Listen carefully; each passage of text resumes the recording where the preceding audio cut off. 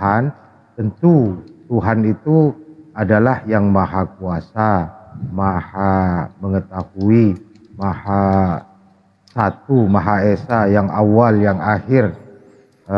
Itu kalau yang Tuhan itu ya. Nah sekarang Mesias ini apakah Tuhan atau hanya Rasul atau Nabi gitu? Silakan, saya nyimak.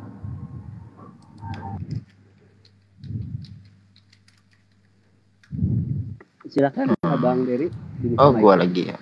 Ini waktu gua paling banyak sendiri ini nanti. Ya, nanti ganti-gantian biar enak, kita diskusinya santai, poinnya dapat gitu. Silakan Bang. Ya, baik. Di dalam literatur Muslim, tentu sudah pasti dia nabi datang untuk mematahkan salib dan membunuh para babi. Yang mematahkan salib ditafsirkan sebagai pelarangan untuk menyembah dirinya, dan membunuh babi adalah melarang kembali babi untuk dikonsumsi, baik itu apapun, dijual pun tidak boleh. Artinya dibiarkan sebagai komoditas bebas, tidak untuk dikonsumsi, tidak untuk diproduksi. Tuh yang kita harus garis bawahi kalau dalam literatur Muslim. Kalau dalam literatur Kristen, dia akan datang sebagai juru selamat, menyelamatkan umat pada hari akhir dari berkelimangan dosanya umat manusia dari awal sampai akhir, bagi yang beriman kepadanya. Begitu. Nah, kalau kita tinjau dari dua perspektif ini, ya tujuannya serem. Yang satu datang membawa kedamaian di masa mendatang, yang satu tempur. Nah, coba mau yang mana dulu? Silahkan. Gua lempar lagi ke next speaker aja.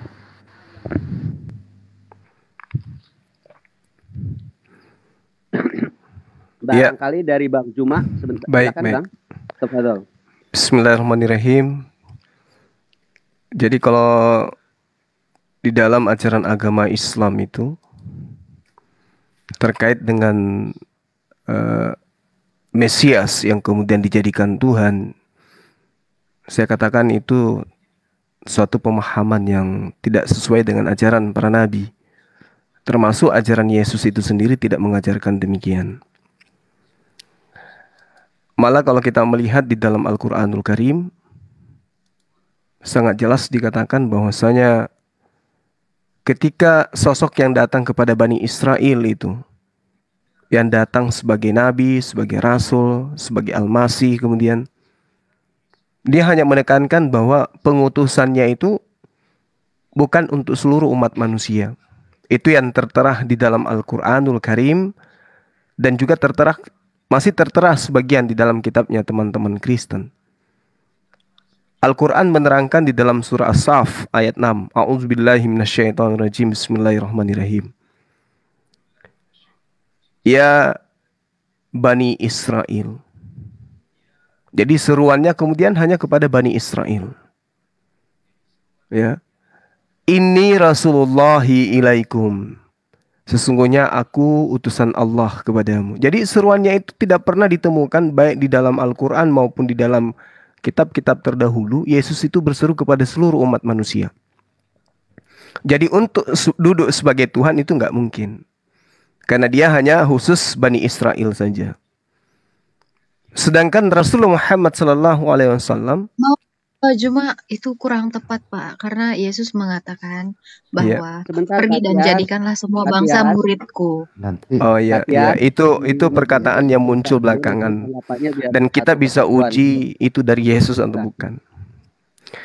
Lalu kemudian kalau di dalam Al-Quranul Karim jelas diterangkan bahwa Rasulullah Muhammad SAW itu wa innaka latahdi ila siratul mustaqim.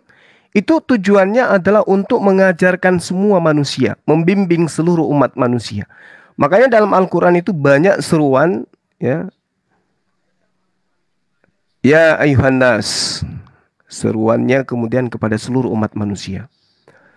Nah terkait dengan yang saudari kita jelaskan tadi Matius 28, nomor 19, nomor 20.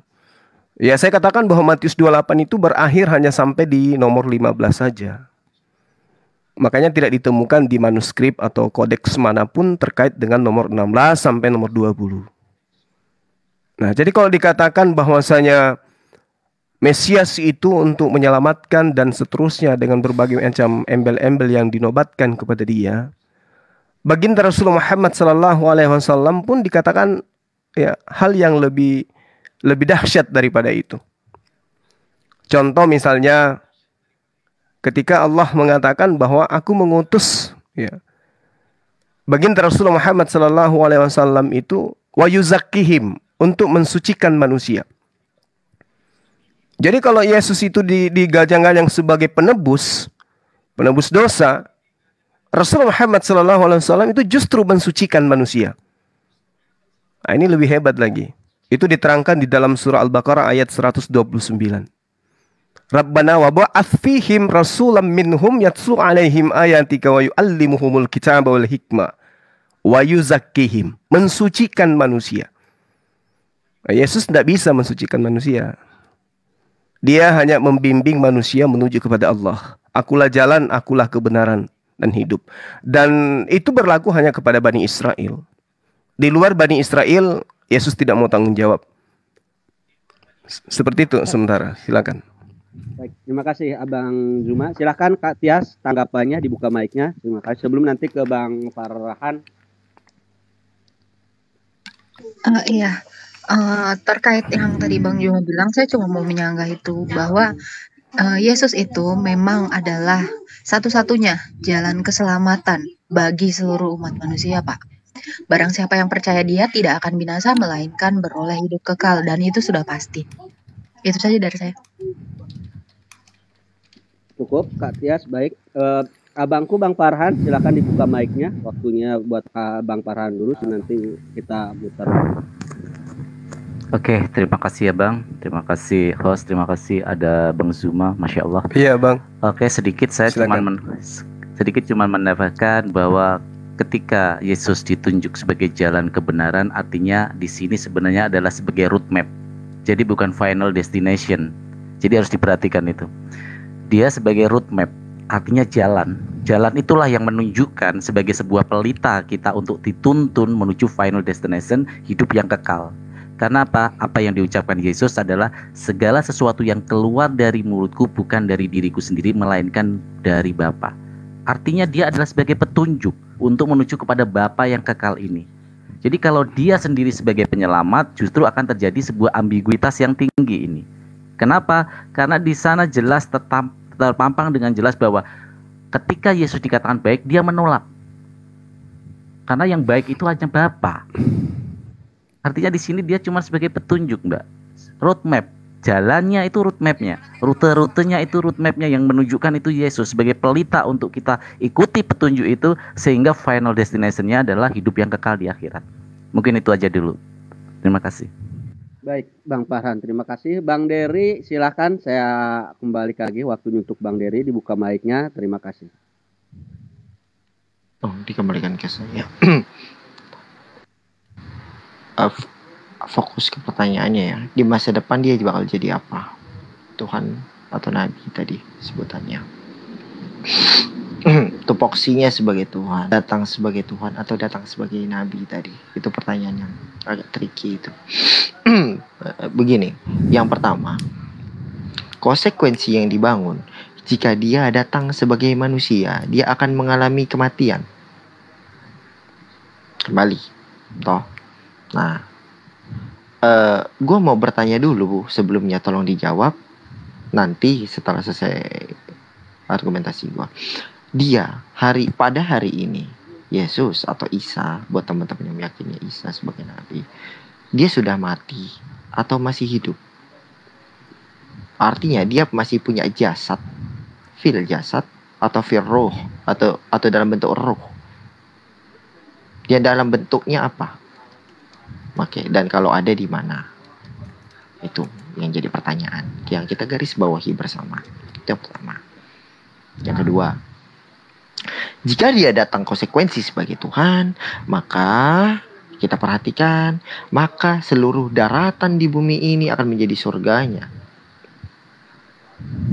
Dan akan ada penghakiman khusus bagi orang-orang yang tidak beriman kepada dirinya. Itu konsekuensi logis yang harus dibangun ya. Nah, kalau kita terkait tadi sudah disampaikan juga sama Mbak Adit Ningtyas, ajarkan kepada kalau kita mau lebih tahu Yesus daripada Yesus itu sendiri, ya kita ajarkan kepada semua bangsa. Berarti ajarannya harus disebarkan keluar. Dan kenapa orang-orang Israel? Karena Israel punya kedudukan khusus di mata Tuhan. Dia akan menanggung kebaikan 2 kali lipat dan hukuman kedua kali lipat lebih besarnya daripada umat-umat yang lain. Di situ posisi khususnya bangsa Israel. Kita harus garis bawahi, baik Muslim maupun Kristen maupun Zeus, Yahudi, ini sama pengertiannya. Bahwa kita bersepakat kalau Israel ini bangsa yang spesial. Dia akan dihukum 2 kali dan akan diganjar 2 kali lipat lebih besar atau berkali-kali lipat lebih besar kebaikan dan keburukannya jika dia berbuat baik atau berbuat salah. Dan penghususan ini, tanggung jawab ini dibebankan kepada bangsa Israel karena ya silakan sebut Arabinya ya, saya enggak. Dan telah kami lebihkan atas kurang lebih artinya gini ya. Dan kurang lebih aja ya. Dan telah kami lebihkan atas bangsamu daripada bangsa yang lain. Di Quran pun menyetujui itu. Masih menganggap Israel ini ya bangsa yang dilebihkan atas bangsa yang lain. Nah, dari situ kita tarik apakah sampai Nabi Muhammad ini akan menanggung? Ya, tetap menanggung orang Israel. Dan mereka akan diganjar 2 kali lipat kebaikan dan keburukannya, atau berkali-kali lipat. Begitu. Jadi tanggung jawab yang dimaksudkan kepada bangsa Israel adalah karena mereka bangsa yang spesial. Tapi untuk ajarannya silahkan disebarluaskan itu. Mengenai kebaikan, kira-kira apakah kebaikan itu milik segelintir umat? Apakah ajaran baik itu hanya milik orang-orang Amerika? Apakah ajaran kebaikan itu hanya milik orang Indonesia? Oh, enggak. Kebaikan harus disebarluaskan. Kita tahu misalkan ya, membunuh itu buruk. Contoh ya, ini ajaran Moses, 10 perintah Tuhan. Kira-kira di negara bagian mana atau yang seera dengan Moses atau Musa yang mengatakan membunuh itu baik, berbohong itu baik? Nggak ada. Satupun negeri nggak bakal ada yang bersepakat kalau membunuh, berbohong itu baik. Apalagi bersumpah palsu, berkesaksian palsu, menyebut nama Tuhan sia-sia dan lain sebagainya. Itu ada banyak itu. Yang namanya kebaikan harus diajarkan. Tidak hanya untuk bangsanya, tapi untuk bangsa yang lain juga. Kalau kebaikan itu hanya milik segelintir golongan, ya kan aneh. Nah, kurang lebih kayak gitu ya. Nah, di situ tataran logis harus kita pakai. Ya, masa hak untuk hidup hanya milik orang Amerika, HAM itu? Oh enggak. Setiap manusia yang hidup punya hak asasi manusia. Dan itu berlaku dari ujung bumi timur sampai ujung baratnya bumi itu. Contoh di hak asasi manusia ya. Ya, harus versi global kebaikan. Tidak bisa milik segelintir kelompok kebaikan itu. Ya, terima kasih. Baik, terima kasih Bang Dery. Selanjutnya Bang Juma, silakan tanggapannya seperti apa? Iya, baik. Makasih. Jadi kalau kita melihat ya, sekali lagi penekanannya kemudian Nabi Isa alaihissalam menurut Al-Quran itu dikhususkan untuk Bani Israel. Yesus di dalam kitabnya Teman Kristen juga mengaku dengan lisannya sendiri untuk Bani Israel. Jadi kalau kemudian ada penambahan-penambahan bahwa Yesus itu untuk dunia, itu kita uji nanti. Lalu kemudian, kalau ada yang mengatakan Yesus datang sebagai Tuhan, itu sudah keluar dari konsep Yesus. Karena Yesus datang itu hanya sebagai manusia. Dan tidak mungkin kemudian Tuhan pencipta langit dan bumi ini ya, menyerupai manusia. Nah, kalau ada pertanyaan apakah Nabi Isa itu sekarang diangkat dalam wujudnya, Al-Quran menjawab ya. Barrafa'ahullahu ilai wa kanallahu azizan hakima. Kenapa demikian? Karena dia adalah manusia yang tak berdaya menghadapi musuh-musuhnya ketika dia datang kepada Bani Israel. Maka Allah mengangkatnya sebagaimana yang dinubuatkan untuk dirinya di dalam Mazmur 91. Dia akan diselamatkan dan dia akan diluputkan dari penganiayaan manusia-manusia yang menolak dirinya. Nah, kalau kemudian Al-Quran mengatakan orang Israel dilebihkan dari kaum yang lain, itu dulu sebelum baginda Rasulullah Muhammad SAW itu datang dan sebelum mereka melakukan pemberontakan terhadap ajaran para nabi. Al-Quran justru mengatakan kuntum khaira ummatin ukhrijat linnas. Kamu umat Islam adalah umat terbaik yang dilahirkan untuk seluruh manusia. Nah, ini Al-Quran. Jadi itu nggak bisa diragukan. Kalau orang Muslim harus yakin. Nah, jadi kalau misalnya dikatakan Al-Quran itu salah mengatakan umat Islam itu adalah umat yang terbaik, lalu umat yang terbaik itu yang mana? Mau dikatakan Yahudi, mau dikatakan ahli kitab, mau dikatakan orang Farisi, tapi Yesus sendiri mengecam mereka sebagai ular beludak, keturunan ular beludak yang tidak akan mungkin lekang dari api neraka. Lukas 23. Ya, Matius 23. Dikatakan, celakalah engkau wahai ahli kitab, celakalah engkau wahai orang Farisi. Kau membunuh nabi-nabi, kau menyiksa nabi-nabi.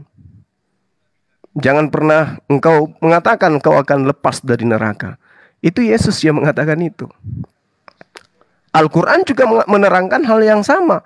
Ahli kitab itu gemar merubah-rubah firman Tuhan, gemar membunuh nabi, gemar kemudian memperolok-olok utusan Tuhan yang datang kepada mereka.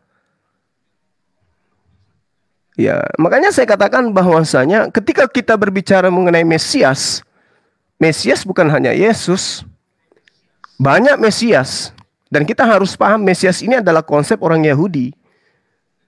Dan kalau ada orang Yahudi menuhankan Mesias, pertanyakan dulu, Mesias mana ini? Yahudi mana ini yang menuhankan Mesias? Karena yang dimaksud dengan Mesias itu adalah orang yang diurapin, orang yang ditahirkan, orang yang ditasbihkan. Mesias atau Kristus, ya, adalah orang yang kemudian sama seperti Daud, sama seperti Salomo, sama seperti Harun. Tidak ada yang istimewa dari Yesus ketimbang Mesias-Mesias yang lain. Jadi kalau dikatakan Mesias itu adalah Kristus, maka Yesus Kristus bukan hanya dia Kristus. Kores Kristus, Daud Kristus, Saul Kristus, Harun Kristus, Elisa Kristus, Salomo pun Kristus. Karena mereka adalah orang-orang pilihan semua. Mereka adalah Mesias. Nah, ini yang perlu dipahami supaya kita jangan kemudian terjebak dengan pemahaman-pemahaman filsafat Yunani yang mengkulturkan satu manusia untuk menjadi Tuhan kemudian. Demikian sementara. Baik, terima kasih Bang Juma. Berikutnya Bang Justin, silakan dibuka mic-nya Bang. Mungkin tadi sudah nyimak juga di bawah. Silakan waktunya. Terima kasih. Ya, terima kasih ya atas kesempatannya ya. Jadi saya langsung saja masuk ke substansi yang tadi sempat disampaikan ya oleh salah satunya Bang Farhan ya. Jadi orang Kristen yang tentu belajar dengan baik lah ya, saya tidak mengatakan diri saya sudah baik, pasti mampu menjelaskan kenabian dari Yesus Kristus. Kami tidak menolak itu. Yesus memperkatakan firman yang berasal dari Bapa. Kami bisa membahas itu panjang kali lebar. Tetapi sang atau si Mesias itu, karena kata sandang Hamasiah itu menunjuk kepada kekhususannya. Banyak kitab tapi Alkitab hanya satu. Banyak Quran, banyak bacaan tapi Al-Quran itu hanya satu. Banyak hidayah tapi Al-Hidayah itu satu. Banyak Masiha, Masaha, tapi Al-Masih itu hanya satu. Benar banyak Kristus, tetapi sang atau si Kristus itu hanya satu. Nah, kami orang Kristen sangat senang kalau diajak membahas mengenai itu. Dan itu terbukti. Ketika berdebat, semuanya diperdebatkan adalah dalil-dalil dari Alkitab. Karena dunia Islam tidak, maaf saya harus menggunakan kata, tidak mampu memperdebatkan tentang Al-Masih.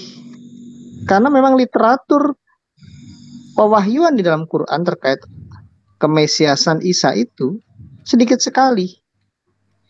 Bahkan tadi mungkin 2 jam yang lalu saya baru berdebat memalukan dengan salah satu pendebat ya, yang saya ajak debat, mengatakan bahwa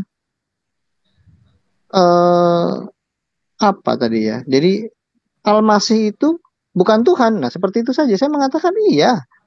Anda membukankan Tuhan itu bukan berarti Anda mampu menjelaskan Al-Masih itu seperti apa. Nah, kembali ke hal yang mendasar tentang Al-Masih, tentang Ho Kristus itu.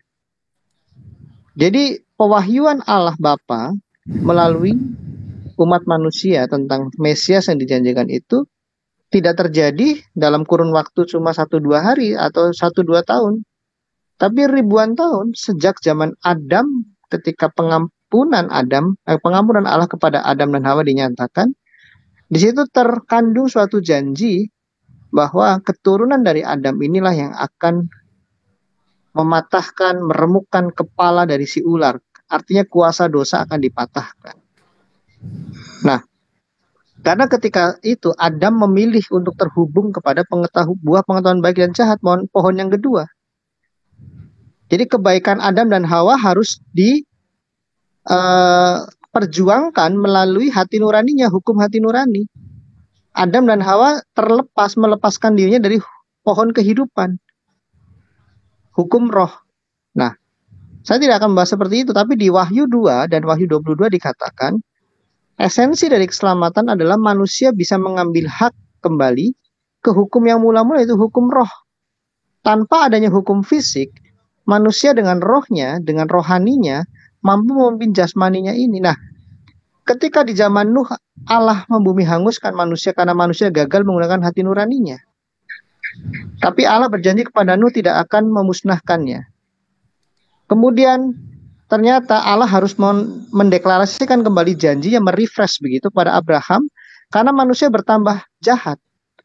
Nah, sampai akhirnya Allah harus membuat satu role model, yaitu bangsa Israel sebagai gambaran dari gereja, dan Yesus Kristus dari bangsa Israel ini sebagai gambaran dari Adam. Nah, ini yang dimaksud, ini yang teman-teman bisa menggali literasi tentang ini dalam konteks teologi perjanjian di dalam kekristenan. Nah, oke, saya tidak akan lama-lama. Sedikit lagi.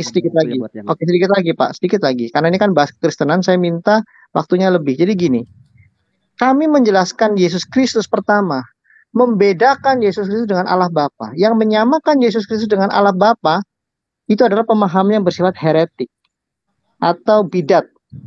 Di abad 21, 20 muncul lagi ya kelompok Oneness Pentekostalisme dengan Jesus Only Movement-nya mengusung doktrin Sabellianisme dan Praksianisme yang sudah dianatema oleh gereja sejak lama. Nah, doktrin ke gereja melalui dogmatika yang disebut dengan Trinitas menegaskan pembedaan antara Allah yang esa dengan Tuhan Allah yang esa dengan Tuhan Yesus Kristus.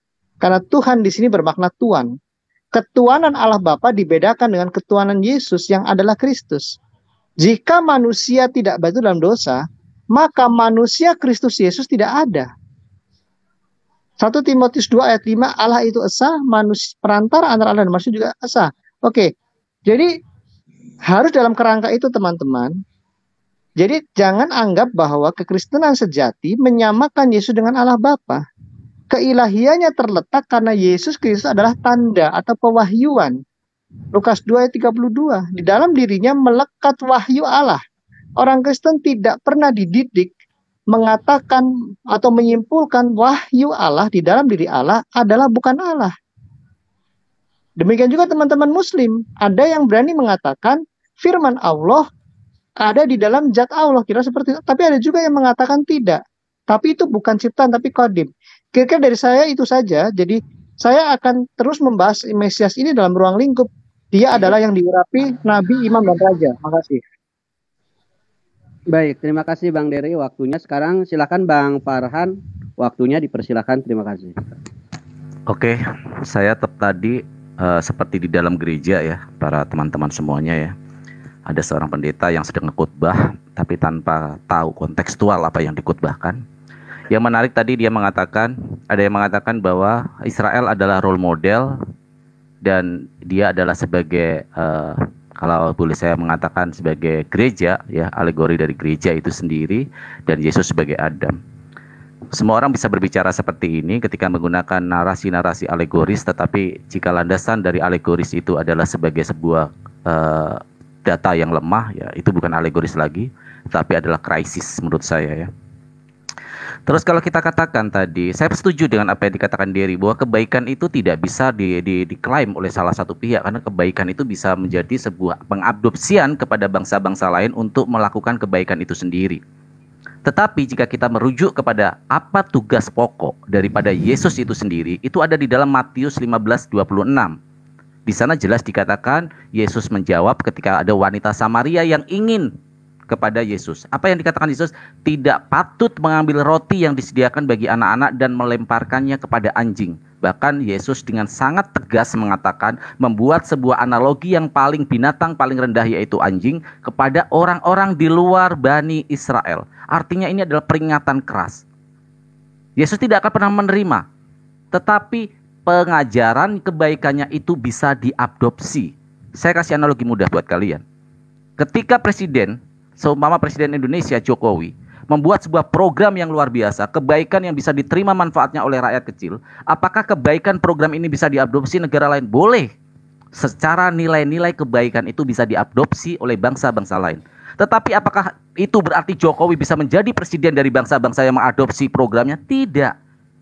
Ya, ingat.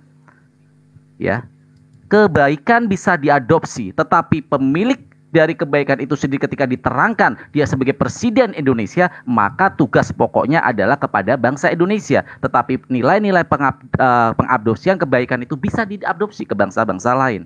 Tetapi secara tupoksi jelas Jokowi adalah presiden Indonesia. Saya berharap semoga dari pihak lawan diskusi saya mempunyai IQ yang tinggi, bisa menangkap bahasa alegoris dan analogi saya. Nah, kalau kita kaitkan dengan hal ini, maka ketika mengatakan bahwa wahyu itu melekat kepada Yesus, kita harus kembalikan kepada terminologi dari wahyu itu apa sendiri. Apakah Musa tidak mempunyai wahyu? Apakah nabi-nabi yang lain tidak mempunyai wahyu? Punya wahyu. Kenapa? Mereka menerima perintah-perintah, firman-firman wahyu-wahyu itu daripada Tuhan sendiri. Jadi jangan melakukan sebuah diskriminasi terhadap hal yang parameternya adalah sama. Ini hipokritasi namanya, kemunafikan. Satu sisi dikatakan sebagai sebuah parameter bahwa wahyu itu adalah hidup di dalam diri Yesus sendiri dan melekat. Tetapi di satu sisi ada nabi-nabi yang menerima firman dan menerima wahyu juga dikatakan itu tidak melekat. Nggak adil, not fair itu menurut saya. Nah, itu yang saya kaitkan, kalau kita membuat sebuah parameter, ya harus berdasarkan fair di sana, keadilan. Karena tidak pernah saya temukan di dalam literatur Bible sendiri Yesus mengklaim sebagai Tuhan. Bahkan jangankan Tuhan, Yesus saja untuk diajarkan ajarannya keluar daripada Israel sendiri, ya Yesus tidak mau, karena dia tidak mau menyeberang. Murid-muridnya pun dilarang untuk menyeberang. Itu ada di dalam Bible. Tetapi nilai-nilai kebaikannya bisa diadopsi. Seperti analogi saya tadi, Jokowi punya program yang luar biasa baik kepada rakyatnya. Kebaikan dari program Jokowi bisa diadopsi kepada bangsa lain. Tetapi Jokowi sendiri secara tupoksi tugas pokoknya adalah sebagai Presiden Republik Indonesia. Jadi sehatkan cara berpikir dan logikanya. Terima kasih. Baik, terima kasih Bang Farhan. Berikutnya Bang Dery. Silakan dibuka mic-nya sebelum nanti ke Bang Zuma. Silakan Bang Dery. Halo, Bang Dery. Oh, udah giliran saya ya. Oke. Yang pertama, tupoksi itu bukan tugas pokok aja, tugas tambahin fungsinya di belakang. Itu yang pertama. Yang kedua, yang di-highlight tadi adalah ajarannya itu khusus Israel. Khusus untuk orang Israel yang tidak bisa ajaran itu dibawa keluar dari bangsa Israel. Gue highlight statement ya bahwa ajaran itu tidak bisa dibawa keluar. Oh, berarti orang ngambil ke dalam, tapi dari dalam keluar. Silakan, toh monggo. Ya toh contohnya, mohon maaf ya, Tritunggal adopsian dari Tritauhid aja adopsian dari Tritunggal kok. Mohon harus gua katakan seperti itu. Boleh diadopsi ajarannya, tapi kita dimodifikasi sedemikian rupa, atau mau blak-blak silahkan, mau blak-blak di copy paste kan, mau dimodifikasi silahkan. Adopsinya tidak ada larangan. Tapi ini kan pengajaran itu dibawa keluar dari bangsa Israel, artinya bangsa Afrika. Nah, itu nggak boleh berarti. Yang kita highlight kan Israelnya tadi. Untuk menanggapi yang tadi ya, gue selesai dengan itu. Wah, gue nggak untuk bangsa Israel. Masalahnya ada pelarangan membawa aja itu keluar. Itu yang tadi. Ya, kalimat pelarangan tadi yang dilarangnya ajaran ini dibawa keluar dari bangsa Israel, dan Yesus tidak bertanggung jawab apapun di luar dari bangsa Israel. Nah, kenapa tanggung jawab? Para nabi pun bertanggung jawab. Nah, begini, dalil mansnya bukan seperti itu. Ini contoh dalil untuk memansuhkan sebuah ayat ya. Ina, silakan lanjut ya, indah. Nah, dan pada hari ini telah kami ridhoi Islam, agama diterima di sisi Tuhan, dan seterusnya. Itu dalil mansuh. Tapi kalau tadi dilebihkan dengan umat terbaik, itu beda. Contohnya, kalau Tuhan terbaik itu malaikat, bukan terbaik. Saat Tuhan yang dilebihkan atas yang lain adalah malaikat. Ingat, ciptaan Tuhan yang dilebihkan dari atas makhluk yang lain itu malaikat. Tapi yang terbaik takwim, manusia dalam wujud yang sempurna. Tapi yang diberi kelebihan siapa? Malaikat. Malaikat pikir gak? Berpikir. Contoh malaikat berpikir ya, Jibril tuh sempat emosi, Jabal Uhud dipegang. Nah, berarti dia mikir. Tuh contoh ya, kami yang senantiasa memujamu, kenapa menjadi manusia jadi khalifah fil ard, dan seterusnya. Tolong dibedakan mana bangsa yang dilebihkan atas bangsa lain dengan bangsa yang terbaik. Nah, dengan dalil sebagai bandingnya adalah ya, malaikat dilebihkan atas ciptaan yang lain, tapi tetap manusia. Kesempurnaan ciptaannya ada di situ. Begitu. Sebaik kenapa dijadikan dia pemimpin? Karena dia ciptaan yang terbaik. Bukan berarti yang dilebihkan atas yang lain, tidak. Dengan kekurangannya dia bisa menjadi yang terbaik. Begitu. Juga sama. Dilebihkan atas bangsa yang lain. Kecerdasannya, musiknya mungkin, atau apanya, teknologinya, dan lain sebagainya. Dispesialkan mereka sesuatu yang atas bangsa-bangsa yang lain. Ya, tapi itu bukan berarti mereka baik. Itu bukan dalil mansuh. Dia berjalan berdampingan. Kurang lebih ingat ya. Kalau mau dibandingin malaikat dengan manusia, malaikat dilebihkan atas ciptaannya, tapi manusia tetap yang terbaik. Itu masih sebanding dan tidak memansuhkan malaikat sebagai makhluk atas manusia. Kurang lebih begitu. Cukup, Bang Dery? Ya, malaikat bisa, ya manusia nggak bisa terbang soalnya. Bang Dery, bisa keluar masuk neraka juga malaikat. Halo, ya, Bang Dery, cukup? Iya. Sudah. Okay. Terima kasih Bang Dery. Silakan Bang Juma, paparannya atau tanggapannya. Tafadhol. Iya, baik, makasih.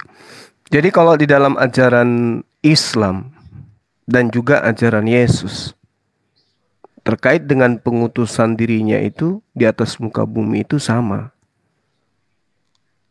Bahwa Yesus diutus hanya untuk Bani Israel. Di hari kiamat kemudian Yesus hanya akan menghakimi suku Bani Israel. Yang berhak menjadi pengikut Yesus hanya orang-orang Israel. Orang-orang di luar bangsa Israel itu kemudian tidak dikenal oleh Yesus. Nah, saya masih konsen terhadap data di dalam Matius 28 ya. Yang diambil oleh teman kita tadi sebelum keluar. Matius 28 itu dijelaskan, pergilah, jadikanlah semua bangsa muridku dan baptislah mereka dalam nama Bapa, Anak dan Roh Kudus. Saya meyakini bahwa ini adalah sebuah pernyataan yang dilatar belakangi atas kekecewaan Paulus ketika kemudian beliau itu ditolak oleh Bani Israel.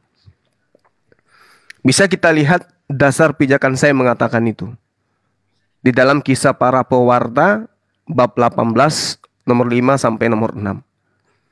Ketika Silas dan Timotius datang dari Makedonia, Paulus dengan sepenuhnya dapat memberitakan firman, di mana ia memberi kesaksian kepada orang-orang Yahudi.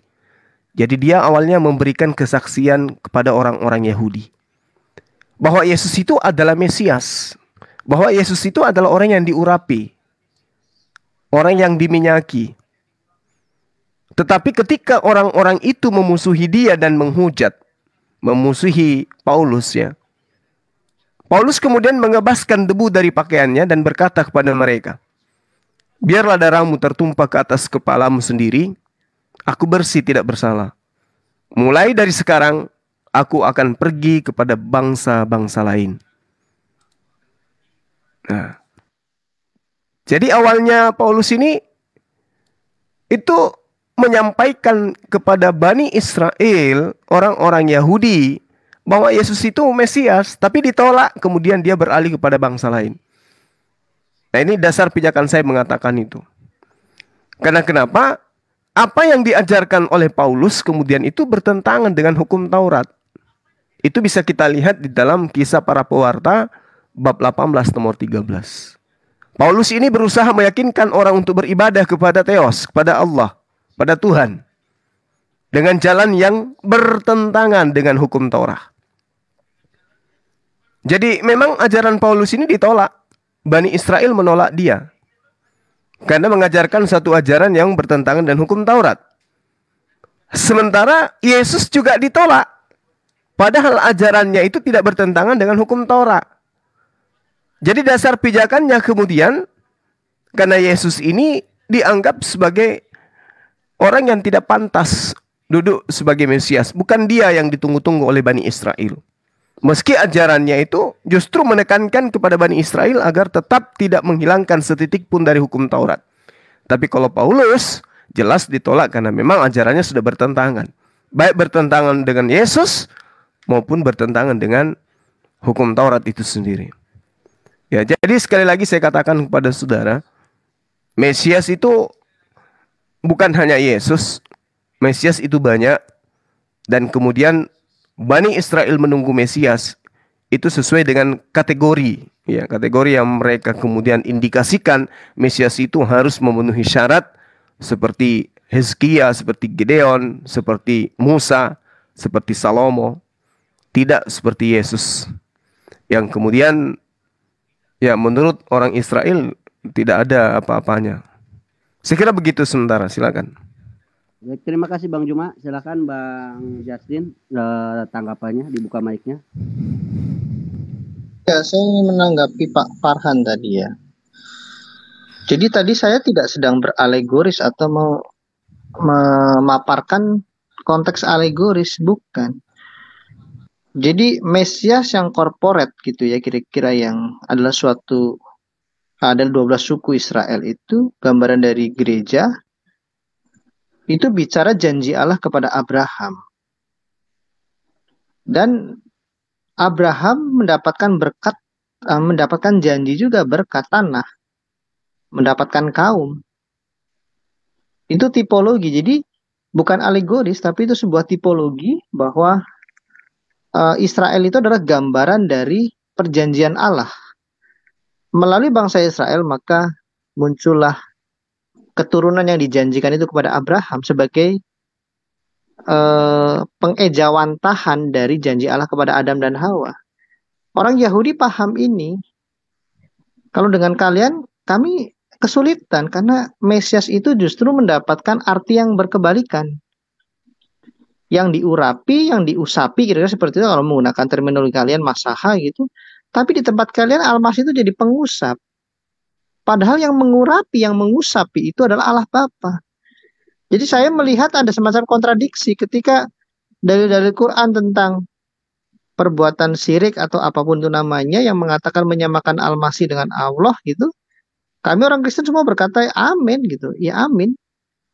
Tapi justru di dalam Quran sendiri atau bukan Quran atau hadis atau apapun itu yang sering saya dengarkan melalui pembicaraan teman-teman Muslim mengatakan Mesias itu masaha, pengusap loh. Kok jadi menyamakan Yang diurapi jadi pengurap gitu. Entah pengusap, pengurap, saya tidak, membingungkan begitu, bro.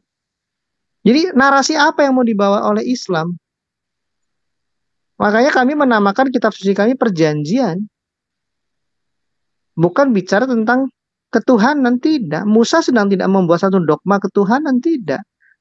Musa menjelaskan tentang janji Allah kepada Israel yang akan dikeluarkan dari tanah perbudakan.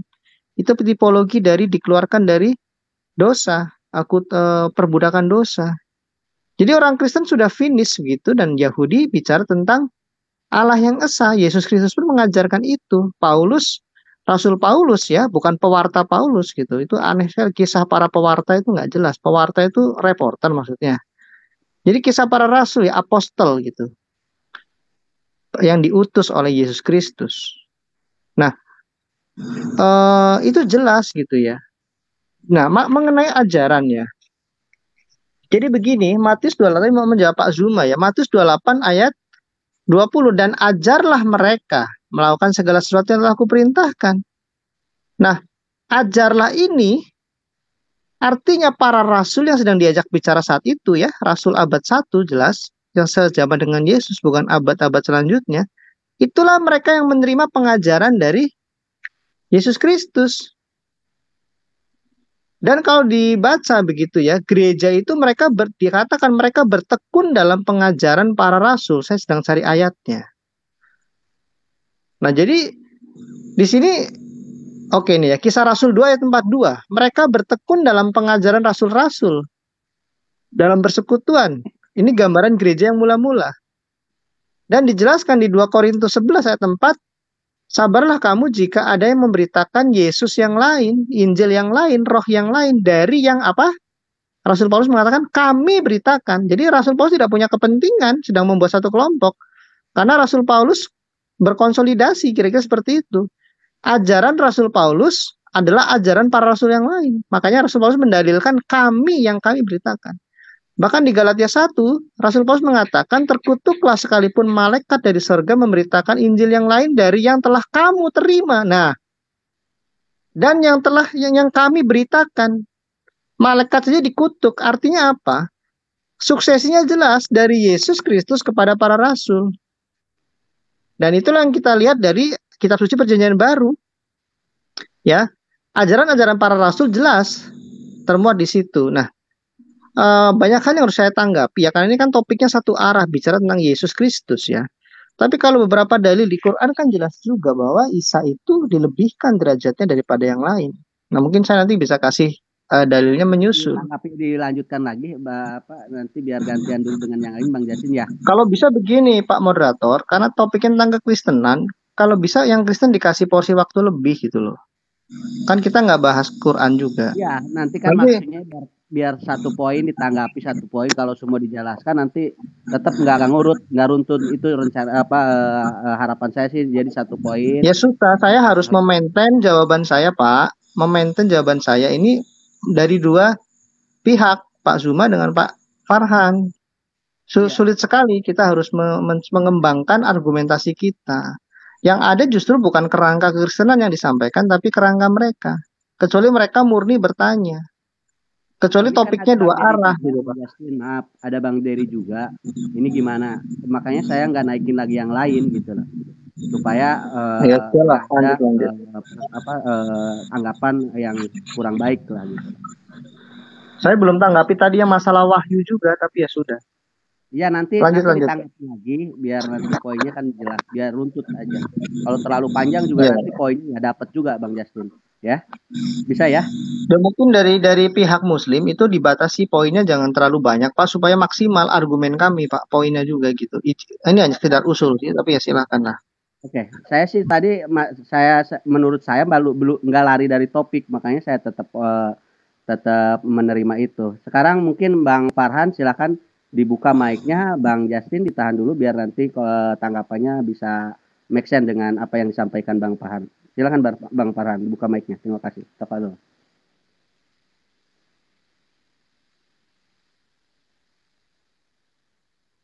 Halo, Bang Farhan.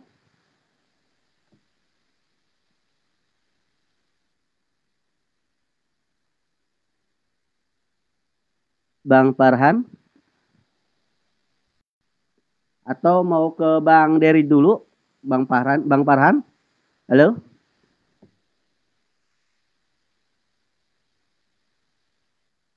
Mungkin Bang Dery dulu, silakan Bang Dery tanggapannya menambahkan mungkin dari tadi Bang Justin. Silakan dibuka mic-nya. Halo, cek. Oh, ada ya. Dah, bentar. Saya ambil kopi dulu.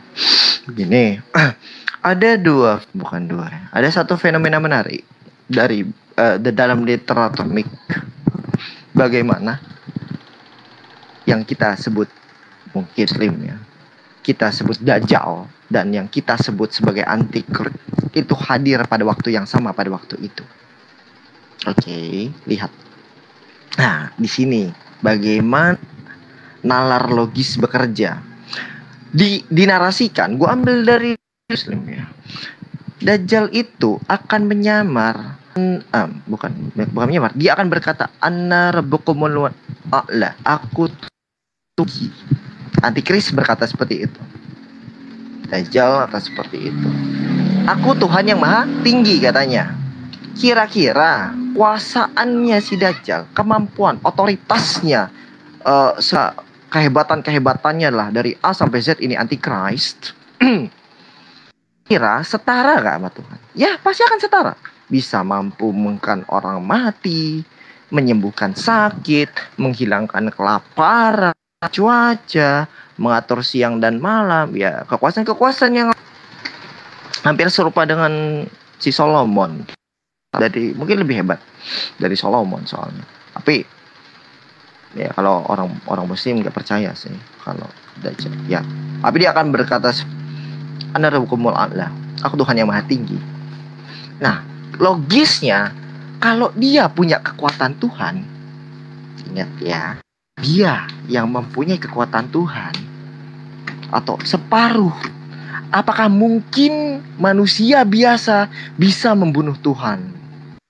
Gue garis bawahi. Kita punya event yang sama di sini. Dajjal dan Antichrist. Dajjal berkata, ya sama juga dia akan mengatakan Tuhan. Antichrist akan mengatakan seperti itu, Dajjal akan mengatakan seperti itu. Dia akan mengaku Tuhan.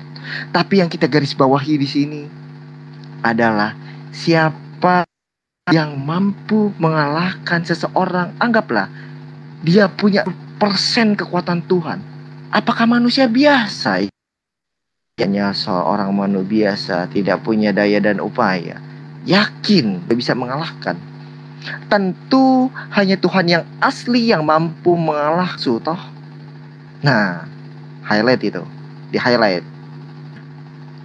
Karena topiknya berkaitan dengan nubuat, Mesias akan datang di masa sama di sini. Kita punya agenda yang sama di sini, di Muslim maupun Kristen. Dari dua literatur Abrahamik, membunuh seseorang yang punya setengah kekuatan Tuhan, manusia yang digadang-gadang, yang nggak bisa ngapa-ngapain katanya, atau harus yang dengan power Tuhan yang asli. Tuh. Silakan, monggo dijawab. Baik, sudah Bang Dery. Baik. Sebelum ke Bang Zuma, Bang Farhan sudah bisa menanggapi. Bang Farhan, tes suara. Bang Farhan? Oh, belum kayaknya. Bang Zuma silahkan dibuka mic-nya, waktunya buat Bang Zuma. Tafadhol. Oke, baik. Terima kasih banyak ya. Jadi kalau di dalam Islam itu Nabi Isa alaihissalam itu diutus.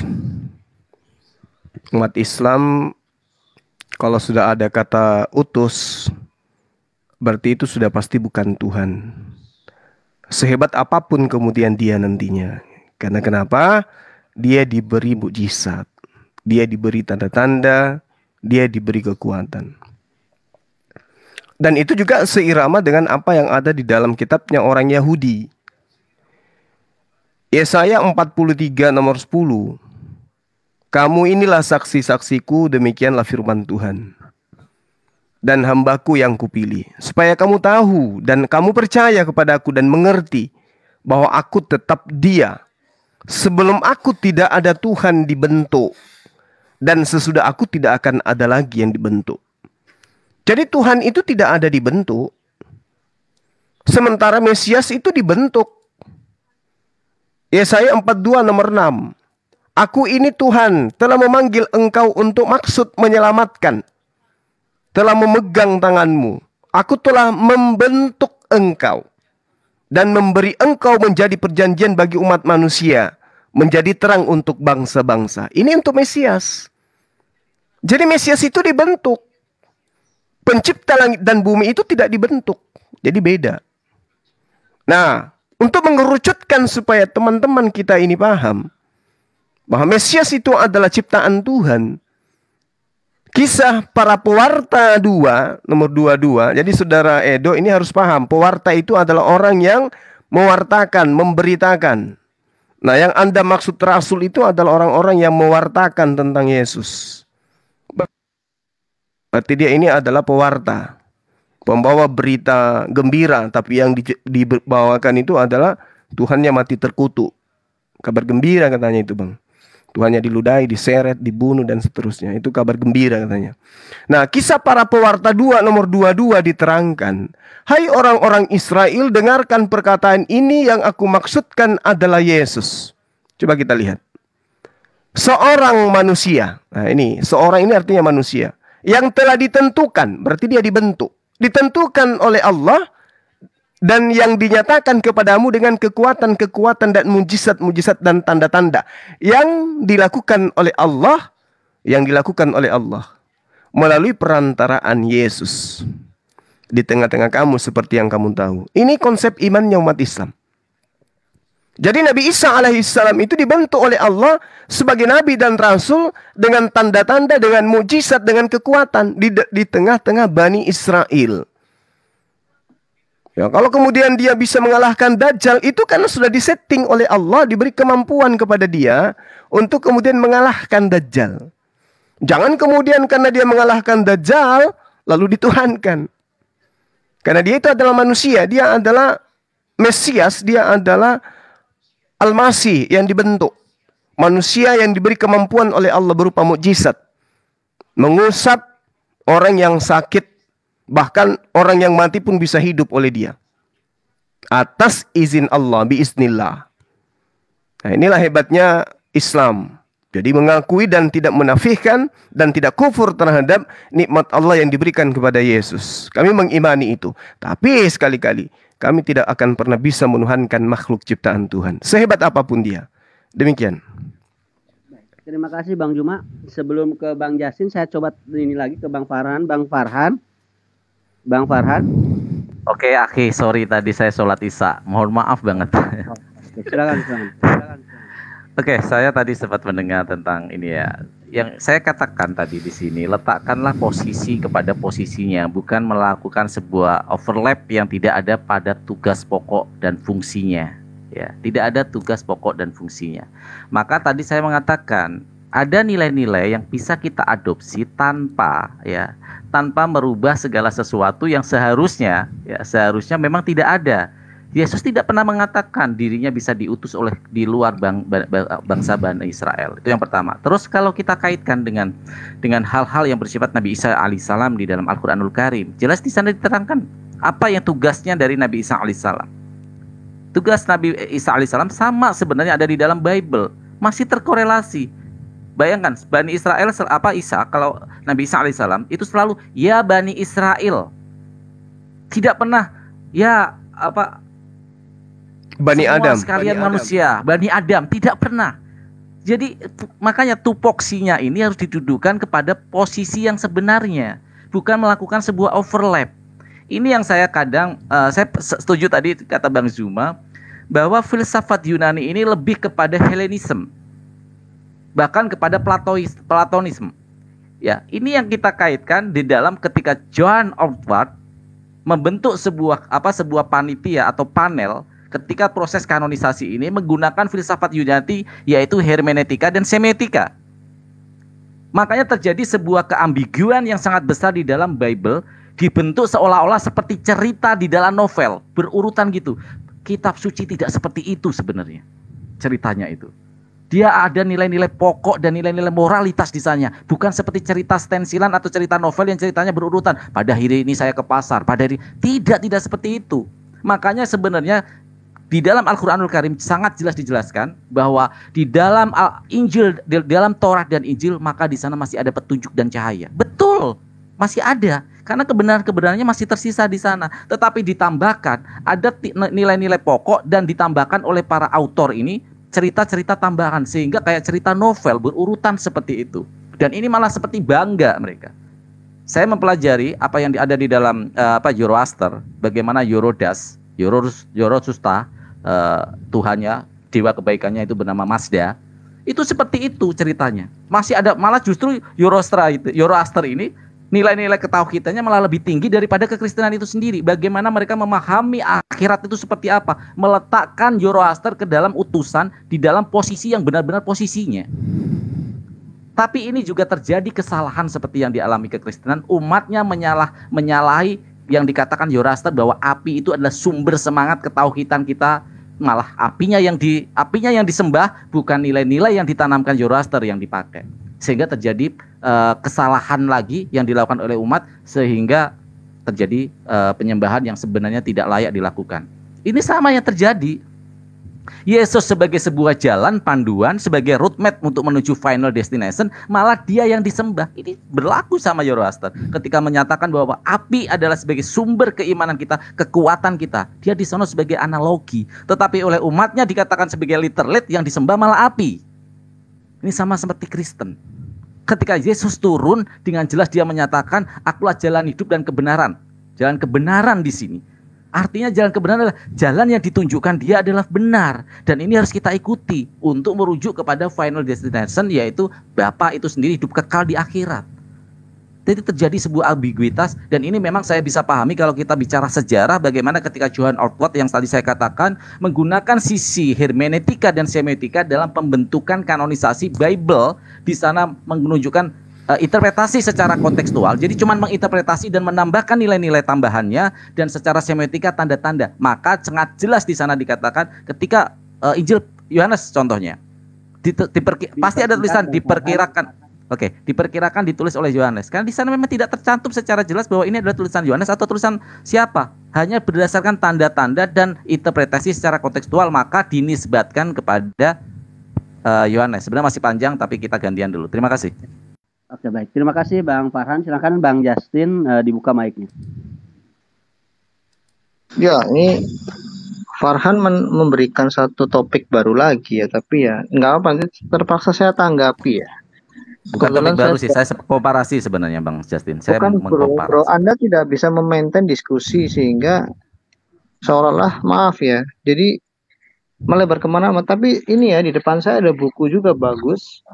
Saya udah lama beli cuma belum saya baca ya. Tradisi Intelektual Islam, Rekonfigurasi Sumber Otoritas Agama. Salah satu poin di situ adalah memperdebatkan otoritas Al-Quran, kemudian menyoal otentisitas hadis, dan di situ ada topik yang menarik ya, modernitas dan upaya rethinking hadis. Jadi saya bisa habiskan waktu dengan Anda sangat banyak gitu loh. Apalagi kalau kita bicara tentang kritik filsafat Islam. Tapi kita nggak bahas itu bro. Nanti ya, saya mau tanggapi Bang Suma dulu ya, yang lebih substantif ya. Tidak beretorika seperti Anda Mas Farhan, mohon maaf ya, keluar dari topik. Gini, tadi Bang Suma mengatakan ya di Yesaya 43 ayat 10, itu bukan bicara tentang membentuk Tuhan, tidak. Itu penegasan bahwa Allah sebagai pelindung Israel, dan Allah berbicara kepada saksi-saksi Allah bahwa tidak ada Allah selain Dia sebelum maupun sesudahnya. Jadi kami tidak pernah ada masalah dengan itu. Jadi ini bukan masalah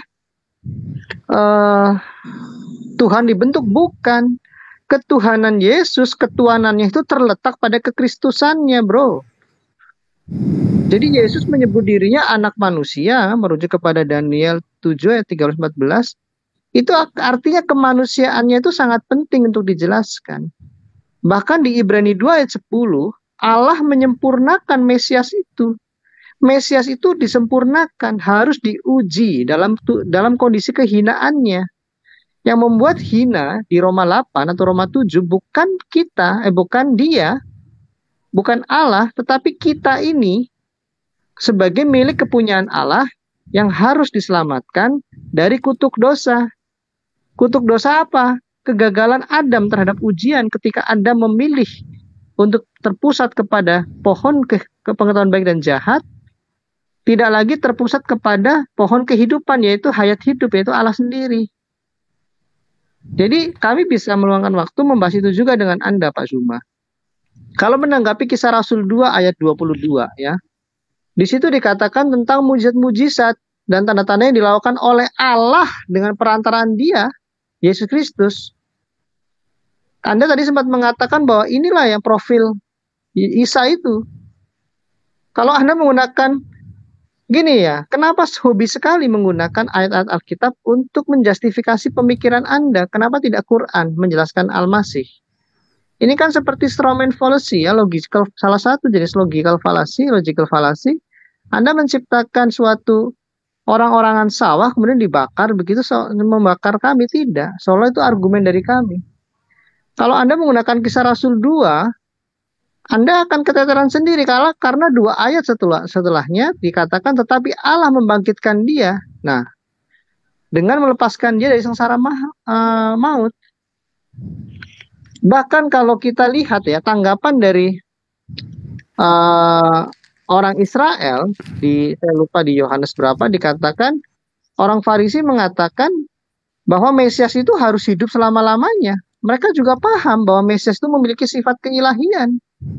Bahkan di Yesaya 42 kalau tidak salah juga dikatakan, kalau tidak salah ya, saya lupa, bahwa dan Yesaya 43 juga bahwa Allah itu sebagai juru selamat. Nah, meskipun teman-teman kami dari kelompok yang bercorak Sabellianism gitu, yang punya premis menyamakan Yesus dengan Allah Bapa menggunakan ayat ini sebagai dasar bahwa juru selamat adalah Yotevave dan Yesus adalah Yotevave, itu kami sangkal karena yang dimaksud dalam nubuatan Allah ini kepada umatnya adalah janji. Nah, di dalam kerangka keimanan Kristen, janji lebih tinggi derajatnya daripada hukum Musa. Karena di zaman Adam tidak ada hukum fisik, zaman Nuh, zaman Abraham juga tidak ada.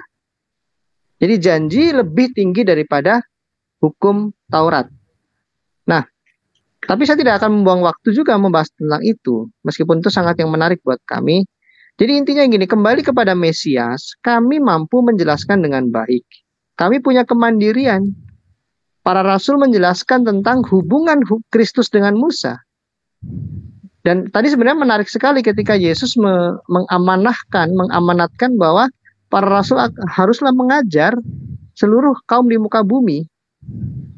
Nah, ini untuk menggenapi nubuatan Allah kepada Abraham bahwa melalui Abraham seluruh kaum di muka bumi akan diselamatkan. Terima kasih. Baik, Bang Dery silakan waktunya dibuka mic-nya. Saya belum melihat Pak Dery akan ada Kristen ya. Ini Pak Dery mewakili Kristen atau apa ya, maaf Pak moderator? Saya jadi agak bingung soalnya. Silakan Bang Dery dibuka mic-nya, penjelasannya dari Bang Dery, barangkali saya salah. Enggak, saya hanya bertanya kalau saya salah. Iya, maksudnya ke Bang Dery saja. Udah, ini langsung gue tanggapi waktu. Ini waktuku nggak banyak. Ya aja. Saya ngatur waktunya. Yang pertama. Bang Dery kamu silakan dulu. Kamu Kristen bukan dari Bang Justin biar kita sama-sama enak. Silakan. Gue Sugandaisme. Nah. Ini tadi jadi kita berat sebelah ini. Karena ini tiga ini. Berarti solusinya Bang Dery saya ganti dengan siapa yang mau Bang Justin iniin? Enggak, naikin satu Kristen saja, siapa lah? Siapa yang mau naik? Kok jauh? Ya simpel aja ya. Untuk melihat Tuhan ya, itu kesaksi Musa itu bisa manusia menampung kekuatan Tuhan. Mungkin nggak seorang manusia biasa menampung kekuatan Tuhan? Masalahnya kamu di sini Kalau memang itu sendiri, Tuhan, bro. Tidak ada yang memainkan menanggamu, bro. Jadi kita membuang waktu. itu ya, itu tanggung jawabnya. Mungkinkah seorang manusia sebesar itu kekuatan Tuhan? Katanya dengan izin Tuhan. Tuh, ya silakan. Kalau mau ini Mico yang naik, ya itu tanggung jawab ya. Mungkin nggak manusia itu menampung kekuatan Tuhan yang pada gunung aja hancur kan menurut literatur Islam. Ketika untuk berkunjung ke bumi. Nah, argumen kamu menghancurkan Kristen, Der. Sebentar, saya tanya dulu Bang Mico. Sebentar, saya sapa dulu Bang Mico. Bang Mico, selamat malam. Nah, otomatis dia menampung kekuatan Tuhan, harus wadah Tuhan itu sendiri. Bentar, saya tanya dulu Bang Mico. Bang Mico, dari Kristen atau dari mana? Silakan. Saya Muslim, cuma sebenarnya mau nanya sama Bang Justin. Oh, sebentar. Saya lagi ini dulu yang Kristen. Biar nggak apa-apa, saya turun aja kalau sama itu. Ya, kalau iya. Tadi saya mau turun dulu aja, Bang Dery. Iya. Silakan yang dari Kristen, yang siapa ya? Yang dari Kristen silakan ajukan permintaan ya.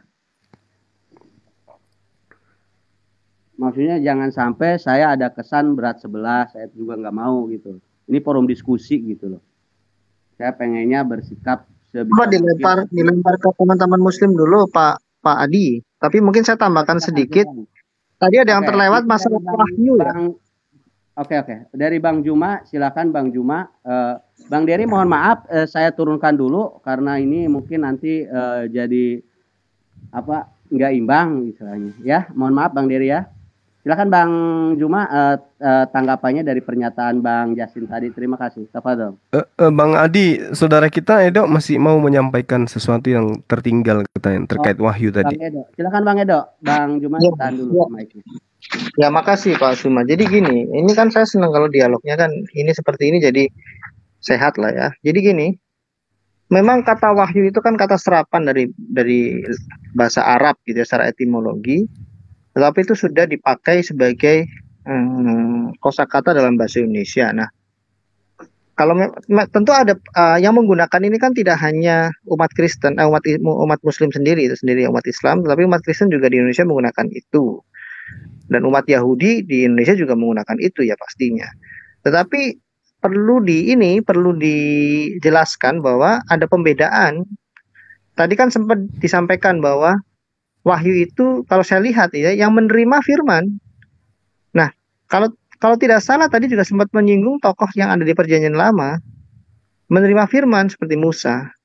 Loh, yang menerima firman juga bukan Musa, bahkan Allah berfirman kepada ular, mengutuk dia dan sebagainya. Jadi yang disebut dengan wahyu dalam bahasa asli Alkitab itu adalah apokalipse, artinya penyingkapan atau pengungkapan atau penyataan. Itu kita temukan di Lukas 2 ayat 32. Yesus adalah terang bagi seluruh bangsa di muka bumi, dan dia adalah penyataan dari Allah. Di Yohanes 1 ayat 18 juga dikatakan penyataan. Jadi gini, mengapa wahyu itu diperlukan? Nah, ini kata penting nih Pak Zuma. Saya singkat saja ya, 30 detik lah. Jadi Alkitab mengajarkan tidak seorang pun pernah dan mampu melihat Allah. Yohanes 1 ayat 18. 1 Timotius 6 ayat 16 itu jelas. Nah, di Roma 1 ayat 19 sampai 20 juga dikatakan, saya mengutip saja, Allah telah menyatakan kemudian apa yang tidak nampak daripadanya, yaitu kekuatannya yang kekal dan keilahiannya. Di Roma 11 ayat 3 Rasul Paulus juga mengajarkan sungguh tak terselidiki keputusan-keputusannya dan sungguh tak terselami jalan-jalannya. Jadi orang Kristen paham bahwa Yesus adalah penyataan, bukan zat Allah, bukan hakikat, tetapi karya Allah bagi umat manusia, yaitu karya keselamatan. Jadi teman-teman Muslim jika belajar tentang ajaran kekristenan lebih mendalam, kami tidak pernah menghubungkan Yesus bahwa Allah menyatakan zatnya, ini saya punya tangan, punya kaki, rambutnya gondrong. Tidak seperti itu. Yesus Kristus adalah firman yang diutus dalam rupa manusia, dalam pribadi manusia, untuk menyatakan tujuan Allah, yaitu keselamatan. Bukan penampakan manusia yang sementara. Ya, dia memiliki tubuh, jiwa, dan roh insani. Ini perlu dicatat. Saya mengatakan seperti ini sering dianggap saya bukan Kristen oleh orang yang mengaku Kristen. Mereka tidak memahami bidat-bidat kekristenan justru mengatakan Yesus itu tidak punya roh insani, punya roh kudus loh. Bagaimana mungkin dia tidak membaca Kisah Rasul 2 ayat 32-34. Yesus Kristus naik ke surga, dimuliakan dan menerima roh kudus untuk dicurahkan. Jadi kemanusiaan Yesus sempurna, keilahiannya terletak, ya sedikit lagi, keilahiannya terletak karena dia adalah wahyu atau penyingkapan, atau dalam bahasa Quran dia adalah tanda. Terima kasih. Oke, silakan siapa yang mau Saya sedikit. Ya, saya sedikit. Makanya saya selalu bilang Justin ini kalau berargumen pasti terjadi sebuah ambiguitas dan hipokritasi di sana, kemunafikan. Tadi dia bilang sendiri, ayo kita kembalikan ke dalam terminologinya. Maka saya akan membawa kepada pemikiran Anda terminologi daripada firman ini sendiri. Apa itu firman sesungguhnya? Jadi ketika Anda mengaitkan dalam sisi terminologi, adil bersikap. Kembalikan arti firman sesungguhnya. Firman atau farman dalam bahasa Syriak di sini itu artinya adalah perintah, hukum-hukum. Nah, kalau kamu kembalikan seperti itu artinya apa yang ada di dalam Al-Qur'an betul. Apa itu innama amruhu idza arada syai'an ayaqulalahu kun fayakun. Allah menciptakan segala sesuatu di muka bumi, di alam semesta ini dengan kun atau dengan perintahnya, dengan firman-Nya. Sehingga ketika itu dirujukan kepada Yohanes 1 ayat 14 bahwa firman itu telah menjadi manusia, maka kalau kamu menunjukkan ke dalam merujukkan kepada terminologi yang sesungguhnya bahwa firman itu ucapan dari Bapa itu sendiri sudah membentuk Yesus menjadi manusia. Artinya bukan firman Tuhan itu yang hilang dan pindah ke dalam diri Yesus. Ayo kita kembalikan, kalau mau mengembalikan secara terminologi di sini. Adil dong. Ketika Anda menggunakan wahyu, Anda mengatakan kembali ke terminologi, ayo kita kembalikan firman itu sendiri. Karena ini landasan dari Yohanes 1 ayat 1 sampai Yohanes 1:14, firman itu sudah firman itu menjadi manusia. Artinya di sini seperti ketika Allah berfirman untuk membentuk matahari, kun fayakun, jadilah matahari. Artinya firman itu tidak hilang, firman itu membentuk matahari itu sendiri. Tetapi apakah Tuhan itu akhirnya menjadikan dia sebagai matahari? Tentu tidak, gitu loh. Jadi ketika saya kasih analogi mudah, saya seorang raja, saya menyuruh Justin kamu jadi patih saya, perintah saya, firman saya, sabda saya sudah berlaku, kamu menjadi patih, tapi ini spontan saya menjadi kamu menjadi saya, tidak, kamu adalah hasil dari firman saya. Mungkin Bang Juma akan menambahkan, silakan. Baik, sebelum Bang Juma ditahan dulu sebentar, saya mau untuk teman-teman Kristen yang untuk nemenin Bang Justin di Komal, silakan ajukan permintaan, atau kalau belum ada mohon di tag atau diundang ke room ini biar nanti konfirmasi ke saya naikin ke atas ya. Terima kasih. Silakan Bang Juma, tafadhol. Iya, jadi gini Saudara Justin, ya, jadi kalau kita berbicara mengenai Yesus dalam hal ini seperti apa yang Saudara jabarkan barusan, itu Anda selangkah menuju Islam berarti. Yesus itu hanya tanda kekuasaan Allah yang Allah buktikan kepada Bani Israel bahwa Tuhan pencipta langit dan bumi itu mampu menciptakan manusia tanpa ayah. Makanya dikatakan di dalam Al-Quran, in huwa illa abdun an'amna alai wa ja'alnahu mathalan li Bani Israel. Tanda kepada Bani Israel. Nah, artinya betul apa yang dikatakan oleh Bang Farhan. Pada mulanya adalah firman. Kalau kita kemudian lanjutkan data ini, firman itu bersama-sama dengan Allah dan firman itu adalah Allah, maka yang dimaksud Yohanes 1 nomor 1 ini adalah kalam, sifat Allah. Sifat yang melekat pada diri Allah. Jadi bukan kemudian Allah ketika dia berfirman, lalu firmannya itu adalah Allah itu sendiri, adalah kalam itu sendiri. Ini sudah sering saya sampaikan kepada teman-teman. Jadi Allah itu memiliki sifat kalam. Sifat kalamnya melahirkan kalimah. Kalimah inilah yang kemudian terlontar ketika Allah itu menghendaki sesuatu. Dia menghendaki Maria hamil tanpa suami, maka kalimahnya datang melalui Jibril. Maka Jibril datang menyampaikan kepada Maria, Maria, Tuhan ingin engkau hamil dan melahirkan anak bernama Yesus. Jadi, innama amruhu idza arada syai'an an yaqula hukum fayakun. Seperti yang dibacakan oleh Bang Farhan. Seirama dengan Mazmur 33 nomor 9. Yesaya 55 nomor 11. Ketika Tuhan menghendaki sesuatu, cukup memerintah, maka semuanya jadi. Ya, itu kalam. Kalamnya ini kemudian ketika terlontar namanya kalimah. Makanya Yesus itu disebut berasal dari kalimah. Dicipta dari kalimah. Tuhan menghendaki dan itu terjadi. Makanya ada proses di mana Gabriel dan juga Maria itu bertanya jawab. Itu apa? Itu proses penyampaian kalimah, firman yang berasal dari Allah, yang keluar dari Allah dari sifat kalam. Sehingga coba kita lihat Yesus apa yang dikatakan? Aku anak manusia. Aku tidak bisa berbuat apa-apa dari diriku sendiri. Aku tidak bisa berkata-kata dari diriku sendiri. Aku menerima firman, aku menyampaikan firman. Artinya apa? Betul, konsep Islam itu jelas. Dia hanyalah utusan. Dia adalah makhluk yang dicipta melalui kalimat Allah, melalui kehendak Allah, melalui ide Allah, melalui gagasan Allah. Bukan ide, bukan gagasan, bukan kemudian pemikiran Allah yang nuzul menjadi makhluk. Melepas diri dari Allah kemudian menjadi makhluk, tidak. Tetapi buah daripada pemikiran, buah daripada ide, karya penciptaan Allah itulah yang kemudian nuzul menjadi apa yang dikehendaki oleh Allah. Dia mau, itulah yang terjadi. Demikian. Ya, makasih Bang Juma. Silakan Bang Justin. Sebentar Bang Justin. Ini mohon sekali lagi ya, kalau ada teman dari Kristen yang mau naik, ajukan permintaan untuk menemani Bang Justin berdiskusi. Ya, sekali lagi kalau memang belum ada atau ada yang kenal, silakan diundang, entah itu Bang Maliki ataupun siapa. Silakan. Nanti jadi gini Bang Adi, biar saya monitor aja di sini. Biarkan Bang Farhan yang mengerucutkan materi dengan Bang Justin. Nanti ketika ada teman-teman Kristen yang naik, baru saya juga memberikan argumen. Silakan. Boleh, baik. Bukan Bang Juma aja. Biar Bang. Kebetulan saya mau bikin kopi juga nih. Silakan. Oke, baik. Silakan Bang Justin, dibuka mic-nya, waktunya. Terima kasih. Sebenarnya gini, baik ya. Terima kasih Pak Zuma ya. Jadi kalau bisa Mas Farhan, kita memaintain apa yang sudah dibangun ya. Bang Zuma itu bagus, cukup narasinya.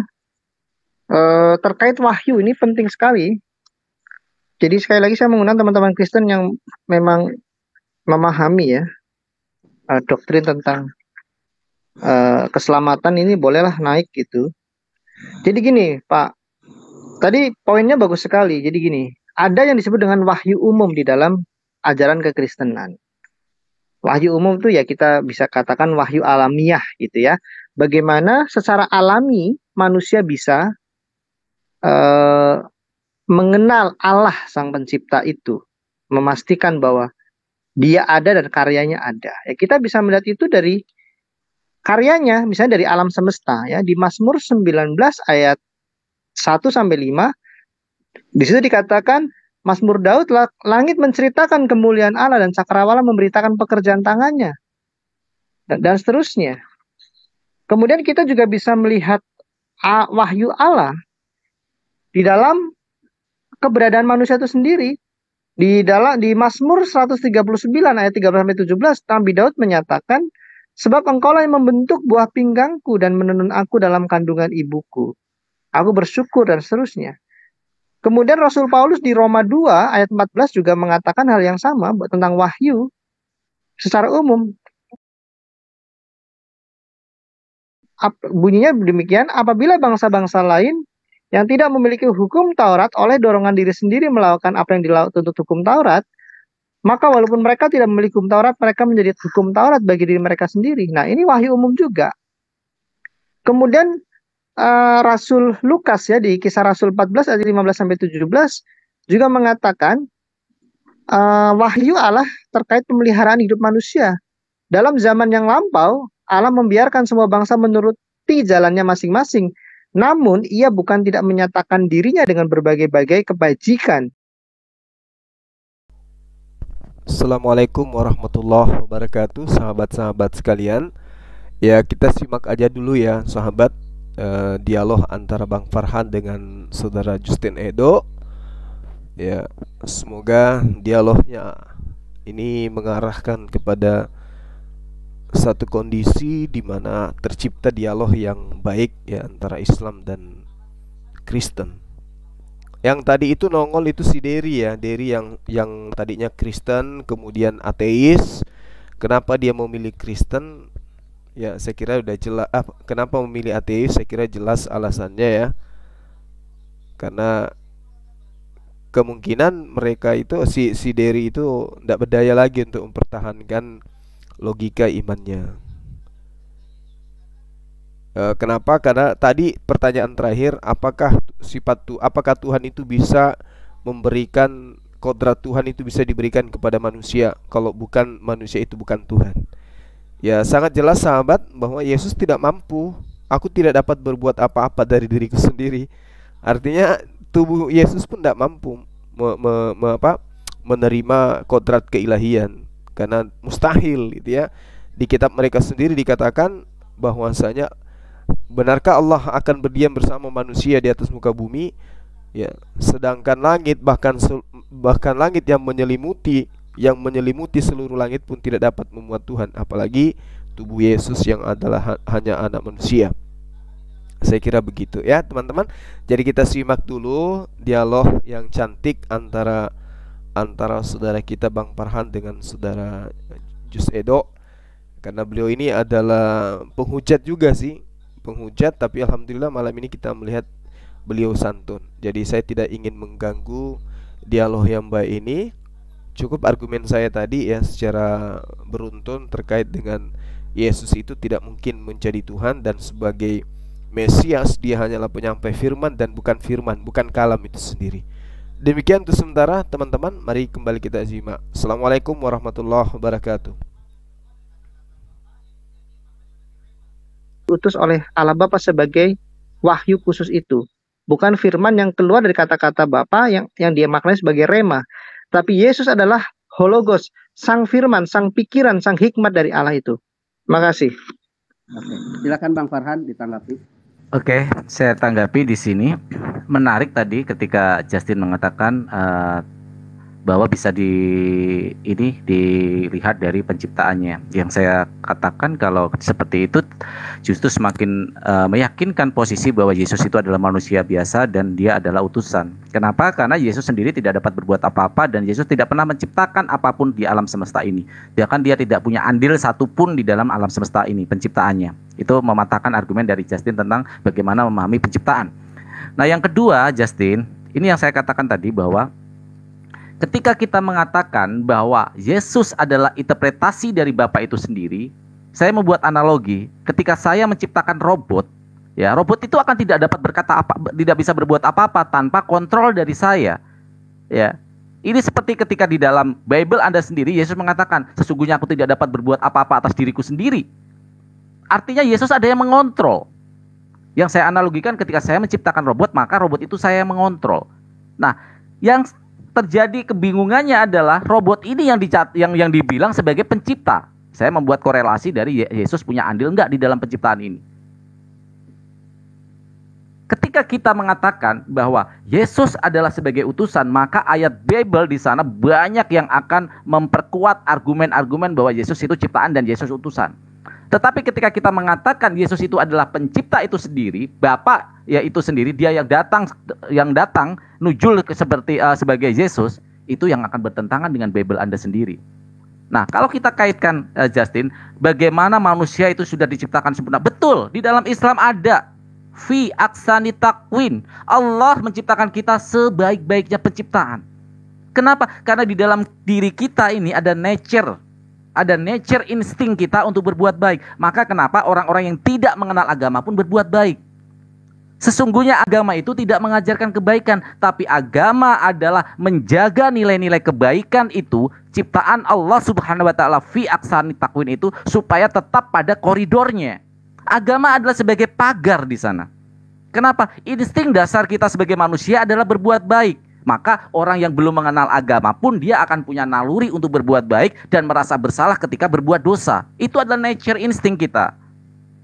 Maka di dalam Islam, fi aqsani takwin ini dirujuk di dalam Quran surat Al-A'raf di sana bagaimana agama memagari kita untuk tetap berbuat baik, punya parameter bagaimana perbuatan baik dan moralitas itu terjaga. Ingat, moralitas dan kebenaran itu bersifat relativitas. Sebagai satu contoh, di dalam sebuah perkampungan, jika itu adalah kampung zina yang semua mayoritas itu berzina, maka zina dianggap hal biasa. Maka datang agama memagari itu bahwa secara universal bahwa zina itu tidak baik. Pagar-pagar ini yang membentuk manusia, yang membentuk fungsi sosial menjadi lurus dan menjadi baik. Kalau kita kaitkan di dalam peran Yesus di dalam Bible Anda, nilai-nilai yang diajarkan Yesus itu adalah nilai-nilai kemanusiaan, nilai-nilai pengajaran, dan nilai-nilai bagaimana dia berasal dan bagaimana tentang memberitahu siapa penciptanya. Contoh, ketika Yesus berkata di dalam Yohanes 5 ayat 37, nomor 37 di sana, Tuhan yang mengutus aku tidak terlihat, suaranya pun tidak. Di sini jelas Yesus akan mengatakan secara fundamental bahwa dirinya bukan sebagai pencipta itu sendiri dan dia bukan sebagai Tuhan. Tetapi dia mengatakan bahwa yang mengutus aku ini tidak terlihat. Artinya dia imaterial, bukan berbentuk material. Jadi terjadi sebuah ambiguitas yang saya dengarkan dari tadi. Mohon maaf ya, saya selalu menggunakan kata ambiguitas karena memang ambigu sekali argumen Anda. Di satu sisi kadang-kadang membenarkan Yesus utusan, tapi di satu sisi kadang-kadang Yesus sebagai Tuhan. Ini yang tidak bisa saya pahami. Kami Muslim sangat tidak bisa memahami karena ada dua fungsi di dalam diri Yesus itu sendiri yang sebenarnya adalah kontradiktif dari apa yang dikatakan Yesus di dalam Bible itu sendiri. Jadi ketika Anda mengatakan manusia sempurna, betul, secara nature insting kita sudah sempurna, fi aqsani takwin. Agama ini memagari.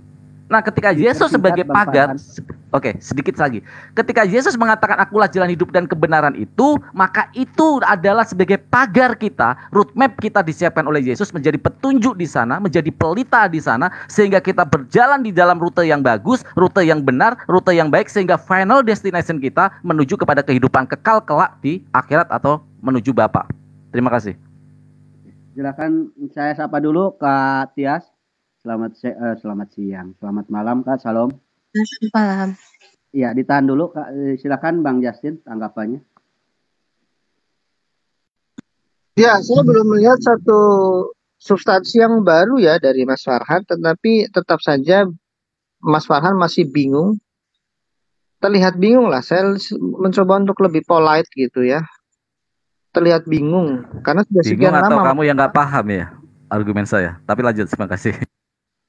Ya, saya tidak marah dan tidak reaktif ketika Anda mengatakan saya hipokrit ya, yang artinya munafik ya. Padahal saya tidak menunjukkan itu. Kemunafikan itu justru nampak ketika Anda mencari pembenaran dari kesalahan orang lain.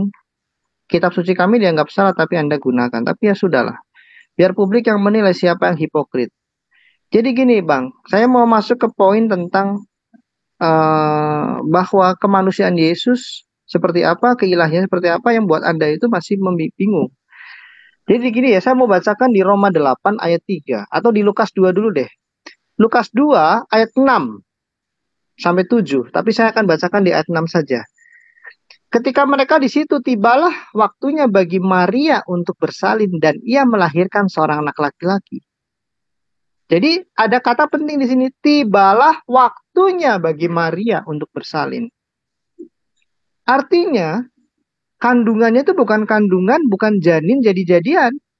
Seperti botol kecap, maaf kata, Bunda Maria botolnya, Yesus Kristus kecapnya, tidak seperti itu. Di Lukas 1 ayat 42 dikatakan Yesus adalah buah rahim dari Maria. Ini untuk menggenapi penggenapan janji Allah bahwa Mesias itu adalah anak Daud. Bukan anak singkong, bukan anak apa, bukan. Bahkan para murid Yesus pun mampu menjawab bahwa Mesias adalah anak Daud. Orang Yahudi saat itu bisa memanggil Yesus juga sebagai anak Daud dan mereka mengira dia adalah Mesias. Saya bacakan ya, saya kasih ayat-ayat yang membuat Anda itu mungkin akan terhenyak Mas Farhan dan tidak bisa tidur malam ini karena ini malam minggu ya. Dan saya heran kenapa Anda jadi malam mingguan dengan saya Mas Farhan. Oke, Roma 8 ayat 3. Sebab apa yang tidak mungkin dilakukan hukum Taurat karena tak berdaya oleh daging, telah dilakukan oleh Allah. Nah, dengan jalan apa? Mengutus anaknya sendiri dalam daging yang serupa dengan daging yang dikuasai dosa. Karena dosa. Jadi kemanusiaan Yesus itu serupa dengan manusia yang lain. Dan mengapa serupa? Karena ada bedanya. Meskipun dia disamakan dengan saudara-saudaranya dalam segala hal, di Ibrani 2 ayat 17, dikatakan itulah sebabnya maka dalam segala hal. Ingat ya, dalam segala hal. Ia harus disamakan dengan saudara-saudaranya. Kemanusiaannya sempurna. Ibrani 4 ayat 15. Sebab imam besar yang kita punya bukanlah imam besar yang tidak dapat turut merasakan kelemahan-kelemahan kita. Sebaliknya sama dengan kita, ia telah dicobai, hanya tidak berbuat dosa. Kurang apa lagi tentang kemanusiaan Yesus? Yesus berkata, ke dalam tanganmu kuserahkan nyawaku. Lalu apa? Yesus mengatakan bukan kehendakku yang terjadi, tapi kehendakmu yang terjadi. Kalau tadi Mas Farhan menyinggung Yohanes 5 ayat 30, nah saya bacakan ya. Aku tidak dapat berbuat apa-apa dari diriku sendiri. Mas Farhan cuma membacakan ayat itu. Tetapi ayat selanjutnya, kata selanjutnya mengatakan, aku menghakimi sesuai dengan apa yang aku dengar. Dan ada kata-kata di situ, tidak menuruti kehendakku sendiri, melainkan kehendak dia yang mengutus aku. Yesus punya kehendak. Yesus bukan robot. Yang Anda maksud seperti itu adalah ajaran bidat Kristen. Dan kalau Anda mau membaca di ayat-ayat sebelumnya, itu luar biasa. Karena dikatakan apa di ayat 24? Aku berkata kepadamu, sungguhnya barang siapa mendengar perkataanku dan percaya kepada dia. Nah, ada hubungan antara perkataan itu dengan perkataan Allah Bapa. Ayat 27. Dan ia telah memberikan kuasa kepadanya untuk menghakimi. Karena ia adalah anak manusia. Ini merujuk kepada Daniel 7 ayat 13-14. Dipersingkat. Jadi Mas Farhan, jadi Mas Farhan, saya pikir kami mampu menjelaskan kemanusiaan, ketuhanan atau ketuhanan dan keilahian Yesus dalam porsi yang sesuai Alkitabiah sih. Makasih. Baik. Sebentar sebelum Bang Justin menanggapi, ini Bang Zuma ada Kak Tias. Ini mau dilibatkan atau tetap masih hatuha dulu Bang Justin dengan Bang Farhan? Dilibatkan aja Aki kalau bisa. Ya, dilibatkan. Saya menanggapi dulu ya. Saya menanggapi Bang Justin dulu nanti baru ke Bang setelah Zuma. Bang Farhan mungkin ke Kak Tias dulu baru ke Bang Zuma ya. Nanti balik lagi ke Bang Justin ya. Silakan Bang Farhan. Oke, saya nggak paham ya. Apa bahasa saya terlalu tinggi ya, jadi sehingga tidak bisa memahami apa yang saya maksud. Memang kalau saya berargumen itu selalu menggunakan sebuah analogi dan sebuah representasi dari ayat dan saya jelaskan secara logika. Ya mungkin kalau tidak memahami filsafat memang sulit memahami argumen-argumen saya. Mohon maaf Justin, padahal cukup jelas apa yang saya jelaskan. Tadi ada membawa narasi dari dalam Yohanes 3:5, mungkin ayat seterusnya ayat 31 bahwa Yesus menghakimi apa yang dilihat, tapi tidak lebih dari itu. Ini justru kalau kita logikakan ayat ini jelas Yesus hidup di Israel. Yesus hidup hanya untuk untuk orang Israel. Maka yang dihakimi Yesus apa yang dilihat yaitu orang-orang Israel. Ini malah justru menguatkan argumen saya. Ayat Yohanes 5:3 antara 30 sampai 35 di sana. Yesus menghakimi hanya seperti yang seperti yang dia ketahui aja. Tidak lebih dari itu. Itu yang Anda bacakan tadi ayatnya. Kok Anda malah lupa sendiri? Malam minggu ya, malam minggu. Mungkin konsentrasi Anda udah ini ya, malam minggu udah ditungguin orang ya. Oke, sebentar. Ya, oke, waktu saya. Artinya di sini justru malah memperkuat argumen bahwa Yesus memang diutus untuk Bani Israel. Karena apa? Yesus tidak pernah keluar dari Bani Israel. Tunjukkan saya bukti secara sejarah, secara historikal pernah Yesus melakukan perjalanan di luar dari Israel. Artinya ayat itu menegasikan atau menjelaskan, kalau saya pakai bahasa negasi mungkin agak sulit dipahami. Ayat itu menjelaskan dan memperkuat bahwa Yesus hanya menghakimi apa yang dia lihat, artinya adalah Bani Israel. Ini selaras dengan apa yang dikatakan Yesus, sesungguhnya aku diutus hanya untuk domba-domba yang terstart dari Bani Israel. Clear, linear ini. Tidak ada di sana ambiguitas. Terus Anda menggunakan narasi kamu yang munafik menggunakan Bible untuk menyerang Kristus. Tidak, kami tidak menggunakan Bible, tetapi kami menggunakan apa yang sesungguhnya harusnya dipakai, dipelajari dengan baik. Kalau kamu mengklaim itu, kamu salah, karena di dalam Al-Quran jelas di sana kami, ya, umat Muslim mengakui kitab-kitab sebelumnya. Artinya kami punya hak untuk membahas itu. Tetapi kalau kamu yang membahas Al-Quran, saya ganti ya, karena di dalam kaum kalian, debater kalian, bahkan semalam saya menemukan sebuah kemuakan orang di Sopiatul, kemuakan sampai saya muntah oleh sikap dan moralitas dari orang di Sopiatul itu. Jujur saya muntah luar biasa. Netizen yang nonton mungkin juga muntah dengan karakter dan moralitas itu. Mereka yang bahkan justru tidak punya hak untuk berbicara Al-Quran, karena di kitab kalian tidak sedikit pun menyinggung Al-Quran. Kenapa kalian bahas? Kalau saya balikan seperti itu gimana? Di dalam pembuktian secara literal di sini bahwa Al-Quran jelas menarasikan bahwa kami wajib mempercayai kitab-kitab sebelumnya. Arti mempercayai di sini kami bisa mempelajari. Ini yang dilakukan juga oleh sahabat-sahabat Rasulullah, bagaimana ketika Umar bin Khattab membawa suhuf di dalam dari Yahudi dan Nasrani diserahkan kepada Rasulullah SAW. Apa kata Rasulullah? Maka jika mereka jangan langsung mengatakan benar apa yang dikatakan mereka, dan jangan selalu langsung mengatakan salah apa yang dikatakan mereka. Artinya di sini jangan langsung mengatakan benar dan jangan langsung mengatakan salah, untuk kita pelajari. Itu menegasikan atau menjelaskan kalau kami berhak untuk mempelajari kitab-kitab terdahulu, termasuk Injil, termasuk Taurat. Ya. Jadi jangan bersikap cengeng lah. Jangan bersikap cengeng seolah-olah. Oke, terima kasih, itu saja. Jangan cengeng aja udah. Baik, terima kasih Bang Farhan. Kak Tia, silakan waktunya untuk menanggapi, dibuka mic-nya.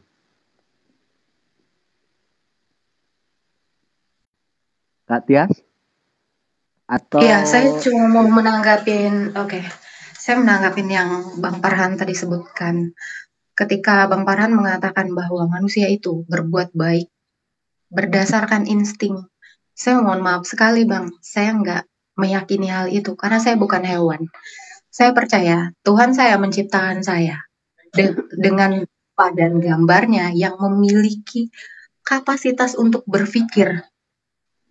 Jadi kalau Abang sebutkan insting, saya lebih cenderung itu untuk binatang. Kenapa saya katakan itu? Karena Adam untuk pertama kali memakan buah pengetahuan yang baik dan benar. Dari situlah asal mulanya, makanya manusia itu tahu berbuat baik dan tahu berbuat jahat. Itu satu. Yang kedua, kalau Bang Farhan mengatakan bahwa Yesus itu diutus untuk bangsa Israel, saya juga kurang setuju. Karena di dalam Kisah Para Rasul 4, ayat yang ke-12, mengatakan seperti ini. Dan keselamatan tidak ada di dalam siapapun juga selain di dalam Dia. Sebab di bawah kolong langit ini tidak ada nama lain yang diberikan kepada manusia yang olehnya kita dapat diselamatkan. Saya rasa itu jelas sekali. Jadi Yesus itu datang memang untuk menyelamatkan manusia. Bukan hanya bangsa Israel. Itu saja dari saya cukup. Terima kasih. Oke, makasih Kak Tias. Bang Zuma, waktunya untuk menanggapi, silakan dibuka mic-nya. Tafadhol. Iya, baik. Jadi sedikit aja dari saya ya. Umat Islam itu tidak akan mungkin memungkiri bahwa Yesus itu adalah penyelamat. Kenapa demikian?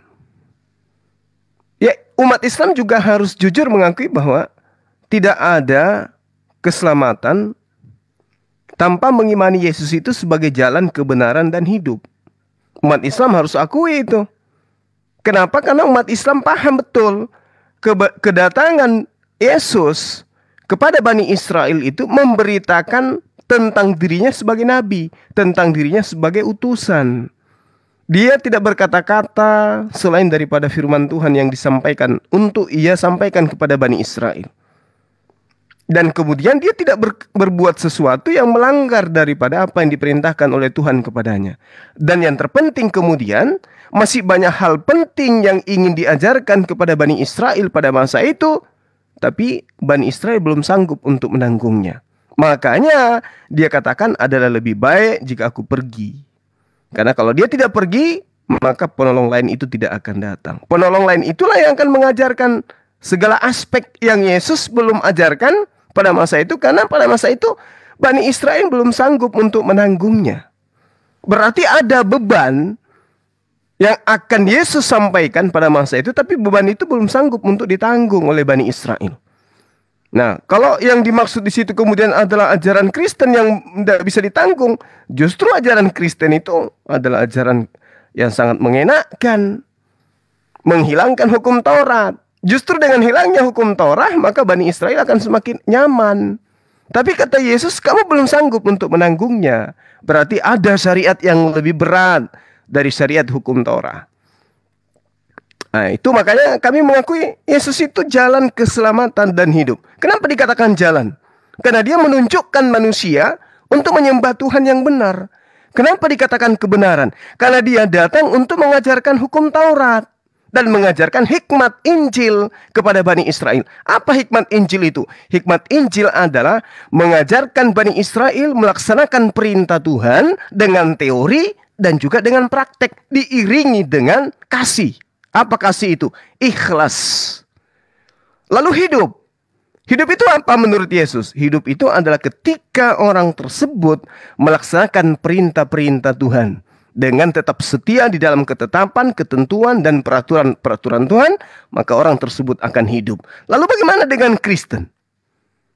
Ya, mohon maaf, saya harus katakan bahwa Kristen mengatakan tidak ada keselamatan di luar Yesus. Dalam arti kata, tidak ada keselamatan kalau tidak percaya kepada Yesus. Masalahnya sekarang, manusia anak keturunan Adam menjadi Kristen, itu bukan karena percaya kepada Yesus, tapi percaya kepada pengajaran-pengajaran yang menginginkan Yesus itu dituhankan. Jadi, keinginan-keinginan yang melibatkan anak Adam jatuh kepada posisi menuhankan manusia bernama Yesus, itu bukan percaya kepada Yesus, tapi percaya kepada orang-orang yang memberitakan tentang Yesus itu adalah Tuhan. Dan ini dihasilkan dari konsili-konsili. Jadi kekristenan saudara bukan karena percaya kepada Yesus, tapi percaya kepada pengabaran pewarta yang muncul belakangan. Kalau Yesus, kalau Anda percaya kepada Yesus, maka mustahil Anda akan menjadi Kristen. Tolong digarisbawahi perkataan saya itu. Silakan. Oke, terima kasih Bang Juma. Silakan Bang Justin tanggapannya. Ya, makasih ya Bang Juma ya, Mas Farhan ya. Saya tetap menganggap kalian ini adalah pengagum Yesus Kristus yang ada di Alkitab kami.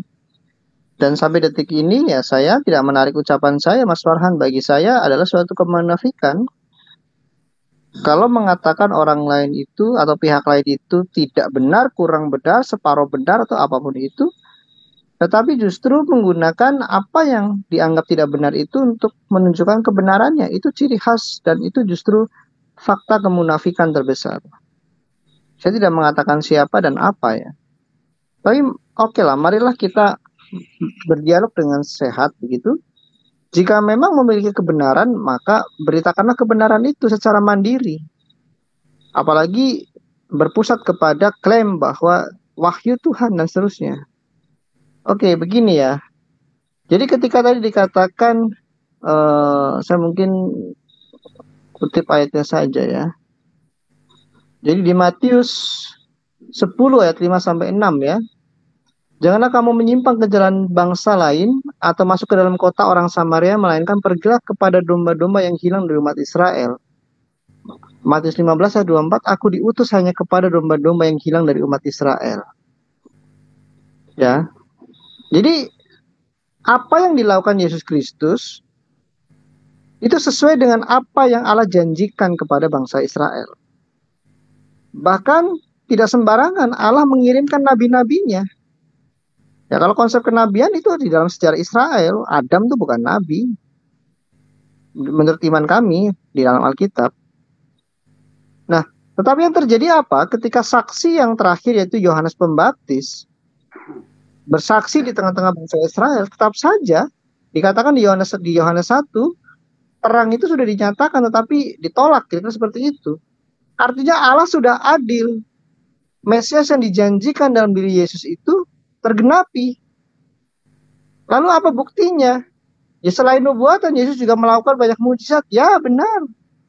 Kurang apa lagi? Bahkan yang terbesar adalah, maaf ya, bukan membawa kitab suci, bukan. Yesus Kristus dan Musa tidak membawa kitab suci yang seperti kalian coba paksakan, tidak. Nah, Tetapi apa kebangkitannya? Dia menyerahkan nyawanya, dia berhak menyerahkan dan memberikan lagi, mengembalikan lagi. Itu dari kata-kata sendiri, mujizatnya sangat luar biasa. Dia bangkit dari kematian. Dan kematiannya memiliki makna terdalam, itu bukan kehinaan seperti yang ada dalam narasi kalian, tidak. Kehinaan bagi seorang nabi adalah ketika nabi itu melakukan dosa-dosa yang menjijikan. Dan itu dihukum di dalam sejarah bangsa Israel terutama. Jika ada wakil Tuhan, utusan Tuhan, seperti Raja Daud, ketika berzina dihukum. Tetapi ketika dia bertobat mendapat pengampunan. Jadi kondisi kehinaan Yesus bukan karena dia berdosa, tetapi untuk memenuhi apa yang ada di dalam hukum keadilan Allah. Hukum setelah manusia dalam dosa, maka dari itu ketika hukum fisik, hukum Musa diberikan, manusia harus bekerja keras untuk memenuhi seluruh hukum Musa. Belasan jam mereka harus tidak pernah terlepas dari hukum Musa. Jika salah, lalai, tidak berhasil, maka hukumannya mati. Manusia bangsa Israel saat itu tidak ada yang mampu melakukan hukum Taurat. Karena seluruhnya berdosa. Yesus Kristus dalam ketidakberdosaannya harus diuji oleh Allah di tengah-tengah bangsa Israel dan tunduk kepada hukum Taurat. Dia diadili oleh imam-imam, oleh majelis agama, dan diserahkan ke otoritas pemerintah Yunani saat itu. Dan Yesus Kristus mati dalam hal ketaatan. Dia diuji untuk menghadapi ujian yang sangat berat, itu kematian. Bahkan Yesus sudah mengatakan anak manusia diutus bukan untuk dilayani, tapi melayani dan memberikan nyawanya bagi tebusan banyak orang. Markus 10 ayat 45. Jadi kurang apa lagi yang dinyatakan Allah melalui kematian Yesus. Tetapi tidak sampai di situ, dia bangkit dan mengalahkan kuasa kematian, yaitu kuasa iblis. Hukum keadilan Allah terpenuhi melalui ujiannya, dan janji Allah terpenuhi melalui kebangkitan Yesus Kristus. Kuasa iblis dikalahkan, sehingga manusia memiliki jaminan. Anda dengan saya, jika percaya kepada karya penebusan Yesus, maka memiliki jaminan kita akan dimuliakan sama seperti dia. Di Roma 5 ayat 1 dan 2 dikatakan dia bukan hanya jalan seperti yang tadi saudara Setias katakan, tetapi dia pintu masuk. Nah, ini penting. Dipersingkat, Jadi, Bang Justin. Yesus, ya oke, itu, makasih. Oke, silakan Bang Farhan tanggapannya. Oke, saya menanggapi Tias karena dia menuju saya ya tadi bahwa dia tidak setuju kalau Yesus hanya menghakimi atau diutus cuma untuk Bani Israel. Padahal ayatnya sangat jelas. Kalau kita baca tadi ya, di dalam Yohanes 5:30 yang tadi saya katakan, aku tidak dapat berbuat apa-apa dari diriku sendiri. Aku menghakimi sesuai dengan yang apa aku dengar, dan penghakimanku itu adil. Sebab aku tidak menuruti kehendakku sendiri, melainkan kehendak Dia yang mengutus aku. Yesus di sini. Kalau kita pahami secara hermeneutik, ya, secara hermeneutik, kontekstual interpretasi daripada ayat ini jelas. Beberapa poin bisa kita tangkap, yaitu Yesus menghakimi hanya yang Dia ketahui. Makanya pertanyaan saya mendasar, berdasarkan historical ilmiah, tunjukkan Yesus pernah berdakwah di luar Israel. Artinya dia hanya mengetahui bahwa apa yang dilakukan oleh Bani Israel ini. Artinya apa? Dia hanya menjadi saksi kelak, menghakimi kelak untuk Bani Israel. Karena ayat ini dengan jelas mengatakan bahwa apa yang aku ketahui saja yang aku hakimi. Konteks dari Yohanes 5:30 yang pertama. Yang kedua di sini apa? Sebab aku tidak menuruti kehendakku. Yesus tidak punya kehendak. Siapa yang menghendaki? Yaitu Dia yang mengutus aku. Seperti analogi saya tadi, robot dengan jelas mengatakan robot itu tidak bisa berkata apa-apa. Robot itu tidak bisa berbuat apa-apa tanpa aku kasih gerakan di dalam remote controlku. Dia melakukan segala tindakan atas dasar apa yang aku perintah di dalam remote control. Artinya di sini sehingga semua perintah-perintah daripada Yesus itu berasal dari Bapa. Jadi harusnya clear ya. Terus Mbak Tias kalau kita korelasikan ya, di dalam Matius 19:28, kata Yesus kepada mereka, berkata kepadamu sesungguhnya pada waktu penciptaan kembali, apabila untuk umat manusia bersemayam, maka di sini dikatakan apa? Yesus mengadili 12 tahta dan Ia untuk menghakimi ke-12 suku Israel. Linear enggak? Terkorelasi enggak? Clear nggak di sini, baik secara hermeneutik maupun secara semiotik.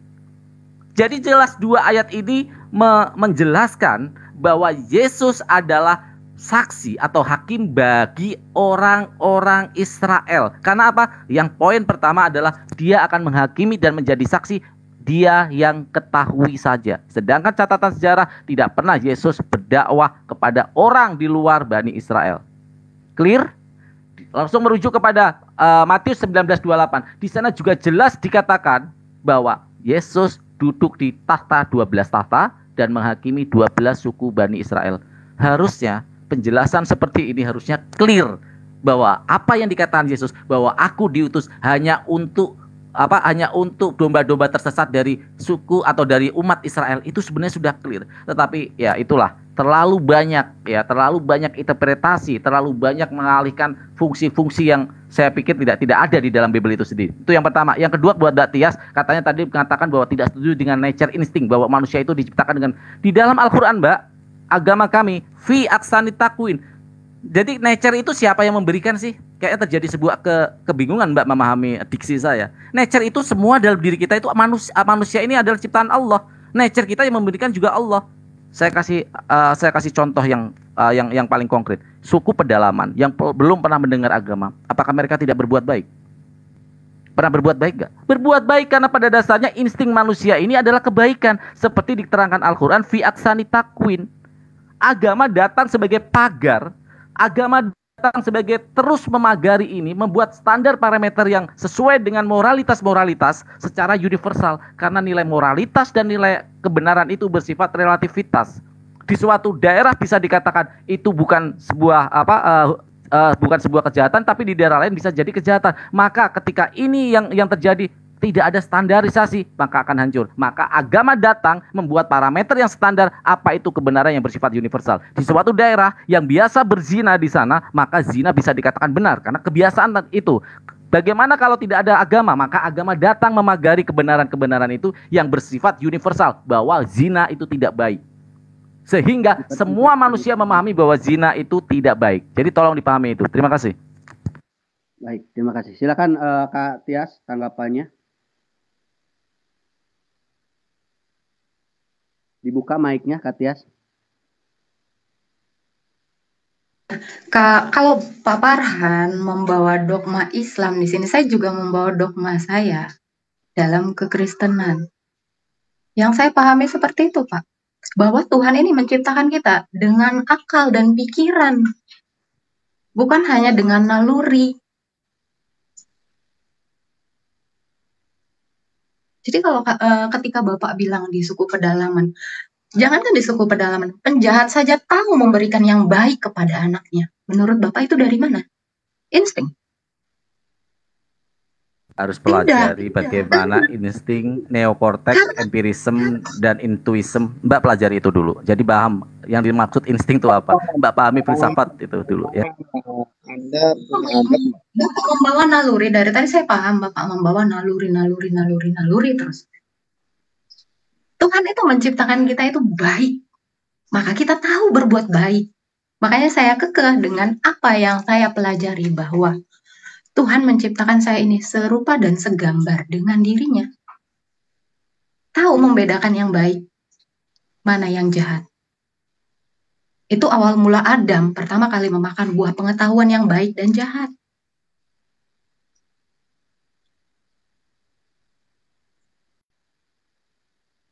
Oke, cukup Mbak Katias? Bapak bilang, atau mau terus? Lalu Bapak bilang, ya, Bapak mengatakan bahwa Yesus itu hanya menghakimi bangsa Israel. Kan tadi saya sudah bawa ayatnya. Dia tujuannya datang ke dunia ini untuk menyelamatkan manusia, barang siapa yang percaya kepadanya. Seluruh dunia, Pak, bahkan ke-12 muridnya itu diperintahkannya untuk mengabarkan berita baik ini. Bukan diam ditelan sendiri. Enggak gitu tujuan Tuhan, untuk menyelamatkan semua manusia. Makanya ada yang namanya misionaris. Ngapain misionaris itu? Martir, sia-sia, kalau memang keselamatan itu hanya ditujukan atau Yesus itu menghakimi hanya ditujukan kepada bangsa Israel. Cukup dari saya. Terima kasih. Oke, terima kasih Kak Tias. Bang Juma, waktunya dibuka mic-nya, tafadhol.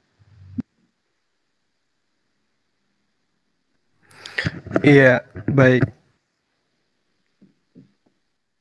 Yesus itu oleh dunia memang harus dipercaya.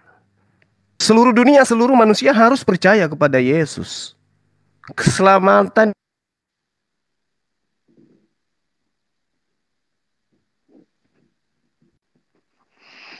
kalau mau percaya kepada Yesus, siapapun itu, mau Kristen, mau Islam, kalau mau selamat harus percaya kepada Yesus. Saya ulang, kalau mau selamat di dunia, di akhirat, harus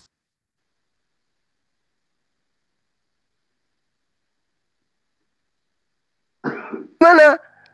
Orang kalau percaya kepada Yesus, pasti orang itu menjadi Muslim.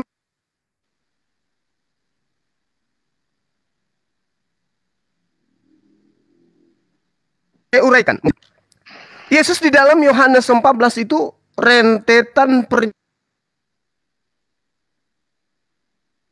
Putus-putus, Pak, atau memang terhenti? Bentar, Saya nggak mendengar. Apa poinnya? Bang Juma, maaf, signalnya agak putus-putus, Bang Juma. Diulang aja lagi, waktunya diulang. Terputus-putus soalnya. Gimana? Bang Juma, Gimana? cek suaranya terputus-putus, kayaknya signalnya. Ya. Jadi diulang lagi, Bang Juma.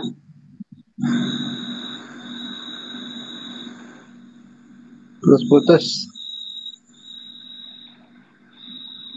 Tes suara dulu, Bang Juma, dites. Cek.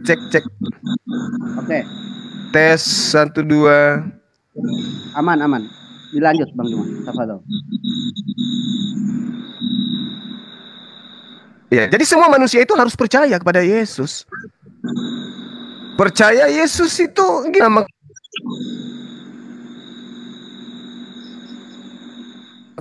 Kenapa poinnya harus di sana? Iya. Karena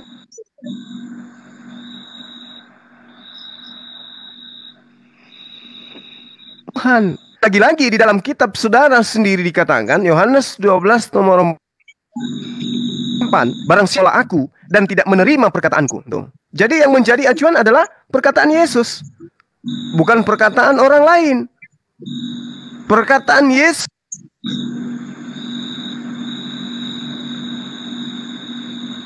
Barang siapa menolak aku dan tidak menerima, ada hakimnya.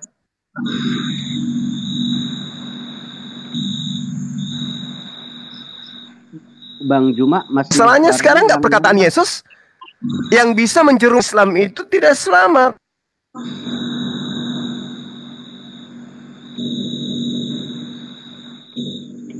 Perkataan Yesus pun yang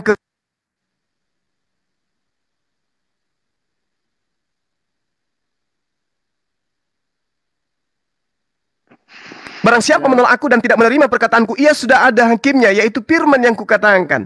Itu Bang Juma, halo, Bang Juma, suaranya hilang-hilang. Perkataan Yesus yang suaranya putus-putus, Bang. Turun dulu, Bang Juma, nanti naik lagi. Ini baru saya masuk lagi, silakan. Iya, silakan. Turun dulu ya.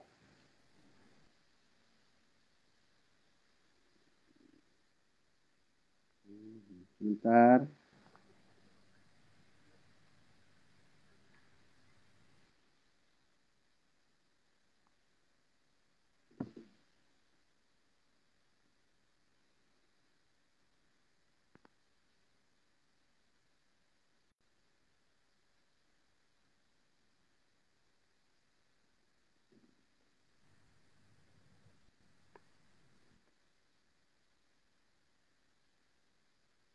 Tes dulu suaranya, Bang Juma.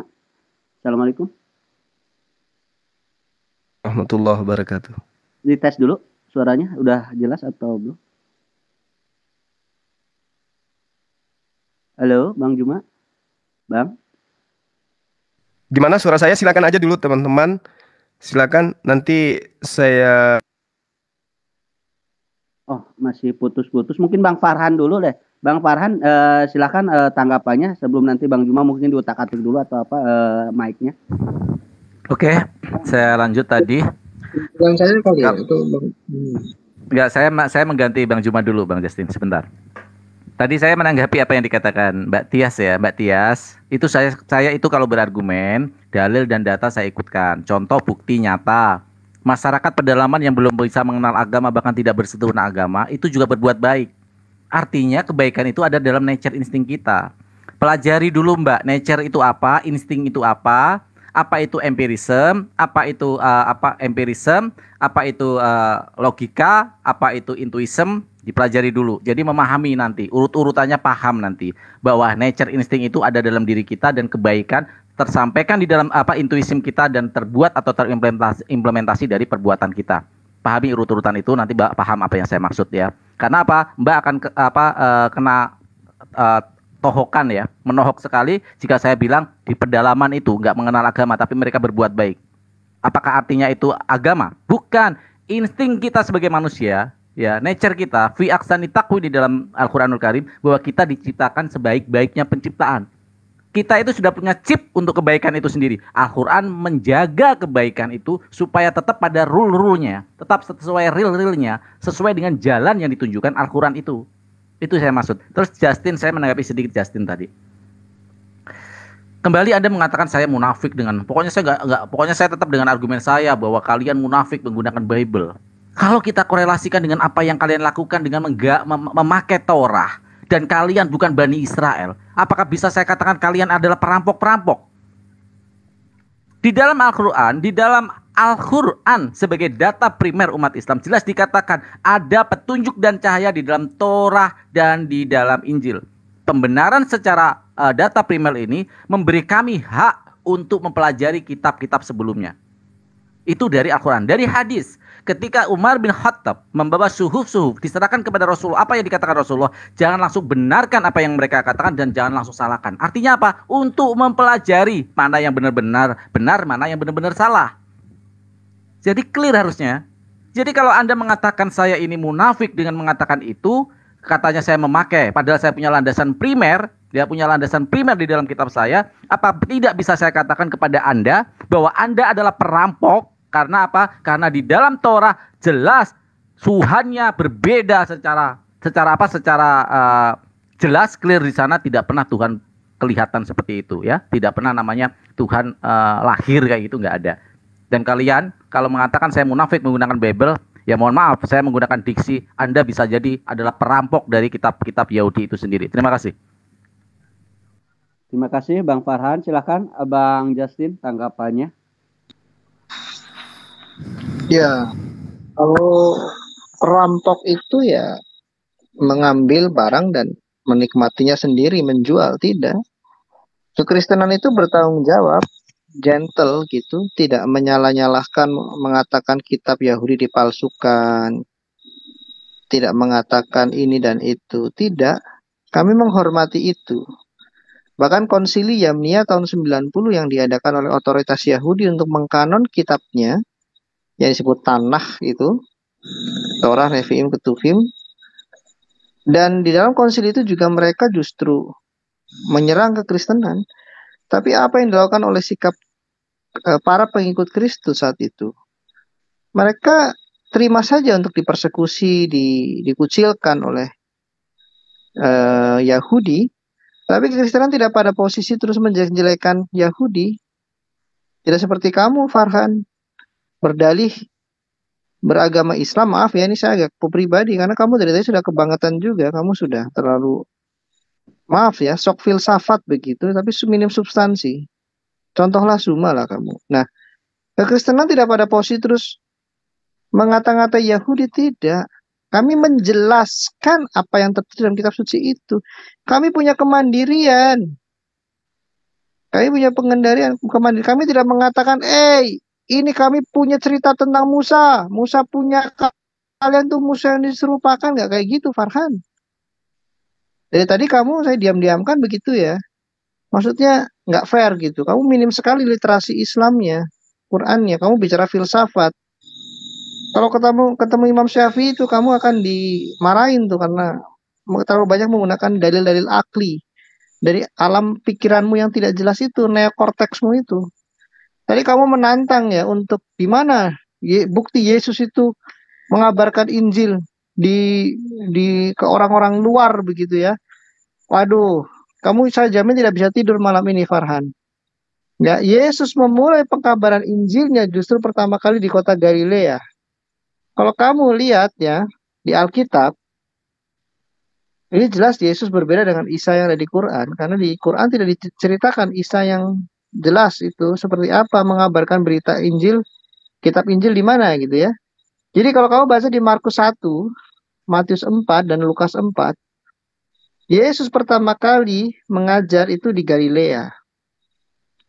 Bahkan sudah dinubuatkan juga di kitab Yesaya 9 ayat 1, Galilea itu disebut dengan bangsa-bangsa lain. Nah, Yesus juga berpindah dari Kapernaum ke Galilea. Nah, apa artinya di sini? Yesus memberitakan Injil kepada bangsa-bangsa kafir juga. Ketika dia menyerukan, bertobatlah kerajaan Allah sudah dekat. Ini berani sekali. Kemesiasannya dinyatakan karena Mesias itu raja. Bukan pengusap yang berjalan-jalan kakinya rata. Kalau di tempat saya, yang mengusap itu tukang pijat, bro. Nah, jadi Yesus memberitakan kemesiasannya. Pengurapan dari Allah diberitakan, bukan pengusapan. Berjalan-jalan kakinya rata, nyeker. Kalau orang Jawa bilang, nggak pakai sendal, nggak gitu, bro. Jadi, kamu pelajari lagi ya, Galilea itu besar. Ada puluhan, mungkin lebih dari 100 desa-desa dan kota-kota kecil. Sekitar 3 juta jiwa ya, kalau geografisnya itu sebesar imanmu sebesar kota Jakarta, sepertiganya kota Jakarta, besar tuh Galilea. Bahkan Galilea itu dikatakan di dalam Talmud tuh disebut juga kalau mau mencari kekayaan, kemuliaan tuh di Galilea itu tempat orang-orang keren begitu, pemikir ya, pebisnis. Tapi jika untuk mencari hikmat ke Yudea dan seterusnya, Yerusalem. Nah, jadi Yesus mengabarkan berita justru menjadi antitesis. Dia tidak di Yerusalem, tetapi di Galilea. Ini menjawab pertanyaanmu dan saya yakin kamu akan semakin cinta Yesus, bro. Karena setiap hari kamu pelajari Yesus Kristus. Dan tadi Bang Suma juga mengatakan, sangat indah ya, memberikan nasihat kepada Bang Farhan, agar percaya kepada Yesus. Yohanes 3 ayat 18, barang siapa percaya kepadanya tidak akan dihukum. Nah, kamu jangan dihukum, Farhan. Jadi kamu harus percaya kepada Yesus seperti Bang Zuma tadi katakan. Dan ingat, dipersingkat Bang. Yohanes 11 ayat 25 sampai 27 dikatakan, akulah kebangkitan dan hidup. Jadi Bang Farhan, kalau ingin percaya Yesus seperti arahan Bang Zuma harus dibaptis, mati dan bangkit bersama Kristus. Gitu Bang. Dan saya yakin kamu akan segera juga mendapat jodoh supaya kalau malam mingguan jangan debatmu dengan saya. Saya pikir itu dulu lah dari saya Bang Adi. Saya capek juga, saya mau istirahat buat esok. Tolong. Saya juga mau ke room sebelah karena dipanggil. Makasih Bang Suma ya, Bang Farhan. Kita tetap berbeda tapi. Aduh, saya mau ngasih bukti peta itu kalau Galilea masih Israel. Tapi nggak apa-apa lah. Saya bisa tunjukkan bukti, tapi nggak apa-apa. Silakan Justin, silakan. Siap Bang Farhan, makasih Bang Suma. Tias, selamat malam. Selamat malam. Terima kasih Bang Justin. Peter, jangan cover dong Justin. Kak Tias, silahkan tanggapannya. Bang Immanuel ditahan dulu, mic-nya di mute dulu. Oke. Tadi saya cuma mau nanggapin Bang Juma ya. Saya mendengar Bang Juma mengatakan semua orang juga percaya sama Yesus. Bang Juma juga percaya. Tapi percaya yang seperti apa? Nah, itu dulu. Ini saya mau kasih satu ayat gitu ya. Percayalah kepadaku bahwa aku di dalam Bapa dan Bapa di dalam aku. Atau setidak-tidaknya percayalah karena pekerjaan-pekerjaan itu sendiri. Aku berkata kepadamu, sesungguhnya barang siapa percaya kepadaku, ia akan melakukan juga pekerjaan-pekerjaan yang aku lakukan. Jadi Pak, maksud saya di sini Pak Juma, ketika Bapak mengatakan Bapak percaya, itu bukan hanya di mulut, itu loh maksud Tuhan. Tapi lakukan juga apa yang kukerjakan, itu kata Yesus. Hanya itu aja yang mau saya tanggapin. Terima kasih. Baik, terima kasih Kak Tias. Bang Juma, waktunya tafadhol. Ya, semoga suara saya udah bagus ya. Oke. Gimana? Dilanjut. Baik. Better. Jadi gini, Saudari Tias. Jadi gini ya. Harus percaya kepada Yesus itu wajib hukumnya. Umat Islam itu kalau nggak percaya Yesus, dalam hal ini Nabi Isa, Nabi yang datang kepada Bani Israel, itu gugur keislamannya. Masalahnya sekarang percaya kepada Yesus itu maksudnya gimana? Kalau orang percaya kepada Yesus, mereka itu pasti Muslim. Mustahil orang percaya Yesus itu menjadi Kristen. Mustahil. Ini harus saya jelaskan di sini, harus saya tegaskan juga. Kalau percaya kepada Yesus, berarti harus mengimani Yesus itu manusia. Sesuai dengan ajaran Yesus terhadap dirinya. Percaya kepada Yesus berarti percaya bahwa dirinya itu adalah nabi. Dia itu adalah rasul, utusan Tuhan, bukan Tuhan itu sendiri. Nah, kalau sahabat saya mengatakan bahwasanya percaya kepada Yesus harus melaksanakan Yohanes 12 nomor 14, bahwa jika kau percaya kepadaku, maka kau akan melakukan pekerjaan-pekerjaan yang kulakukan. Ini yang kami sedang lakukan. Yesus berdoa hanya kepada Tuhan satu Tuhan. Yesus melaksanakan hukum Taurat di mana ada syariat di dalamnya. Yesus bersyahadat. Yesus menyembah hanya kepada Tuhan yang mengutus dirinya. Kami lakukan pekerjaan-pekerjaan itu.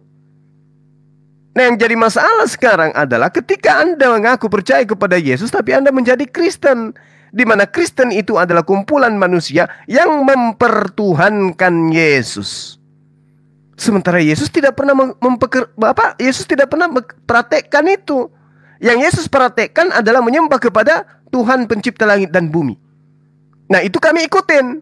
Pekerjaan Yesus itu yang kami ikutin. Nah, sekarang menyembah Yesus itu pekerjaan siapa?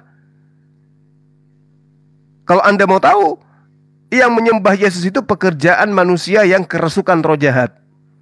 Markus 5, Markus 2. Ya.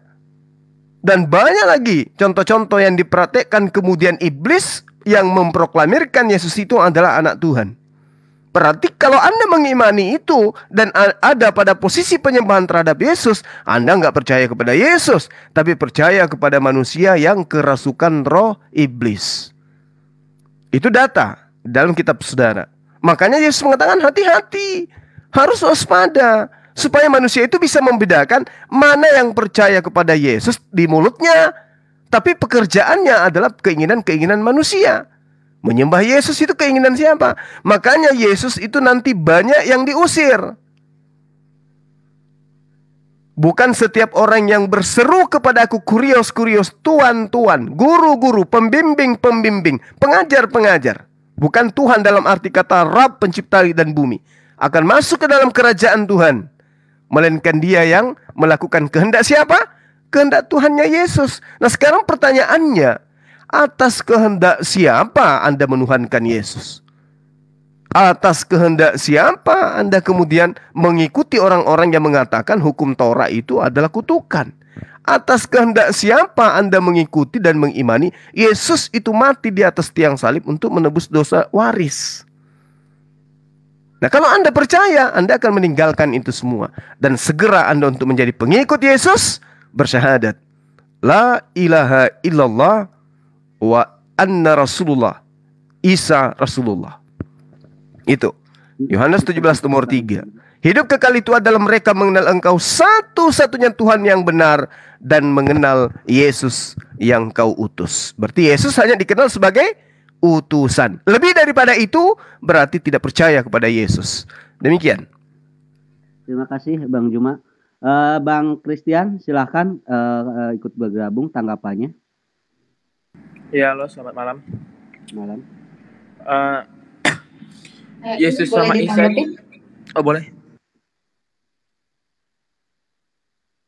Silahkan, siapa dulu nih? Jangan di-mute semua nih. Silakan, Kak. Oke. Saya mau menanggapi sedikit ya, Pak Juma tadi ya. Bapak berarti tadi nggak nyimak yang saya bacakan. Percayalah kepadaku bahwa aku di dalam Bapa dan Bapa di dalam aku. Itu poinnya, Pak. Ketika Bapak bilang, siapa itu Kristen? Pengikut Kristen, siapa itu? Kristen itu pengikut Kristus Yesus itu sendiri. Jika Yesus menyembah Bapa yang satu, kami menyembah Bapa yang satu. Kenapa saya mengatakan itu?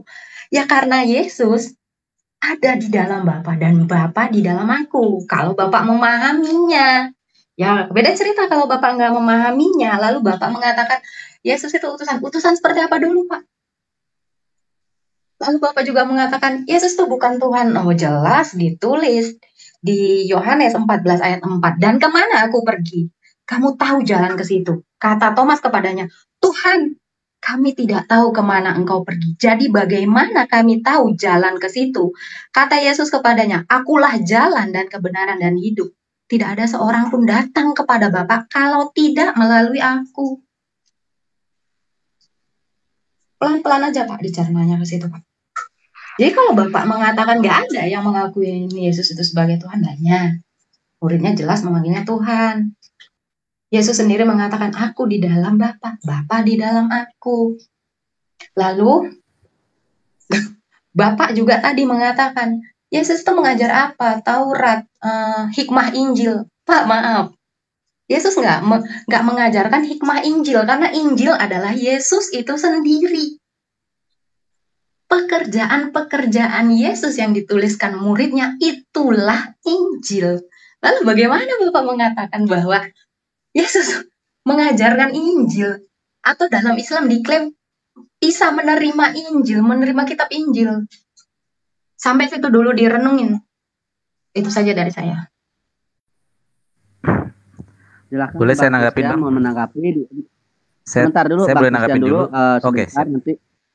Nanti Bang Farhan, tapi nanti waktunya di narasinya tanggapannya dipercepat aja ya, Bang Christian, silakan. Oh iya.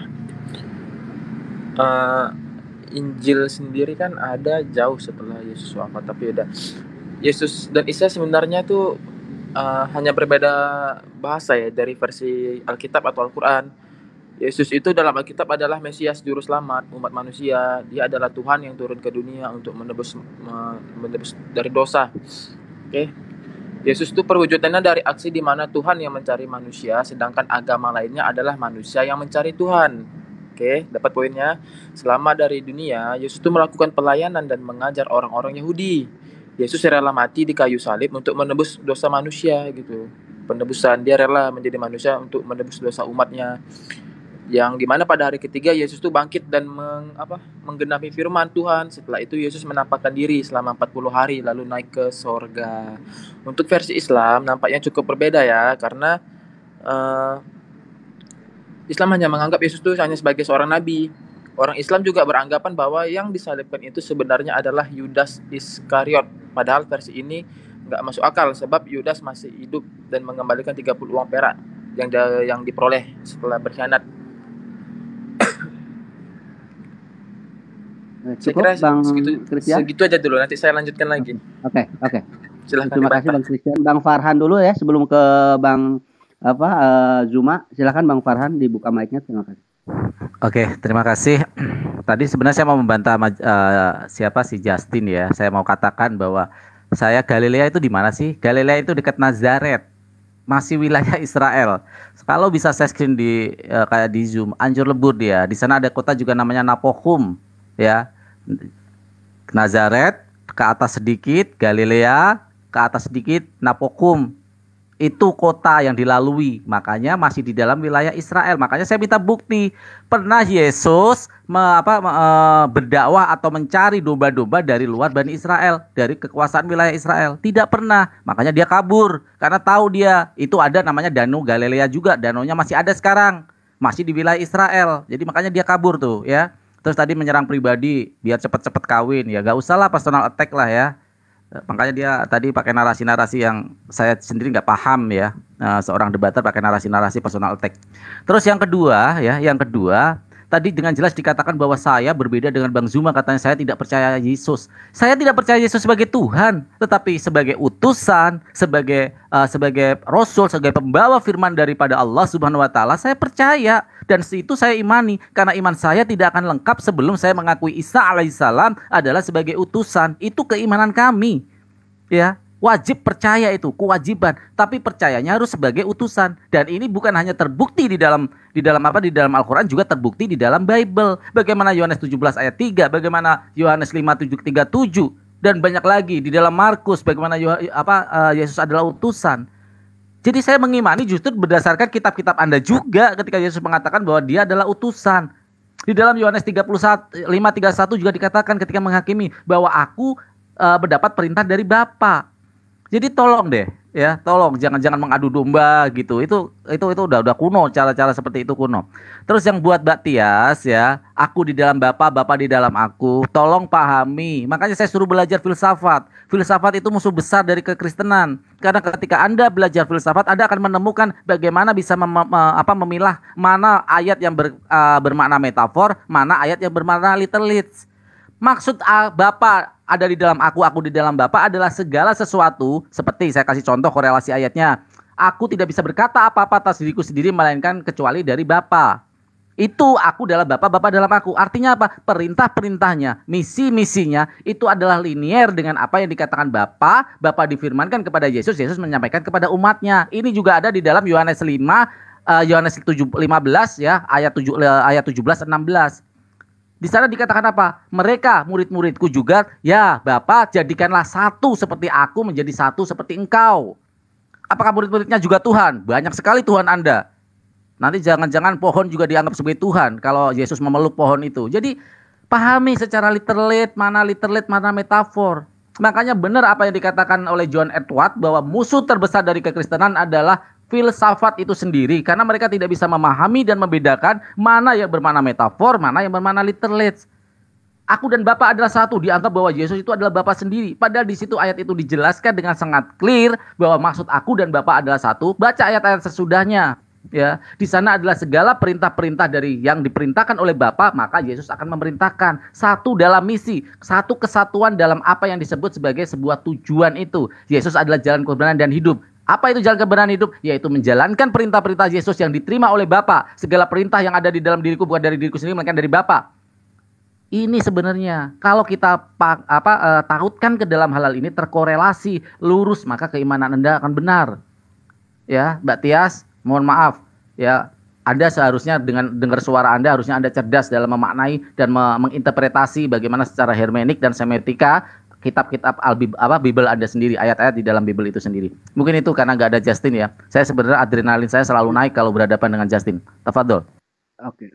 Ya, tafadhol. Terima kasih. Silakan Bang Juma sebelum nanti ke Kak Tias lagi untuk tanggapannya. Bang Juma dibuka mic-nya. Tafadhol. Iya, baik. Jadi ada ungkapan yang menggelikan tadi ya, teman-teman. Ketika saudara saya dari Kristen mengatakan Yesus itu adalah Injil itu sendiri. Anda harus membedakan antara doktrin, dogma, dan juga apa yang kemudian menjadi pengajaran Yesus itu sendiri. Makanya muatan pernyataan saya itu kami umat Islam itu percaya kepada Yesus. Karena Yesus tidak pernah mengajarkan dirinya itu adalah Tuhan. Dia mengajarkan dirinya sebagai utusan Tuhan. Dan itu patut Anda syukuri. Karena umat Islam menghormati Yesus sebagai nabi dan rasul. Sedangkan Bani Israel, jangankan nabi dan rasul, menganggapnya sebagai anak yang lahir sah saja, itu mereka tidak. Apalagi menjadi Tuhan. Jadi jangan mimpi. Kalau Anda mengatakan Yesus itu adalah Injil itu sendiri, Anda keliru besar. Kecuali kalau Anda di internal Kristen boleh. Matius 4, Matius 9, Markus 1, Lukas 4, Lukas 8, kisah para pewarta atau yang Anda katakan kisah para rasul 10. Itu jelas mengatakan pekerjaan Yesus itu salah satunya memberitakan tentang Injil. Kalau Anda mengatakan Yesus menghabiskan waktu di Galilea, berkeliling kemudian dari desa ke kota, mengajarkan tentang Injil, dan yang Anda katakan Injil itu adalah Yesus itu sendiri, maka akan penuh kitab Anda dengan cerita-cerita masa kehidupan Yesus dari usia 13 tahun sampai 29 tahun. Karena di situ diberitakan Yesus berkeliling di seluruh Galilea, ia mengajar di rumah-rumah ibadat dan memberitakan Injil kerajaan Allah serta melenyapkan segala penyakit dan kelemahan di antara bangsa itu. Kalau memberitakan Yesus kerajaan Allah ini adalah Yesus itu sendiri, maka kita akan dipertemukan dengan cerita-cerita Yesus tentang dirinya. Dan kita akan menemukan cerita-cerita Yesus. Kalau betul Injil itu adalah Yesus itu sendiri dan dia bercerita tentang dirinya, maka Paulus itu pensiun. Paulus tidak perlu memproklamirkan Yesus. Kenapa? Yesus menghabiskan waktunya selama 33 tahun akan menguliti dirinya sendiri. Bahwa dia adalah Tuhan, dia mati terkutuk di atas tiang salib dan seterusnya, bla bla bla bla bla bla. Tapi faktanya, Yesus mengajarkan Injil, tapi tidak ada sedikit pun cerita tentang dirinya terkait usia 12 tahun sampai 29, dan tidak ada sedikit pun data bahwa dia itu adalah pencipta langit dan bumi. Jadi apa yang diceritakan oleh Yesus tentang Injil Kerajaan Allah? Hikmat Torah. Itu yang diajarkan oleh Yesus. Makanya ketika berbicara mengenai penyaliban, Yesus hantam di Matius 8 nomor 4. Apa yang dikatakan di sana? Jika katakan kepada imam, pergilah kepada imam, lalu kemudian persembahkanlah persembahan seperti persembahan Musa. Artinya berkurban dengan hewan. Itu tentang kurban. Bagaimana tentang firman? Dia adalah firman. Matius 4 nomor 4. Semua manusia itu pada mulanya berasal dari firman. Jadi tidak ada kemudian apa yang Anda bisa jadikan celah untuk menuhankan Yesus ketika Anda mengatakan Injil itu adalah Yesus itu sendiri. Sebagai Injil, kabar gembira, dia tidak pernah mengajarkan sesuai dengan konsep iman Kristen. Bahkan menyebut kata Kristen pun tidak. Dipersingkat, jadi, Bang Juma. Ya, oke. Jadi sahabat-sahabat Kristen ya, saudara-saudara Kristen yang perlu saudara pahami di sini. Kalau Anda mengatakan Yesus dan Bapa itu adalah satu, maka dia adalah Tuhan. Jelas. Yesaya 45 nomor 6, Yesaya 46 nomor 5, tidak ada Tuhan di luar aku. Tidak ada Tuhan di samping aku. Itu perkataan Tuhannya Yesus. Berarti Yesus itu bukan Tuhan. Kalau Anda paksakan, maka Paulus pun harus Anda tuhankan. Kenapa? Karena Paulus mengajarkan dalam 1 Korintus 4 nomor 15, akulah yang menjadi bapakmu di dalam Yesus Kristus. Berarti kalau yang di dalam Yesus itu adalah Tuhan, maka Paulus adalah Tuhan Anda. Demikian. Oke, terima kasih Bang Juma. Silakan Kak Tias tanggapannya. Ya, saya mau tanggapin dulu yang Farhannya. Saya agak tergelitik ketika dia mengatakan, ya saya percaya Yesus, tapi ya sebagai nabi, bukan sebagai Tuhan. Ketika Tuhan itu nanti meluk pohon, saya melakukan meluk pohon. Nah, saya mau ketawa itu. Saya mau ketawain dulu. Ada nabi yang melakukan seperti ini, diikutin. Saya mau ngetawain itu dulu aja. Ketika Yesus begini, kalian begini. Ketika Yesus begono, kalian begono.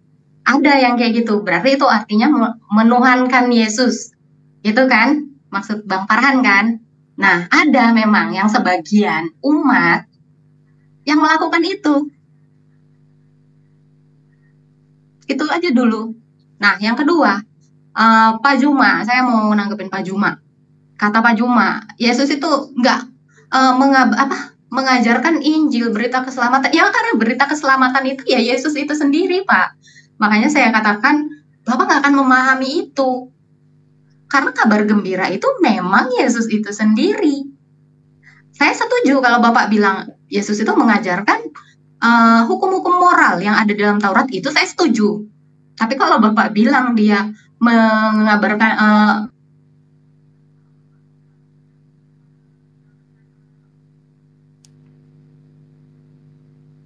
Kak Tias, suaranya hilang Kak Tias.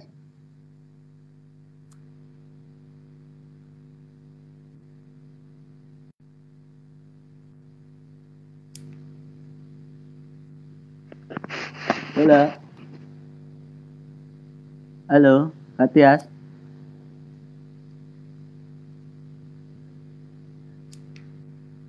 Halo, Kak Tias. Turun dia.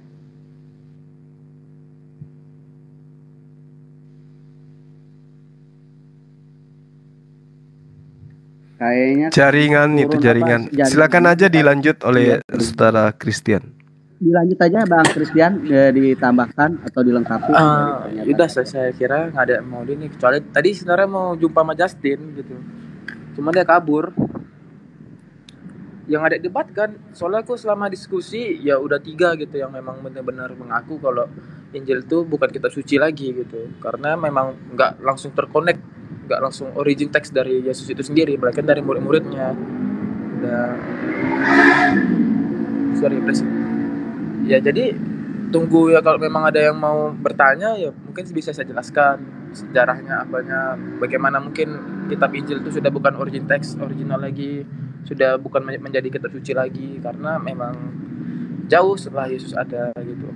Meskipun Al-Quran itu juga ada setelah Muhammad wafat, tapi kan jaraknya sedikit zaman kekhalifahan Umar bin Khattab. Itu pun karena memang untuk mencegah nabi-nabi palsu pada saat itu, makanya dibukukan. Sedangkan kitab Injil sendiri jauh setelah Yesus itu ini. Itu aja sih.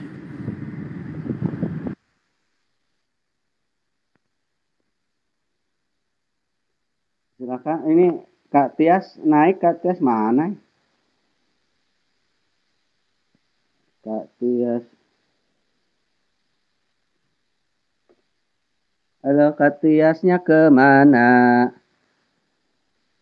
Silakan Bang Farhan, barangkali ini Kak Tiasnya mana ya? Halo, Oke, selamat sedikit malam.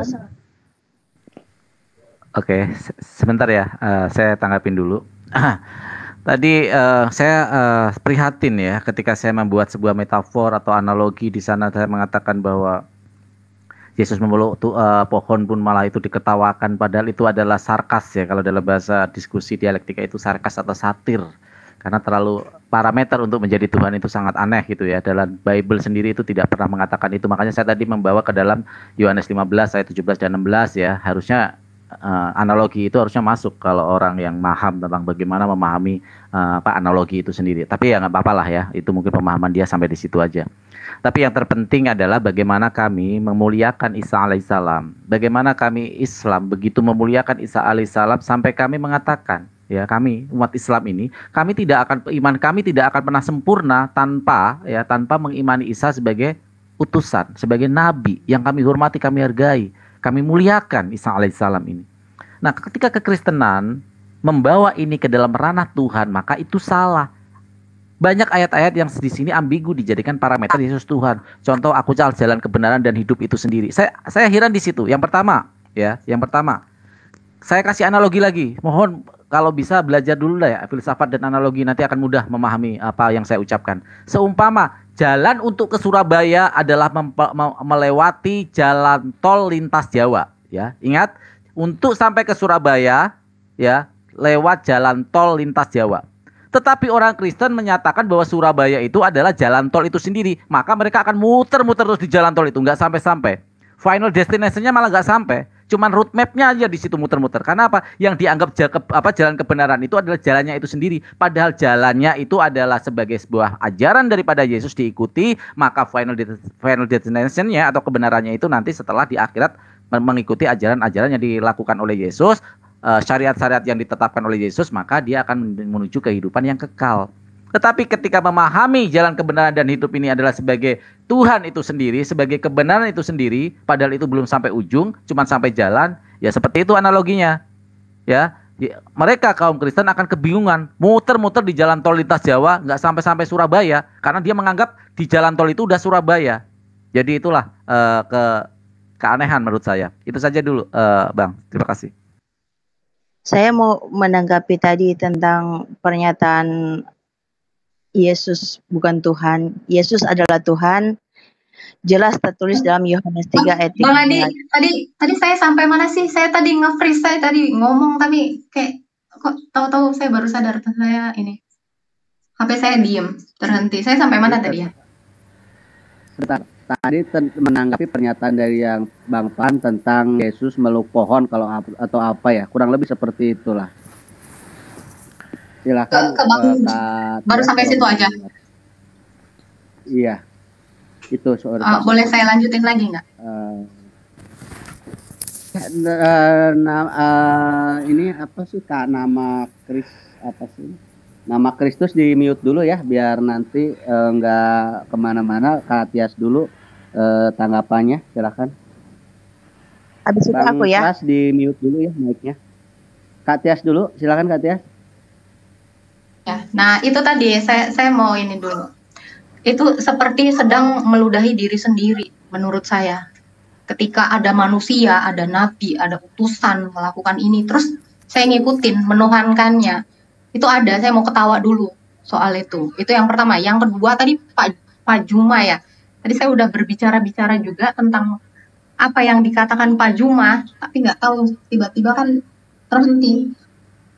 Jadi saya hampir nge-lag ini. Tunggu sebentar.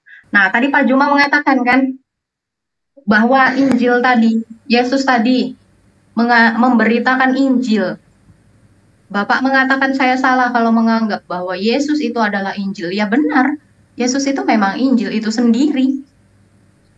Kabar baik itu ya Yesus itu sendiri. Kabar keselamatan itu ya Yesus itu sendiri. Bapak bilang kalau memang Yesus itu segala pekerjaannya itu nggak akan cukup ditulis, dan itu benar sekali Pak. Benar sekali, nggak akan muat seluruh dunia ini untuk menceritakan semua perbuatan-perbuatannya. Jadi ketika Bapak mengatakan, saya percaya kepada Yesus ya sebagai nabi, sebagai utusan. Kan saya udah terangkan tadi, utusan seperti apa dulu Pak? Utusan yang berbeda dengan nabi-nabi yang lainnya. Nabi yang lainnya udah ada, baru diutus. Nah sedangkan Yesus itu diutus dulu, baru dia datang ke dunia ini Pak. Itu sangat jauh berbeda. Jadi kalau Bapak memaknainya sama seperti manusia biasa, Bapak memaknainya kami menuhankan manusianya, oh itu salah besar. Kami menuhankan segala keilahiannya. Kembali lagi ke ayat yang saya bawa tadi, kalau kamu tidak percaya, setidaknya percayalah akan pekerjaan-pekerjaanku. Ya Om Farhan ya, pekerjaan Yesus itu enggak meluk pohon, enggak berpoligami. Tapi dia adalah satu-satunya orang yang paling suci. Dipersingkat Kak Tias. Oke, itu aja dari saya. Oke, makasih. Sebelumnya ke Bang Nama Kristus sama Bang Tras ditahan dulu mic-nya. Saya putar alurnya saya bikin lagi mulai dari Bang Farhan dulu untuk menanggapi dari pernyataan Kak Tias tadi. Nanti baru ke yang lain ya, ditahan dulu. Orang tadi yang ngomong dulu ya, di mute dulu bisa. Orang tadi Zulkifli sama Farhan ngomong banyak gitu, masa Tias ngomong pendek udah Farhan lagi. Pak. Tapi kan udah dengar dari tadi. Oke, silakan. Bentar, Bapak mau ikut aturan atau mau gimana? Nanti ada waktunya Pak, saya persilahkan. Kalau Bapak mau mengambil alih ini, berarti pengen diskusi ini sehat. Tadi kan Katias turun. Saya gantiin aja sama Pak Tras. Saya juga ada urusan ya, Mas Adi. Terima kasih banyak udah dikasih waktu di sini. Terima kasih semuanya. Baik, terima kasih Kak. Ya, selamat malam. Baik. Selamat malam.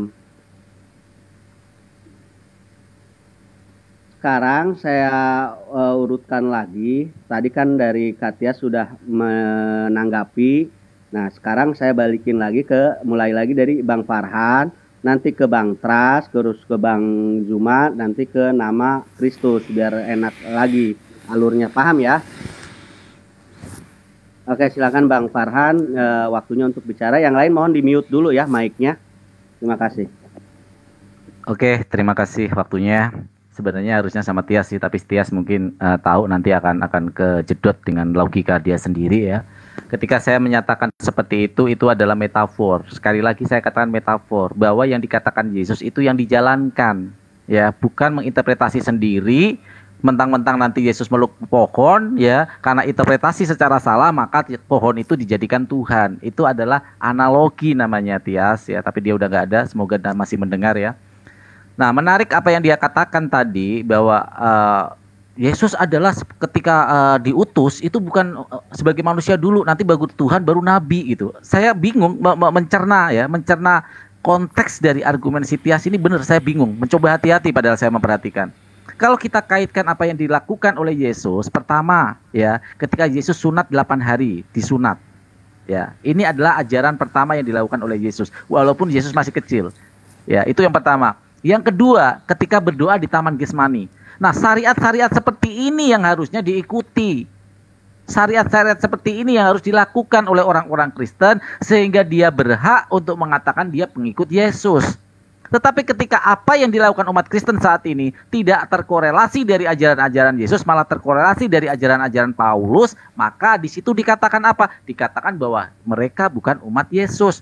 Yang seperti yang dikatakan Yesus, domba-domba yang serigala-serigala di antara domba-domba itu sendiri.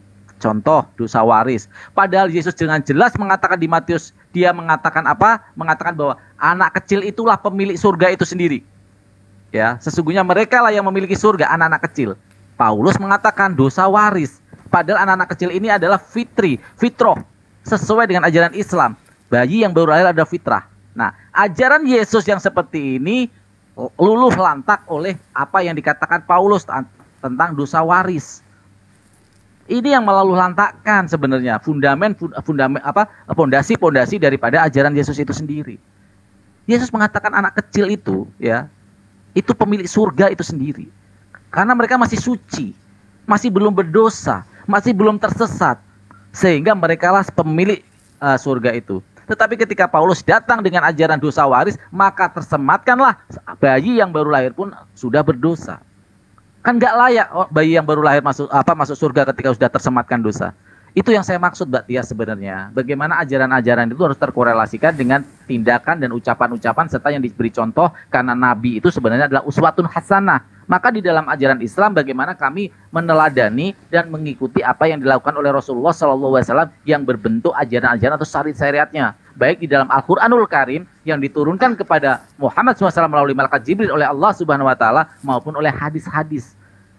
Ini yang kami ikuti, maka kami berhak menyematkan kami pengikut Rasulullah. Karena mengikuti ajaran dan syariatnya. Tetapi jika kalian mengatakan kalian adalah pengikut Yesus, harusnya kalian korelasikan dulu. Apakah yang kalian lakukan? Apakah kalian yang amalkan? Apakah perbuatan kalian sudah sesuai dengan apa yang dilakukan oleh Yesus? Jika tidak, maka tidak ada itu korelasi antara Kristen dan Yesus. Karena Yesus sendiri mengatakan, aku tidak bisa berbuat apa-apa atas diriku sendiri. Semua ini adalah dari Bapa. Aku tidak baik, yang baik itu hanya Bapa. Apa yang keluar dari diriku bukan dari diriku sendiri, melainkan dari Bapa. Selalu Yesus merujuk kepada entitas tertinggi, prima causa, yang kemahaan itu, yaitu Bapa itu sendiri, bukan dari Yesus itu sendiri. Terima kasih. Oke, terima kasih Bang Farhan. Silakan Bang Tras tanggapannya. Oke, ini gini ya teman-teman ya, kalian sendiri itu jangan cuma percaya, oh ini soalnya orang Islam, saya percaya Islam, saya Kristen, saya percaya Kristen. Percaya itu sekarang, zaman sekarang ini udah zamannya maju 2021, semua bisa diperiksa. Seperti apakah ajaran Kristen dan seperti apakah ajaran Islam. Saya nggak bahas ajaran Islam seperti yang tadi dikatakan kalian mengikuti ajaran Muhammad benar. Tetapi si Juma dan Farhan itu masuk ke ajaran Kristen, tetapi mereka mencomot-comot, memisah-misahkan, menggabung-gabungkan sendiri dan bukan membicarakan apa yang dimaksudkan gitu. Jadi seolah-olah benar, itu namanya teori konspirasi. Ada peristiwa A benar, ada perkataan Yesus ini benar, tetapi pada waktu itu digabungkan, diacak-acak, jadi seperti yang mereka katakan, itu bukan ajaran dari Kristen, itu adalah versinya Farhan dan versinya Suma. Pada waktu kita bicara Yesus adalah utusan, adalah manusia, kita mengatakan hal itu. Di aspek manusianya itu dia demikian-demikian. Tetapi kita membicarakan Allah, lalu si Farhan dan di Suma menggunakan aspek kemanusiaan Yesus untuk menolak keilahiannya. Dan semuanya diacak-acak, dibolak-balik. Karena memang ada dua aspek itu di dalam Alkitab. Kemudian kalian lihat, saya nggak mengacak-acak kalian punya kepercayaan. Kalian percaya ada Allah gitu ya, ngomong kepada Allahnya tapi nggak pernah nongol, nggak pernah ketemu dengan Muhammad ya. Mungkin orang bilang katanya di Isra Mi'raj, tetapi firman yang ada di dalam, yang kalian anggap firman di dalam Al-Quran itu bukan dari Allah langsung, tetapi dari Jibril, melalui Jibril kepada Muhammad. Oke, gitu ya.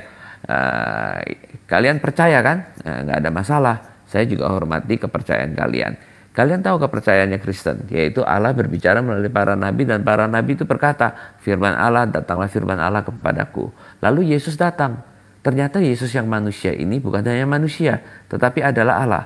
Yang menuliskan itu siapa? Perkataan Yesus segala. Murid-muridnya. Kenapa? Karena Yesus sudah mengatakan segala sesuatu yang difirmankan Bapa telah aku sampaikan kepada mereka.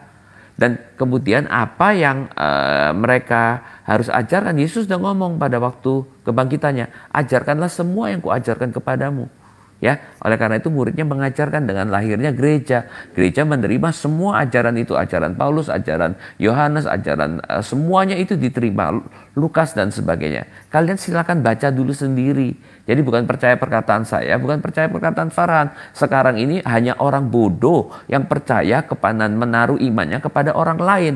Tetapi harus baca ke sumbernya, bukan katanya-katanya. Itu sudah nggak zaman. Itu untuk orang-orang yang IQ-nya di bawah 100. Gitu ya. Orang yang pintar itu akan mencari sumbernya, prima causanya. Di sini saya tidak mengatakan Kristen yang benar atau Islam yang benar. Baca Al-Qur'annya, baca Kristennya. Gitu. Bukan seperti Juma dan Farhan yang sedang menerangkan Kristen tetapi bukan ajaran Kristen, dan mereka tidak pernah belajar, bahkan buku teologi Kristen pun nggak pernah baca, dan tidak ada yang seperti mengajarkan seperti itu, dan tidak ada pengertian seperti itu. Itu hanya comot-comot kata-kata, diobak-abik, diadak-aduk untuk kalian yang nggak mengerti. Berarti kalian ini dibodoh-bodohi sedang. Masa kan kalian orang-orang bodoh yang mendengar ini, ya? Jadi saya nganjurkan kalian baca, kemudian saya baru sekarang perdebatkan dengan Farhan. Saya ngomong sama Farhan, ya. Jadi ada aspek kemanusiaan Yesus, ada aspek keilahiannya. Kemudian Yesus itu mengajarkan kepada murid-murid, siapa Yesus? Yesus adalah utusan, tapi dia juga adalah Allah. Dia nggak perlu nulis, dia suruh murid-muridnya. Siapa murid-muridnya? Para rasul. Para rasul itu tingkatannya seperti apa? Seperti kalian percaya pada Muhammad. Siapakah Paulus? Siapakah Yohanes? Siapakah Petrus? Dia adalah rasul-rasul Allah yang maha tinggi. Seperti kalian percaya kepada Muhammad adalah rasul. Jadi tulisannya mereka itulah yang menjadi dasar ajarannya. Bukan dipotong-potong, oh itu kata Yesus yang warnanya merah. Yang warnanya merah itu juga ditulis oleh rasul. Gitu loh. Jadi kalian harus belajar sendiri. Di sini saya belum jawab ya. Saya baru masuk kepada kalian harus belajar sendiri. Kalau tidak begitu kan kalian sudah salah mikir semua. Oke, silakan. Cukup, terima kasih. Bang Oke, cukup. Waktunya, Tafadhol. Ya, baik. Ya, yang pertama ketika saudara Pras ini mengatakan Yesus itu punya sisi kemanusiaan, punya sisi keilahian. Berarti pencipta langit dan bumi yang disembah oleh Yesus itu punya sisi kemanusiaan. Apakah betul Tuhannya Musa itu punya sisi kemanusiaan? Dalam arti kata ruang lingkup kemanusiaan artinya kelemahan, ketidakberdayaan, berkata-kata pun tidak bisa dari dirinya sendiri. Apakah Tuhan punya sisi kelemahan seperti itu? Tentu tidak, kecuali Tuhan palsu. Kalau Tuhan palsu punya sisi pada dirinya yang tidak bisa berkata-kata dari dirinya sendiri. Kalau Tuhan palsu ada pada dirinya, melekat pada dirinya, posisi di mana dia tidak bisa berbuat apa-apa dari dirinya sendiri, itu Tuhan palsu. Kalau Tuhan yang asli, dia maha kuasa. Tidak ada pada dirinya aspek kemanusiaan. Kenapa? Karena kemanusiaan itu adalah dimensi kelemahan. Tidak memiliki otoritas sebagai pencipta langit dan bumi, dan Tuhan tidak mensifati sifat seperti itu. Itu Tuhan-Tuhanan, buatan konsili atau buatan muhtamar atau pemilihan. Nah, kalau saudara kita Pras ini mengatakan bahwasanya yes, kami umat Islam itu tidak ngerti karena tidak membaca buku apologet, kami langsung mendalami kitab Bibelnya. Mau kurang apa lagi coba? Berbeda dengan Al-Quran. Kalau belajar Al-Quran harus memahami asbabul wurud, asbabul nuzul, ilmu mantik, harus memahami nahwu sharaf, balaga, i'rab dan seterusnya. Kalau Bibel, apa yang harus dipahami untuk paham itu? Nggak ada. Yang penting Anda bisa eksegesis, bisa menafsirkan, dan penafsiran itu berdasarkan terhadap data yang ada, udah selesai. Dan itu yang dilakukan pendeta. Yesus dituhankan itu cuma penafsiran. Yesus memiliki sisi keilahian juga, itu hanya penafsiran. Penafsiran apa yang digunakan? Ya entah. Penafsiran yang kemudian menginginkan orang manusia ini menyembah manusia. Itu wajahnya. Tapi kalau dikatakan orang Kristen lebih paham Bibel, dari aspek mananya Kristen lebih paham? Coba. Kita uji dulu. Dari aspek mana orang Kristen lebih paham Bible daripada orang Islam? Oh, orang Kristen itu bisa memahami bahasa Aramaik sampai kepada nikut-nikutnya mereka paham. Buktikan. Gak ada itu cerita. Ya, jadi masalahnya di sini adalah faktor iman. Karena teman Kristen itu merasa imani saja, kemudian ketika muncul umat Islam mengkritisin, imannya terasa terusik. Sehingga dia harus membangun narasi bahwa umat Islam itu tidak paham tentang Bible. Kami harus belajar Bible itu dari aspek mana dulu? Sementara sekolah minggu hanya mengajarkan, memperdengarkan ayat, data-data di dalam Bible, kemudian ditafsirkan, dijabarkan. Tapi apakah sesuai dengan ajaran Yesus? Mari kita uji. Yesus memiliki sisi keilahian. Apakah Yesus pernah mengatakan itu? Tidak. Lalu dari mana Kristen mendapatkan itu? Tafsir. Imani saja. Masa ada manusia punya sisi keilahian, sementara di dalam kitabnya sendiri, mujizat, tanda-tanda, kekuatan, dan apapun pekerjaan Yesus, itu justru membuktikan bahwa dia adalah utusan Tuhan. Yohanes 5 nomor 36. Pekerjaan Yesus yang adalah bukti bahwa dia utusan Tuhan, pekerjaan itu dijadikan sandaran oleh orang Kristen untuk menuhankan Yesus. Padahal pekerjaan menurut Yesus yang Yesus lakukan itu untuk membuktikan kepada Bani Israel bahwa dia bukan anak haram. Bahwa pekerjaannya itu murni dari Tuhannya. Berarti itu pekerjaan membuktikan dia adalah utusan Tuhan. Tapi kalau Kristen beda. Pekerjaan Yesus membangkitkan orang mati, membuat orang lumpuh berjalan, orang buta melihat, air jadi anggur. Pekerjaan-pekerjaan itu justru dijadikan sebagai modal tafsir untuk menuhankan dan mengatakan manusia ini punya sisi keilahian. Kan ngaco. Ya kita hargai itu iman teman Kristen, kita hargai. Tapi sebagai orang yang terjun di dunia apologet, kita harus jujur mengatakan bahwa memang Yesus itu bukan Tuhan, tetapi Tuhan bagi Kristen, karena Kristen menuhankan Yesus hanya berdasarkan iman, bukan berdasarkan terhadap data-data yang dihasilkan dari Yesus. Demikian. Mungkin ini argumen terakhir saya. Saya wakilkan kepada sahabat saya, Bang Farhan, karena saya harus istirahat. Ya, masih lelah soalnya dari daerah. Saya rasa kalau cuma saudara Chris dan Pras bisalah berdialog damai dengan Bang Farhan. Beliau adalah guru saya juga. Saya kira begitu. Terima kasih teman-teman. Saya pamit. Meski saya masih mendengarkan ya sambil saya tiduran. Dan kepada teman-teman yang ada di TikTok, ucapan terima kasih banyak. Begitu juga yang ada di YouTube. Terima kasih dan mohon maaf atas kekurangan yang ada pada diri saya. Wabillahi taufiq wal hidayah. Assalamualaikum warahmatullahi wabarakatuh. Salam tauhid, salam satu Tuhan, Allahu Akbar.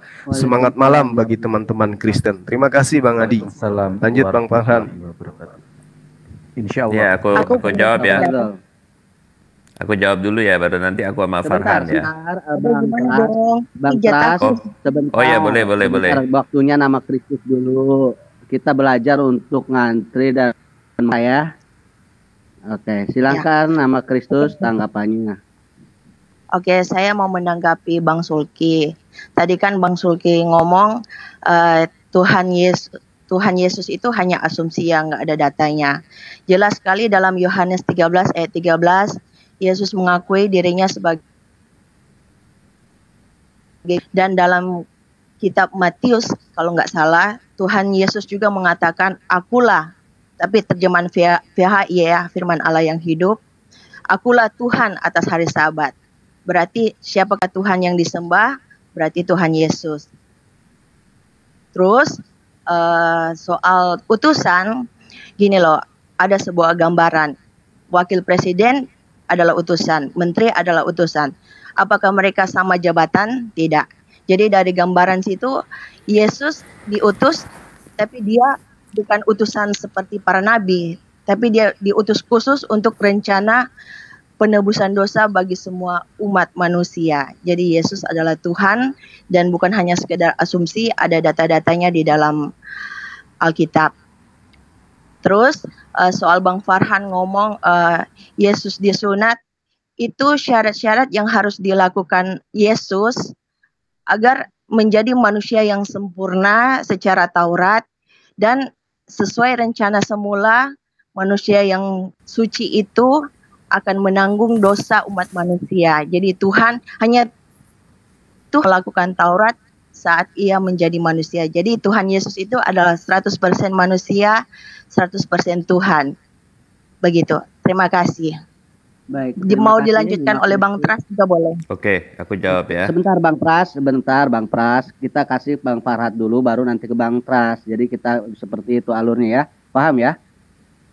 Oke, silakan Bang Farhan ditanggapi, yang lainnya di mute dulu, nanti setelah Bang Farhan baru ke Bang Pras, baru ke nama Kristus lagi. Seperti itu ya, alurnya ya, dipahami ya semuanya ya. Silakan Bang Farhan. Oke, terima kasih. Nama Kristus, mungkin Anda harus banyak belajar dulu, baca King James Version, bagaimana Yohanes 13:13 ya, di sana itu tidak pernah ada kata God ya, di sana ada master ya, Tuhan atau Lord ya. Jadi tolong pahami itu ya. Ini sebenarnya udah basi ya. Untuk yang terjun di dunia debat lintas agama, Yohanes 13:13 sudah diakui seperti apa ya, Mbak nama Kristus ya. Jangan menempatkan entitas tertinggi kemahaan berdasarkan translate yang salah ya. Sayang sekali nanti keimanan Anda. Terus kalau kita menanggapi tentang bagaimana ketika kami menempatkan Yesus sebagai utusan berdasarkan bukti-bukti nyata di dalam Bible, saya pernah menantang semua debater Kristen mengatakan, kumpulkan ayat-ayat yang paling banyak, apakah Yesus sebagai utusan atau Yesus sebagai Tuhan, maka ayo kita berdiskusi, kumpulkan ayat-ayat yang menyatakan Yesus Tuhan dan Yesus sebagai utusan yang berwarna merah. Yuk, itu challenge saya kepada debater Kristen semuanya. Udah setahun lebih mungkin. Waktu itu saya debat dengan Rudy Johannes, dan kita berdasarkan kitab suci, apa yang tertulis di sana itulah yang kita imani. Entah itu ayat yang bermakna literal ataupun metafor. Bagaimana Yesus ini sebagai Tuhan ataukah Yesus sebagai utusan. Tadi Pras sayang sekali dia mengatakan, kalian kan tidak pernah membaca buku teologia Kristen. Justru yang Anda baca itu, kenapa Anda tersesat, yang Anda baca itu adalah interpretasi, eksegese. Kami membaca langsung dari pusat langsung, sumber primernya, data primernya, yaitu Bible itu sendiri. Kami menginterpretasikan berdasarkan, terutama saya, ketika membaca, saya akan memahami secara hermeneutika. Interpretasi secara kontekstual, lalu saya tambahkan ke dalam ilmu semiotika, yaitu tanda-tanda. Contoh, ketika aku memahami Bapa dan aku adalah satu, maka kita pahami apa ada korelasinya ayat-ayat yang lain. Ternyata aku dan Bapa adalah satu, ini adalah bersama misinya yang satu. Seperti yang dikatakan Yesus, segala yang aku katakan bukan dari diriku sendiri, melainkan dari Bapa. Ini terkorelasi. Begini cara sebenarnya memahami Bible itu sendiri. Ada interconnection antara ayat satu dengan ayat yang lain. Tidak melakukan interpretasi sendiri, mengeksegese. Dan ini yang saya katakan hipokritasi dalam membaca Bible. Ketika ketemu ayat-ayat yang merugikan, mereka katakan, oh baca dong dari awal. Baca dong satu perikop. Tapi ketika menemukan ayat-ayat yang menguntungkan hanya satu ayat, dia menuplik satu ayat tanpa memperhatikan sesuai dengan perikop. Hipokritasi. Ya, mohon maaf ini saya ucapkan. Nah, kalau kita kaitkan Pak Pras bahwa bagaimana kita memahami Yesus ini dalam posisi yang sesuai dengan posisinya, memposisikan sesuai dengan porsinya, maka kita di sana akan menemukan bukti-bukti yang sangat banyak dan valid bahwa Yesus ini adalah sebagai utusan. Tidak pernah Yesus mengatakan menciptakan alam semesta ini. Tidak pernah Yesus itu mengatakan bahwa Yesus adalah yang membangkitkan kematian, ya, semua kematian dia yang membangkitkan, atau Yesus yang menentukan kiamat itu kapan. Tidak pernah ada di situ. Kalau kita pakai parameter yang jelas, Pak Pras, ya, parameternya apa sih? Jangan ambigu di sini. Mukjizat ditetapkan sebagai parameter Tuhan. Oke, saya ikuti. Saya mendowngrade intelektualitas saya untuk pemahaman parameter standar daripada Tuhan itu sendiri. Yaitu katanya adalah sebuah mukjizat. Berjalan di atas air. Ya, bisa menghidupkan orang mati. Terus kalau ini, Tuhan parameternya harus unik dan distinct. Dia tidak bisa disamakan dan dia punya keunikan sendiri yang tidak disamai oleh umatnya atau makhluknya atau ciptaannya. Nah, kalau kita kaitkan dengan hal itu, maka kita bisa menemukan apakah yang punya mukjizat itu cuma Yesus? Ternyata tidak. Musa bisa membelah lautan. Yesus bisa? Enggak. Ya. Sulaiman di dalam khazanah Islam bisa berbicara dengan binatang-binatang. Yesus tidak. Terus kalau menghidupkan orang mati, apakah tidak ada tokoh-tokoh yang seperti ini? Ternyata ada. Elia bisa menghidupkan orang mati. Terus hidup katanya terbang dan dia tidak mati. Henok tidak mati. Artinya di sini kalau kita pakai parameter korelasi yang fair di sini, ternyata apa yang dimiliki Yesus itu tidak unik, tidak distinct. Ada yang menyamainya. Artinya kegagalan dalam membuat standar dan parameter Yesus sebagai Tuhan, karena ada yang menyamai, punya mukjizat seperti itu juga. Harusnya ini yang harus kita pelajari, Pak Pras. Menempatkan sesuai dengan porsinya. Oke, 1 menit lagi. Kalau kita mengaitkan hal ini, Pak Pras, dalam memahami Bible secara hermeneutik maupun semetik, maka kita akan menemukan sebuah titik korelasi bagaimana Yesus meneruskan ajaran-ajaran dari kitab Taurat itu sendiri. Kenapa? Yesus mengatakan dalam Bible Anda sendiri dengan kalimat bahwa jika agamamu tidak lebih daripada kaum Farisi. Ingat itu. Artinya rujukan Yesus, nilai-nilai moralitas dan syariat tetap merujuk kepada Taurat itu sendiri, dibawakan nama Yesus. Sehingga ketika hal itu dikatakan Yesus, maka apa yang dikatakan Yesus? Tidak satu iota pun, ya, tidak satu iota pun sampai langit ini runtuh yang harus diganti atau dihilangkan. Nah, kalau cara menjelaskan dan memahami Bible seperti ini, maka kita akan terkorelasi kepada nilai-nilai kontekstual dari Bible itu sendiri, bahwa Yesus adalah seorang utusan, Yesus membawa syariat-syariat, sumbernya dari Taurat, nilai-nilai moralitas dan syariat-syariat tentang hukum, maka di sana akan ada jalan yang disebut sama Yesus, akulah jalan kebenaran dan hidup. Kita lalui ajaran-ajaran moralitas daripada Taurat, kita lalui ajaran-ajaran kasih daripada Yesus, maka kita akan sampai kepada final destination, yaitu hidup yang kekal di samping Bapa. Terima kasih. Oke, terima kasih. Sebelum dijawab Bang Pras, saya sapa dulu. Assalamualaikum Bang Handi, selamat bergabung. Waalaikumsalam warahmatullahi wabarakatuh. Ya. Lanjut Bang. Simak dulu ya Bang ya, di mute dulu mic-nya. Sekarang Bang Pras silakan tanggapannya. Ya, kalau kalian yang ngerti, maka kalian tahu bahwa judul yang disampaikan oleh Farhan ini banyak, kemudian acak-acakan. Kemudian dia berhadapan dengan saya tidak mengatakan bahwa saya membuktikan bahwa ketuhanan Yesus dari mujizat. Loh, kok udah ngomong begitu? Nuduh-nuduh aja. Ya, belum saya sampaikan ya. Jadi kalau sama orang lain debat, ya itu dengan orang lain, bukan dengan saya. Kemudian, tadi mengatakan lucu ya, aku dan Bapak adalah satu. Jadi kita harus melihat, kemudian kita harus mengerti bahwa itu adalah kesamaan misi dari perkataan yang lain. Lalu kemudian dia menyalahkan pada waktu you mengartikan satu ayat hanya berhenti di ayat itu untuk kepada konteks gitu. Jadi sebenarnya kalau orang yang mengerti dan memahami itu akan tahu bahwa apa yang dikatakan oleh Farhan itu kacau balau dan kontradiksi gitu. Kemudian saya mengatakan perlu baca buku-buku teologi ya. Loh iya jelas dong. Kemudian saya boleh mengerti Al-Quran tanpa penafsiran dan membaca juga tafsiran-tafsiran dari para ahli Quran. Ya kalian harus mengerti dong. Ya, jadi bukan berpatokan kepada pelajaran mereka, tetapi membaca Alkitabnya sebenarnya sudah jelas. Kemudian kalian juga harus membaca, kalau nggak gitu pengertiannya acak-acakan seperti yang tadi ngomong oleh Zuma. Saya kasih contoh ya, bahwa ada keilahian di dalam, ada kemanusiaan di dalam keilahiannya. Jadi Allahnya jadi lemah. Loh siapa yang ngajarin begitu? Nggak ada satu orang Kristen mengajarkan ada keilahian, ada kemanusiaan di dalam keilahian sehingga keilahian menjadi lemah. Itu adalah konklusinya Mr. Juma gitu ya. Oh kalau gitu Yesus ada kemanusiaan, keilahian dan kemanusiaan tidak campur baur sehingga keilahiannya kecampur dengan keinsaniannya sehingga keilahiannya kekurangan ilahi. Siapa yang bilang begitu? Gitu ya. Ya, jadi nggak ada masalah itu. Dia mengambil natur manusia sehingga dikatakan 100% Allah, 100% manusia. Di dalam 100%-nya Allah ini nggak kecampur-campur dengan kemanusiaan, jadi ada kelemahan. Kemudian Yesus punya kemanusiaan, jadi itu adalah kelemahan daripada kealahan. Siapa yang bilang? Gitu ya. Kealahan tetap adalah kealahan yang tidak dipengaruhi sama sekali. Makanya dalam hal itu perlu belajar juga teologi Kristen. Bukan karena kita berpatokan pada teologi Kristen. Itu dibangun di atas dasar firman Tuhan supaya kalian waktu baca itu lebih jelas. Dan kemudian yang dikatakan Juma itu bukan nggak pernah ada ajaran Kristen dan di dalam Alkitab seperti itu.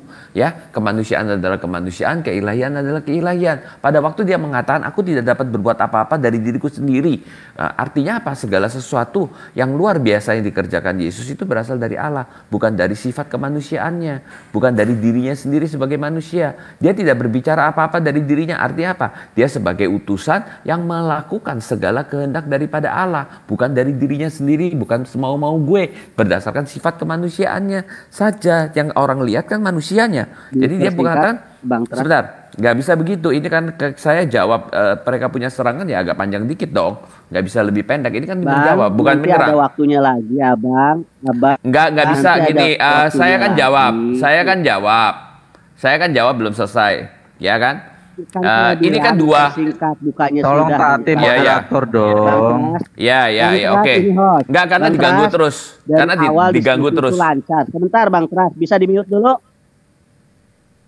Bang Tras, dari awal diskusi ini lancar. Islam dengan Kristen itu nggak ada masalah. Saya bersikap adil di sini. Nanti kalau kurang ada waktunya lagi untuk dipertegas atau dipertajam, baik yang memaparkan maupun yang bertanya. Tapi jangan sampai terlalu lama sehingga yang lain waktunya jadi kurang. Makanya saya coba berlaku adil. Nanti kalau kurang dipertajam. Paham ya?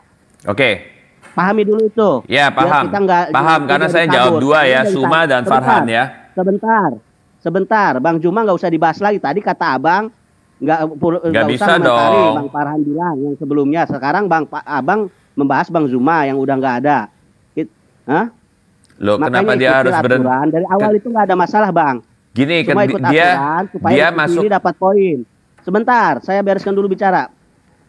Supaya diskusi ini dapat poin, kita sama-sama belajar. Silahkan paparkan benar atau enggaknya biar viewer yang melihat. Yang mana masuk akal, mana enggak, yang mana akademis, mana enggak. Masalah ranah keimanan itu urusan masing-masing. Tapi di sini saya pribadi sebagai host, saya belajar. Paling enggak belajar mendengarkan orang bicara. Kalau cuma bicara semua orang jago, yang enggak sekolah pun jago. Tapi belajar mendengar, S3 pun sekalipun atau profesor kadang enggak bisa mendengar. Ya, paham ya, belajar mendengar ya. Oke, saya bilang sebentar lagi dipersingkat, bukan sudah. Artinya masih ada waktu, silahkan paparkan. Nanti kalau kurang, ada giliran lagi untuk dipertajam. Entah itu yang memaparkan ataupun yang menanya. Sehingga apa? Viewer dapat poinnya. Paham ya? Sampai di sini dapat nilai-nilai, dapat value yang bisa menambah wawasan. Entah itu wawasan secara akademis maupun keimanan. Sampai di sini paham ya? Saya selama dari tadi buka itu kooperatif. Saya ikutin semuanya, bersikap adil posisi saya. Saya tidak mencampuri materi diskusi atau substansi diskusi. Saya hanya mengarahkan timer dan ketika itu udah melebar atau menyerang pribadi atau ada hujatan-hujatan, maka saya akan bereaksi di situ. Selama itu masih kondusif, saya akan coba atur itu. Paham ya sampai di sini ya? Oke, kasih saya 1 menit bisa? Iya kan saya bilang dipersingkat bukannya sudah. Dipahami ya arti dipersingkat dengan sudah kan? Ya. Oke, silakan 1 menit. Oke. Terima kasih. Terima kasih.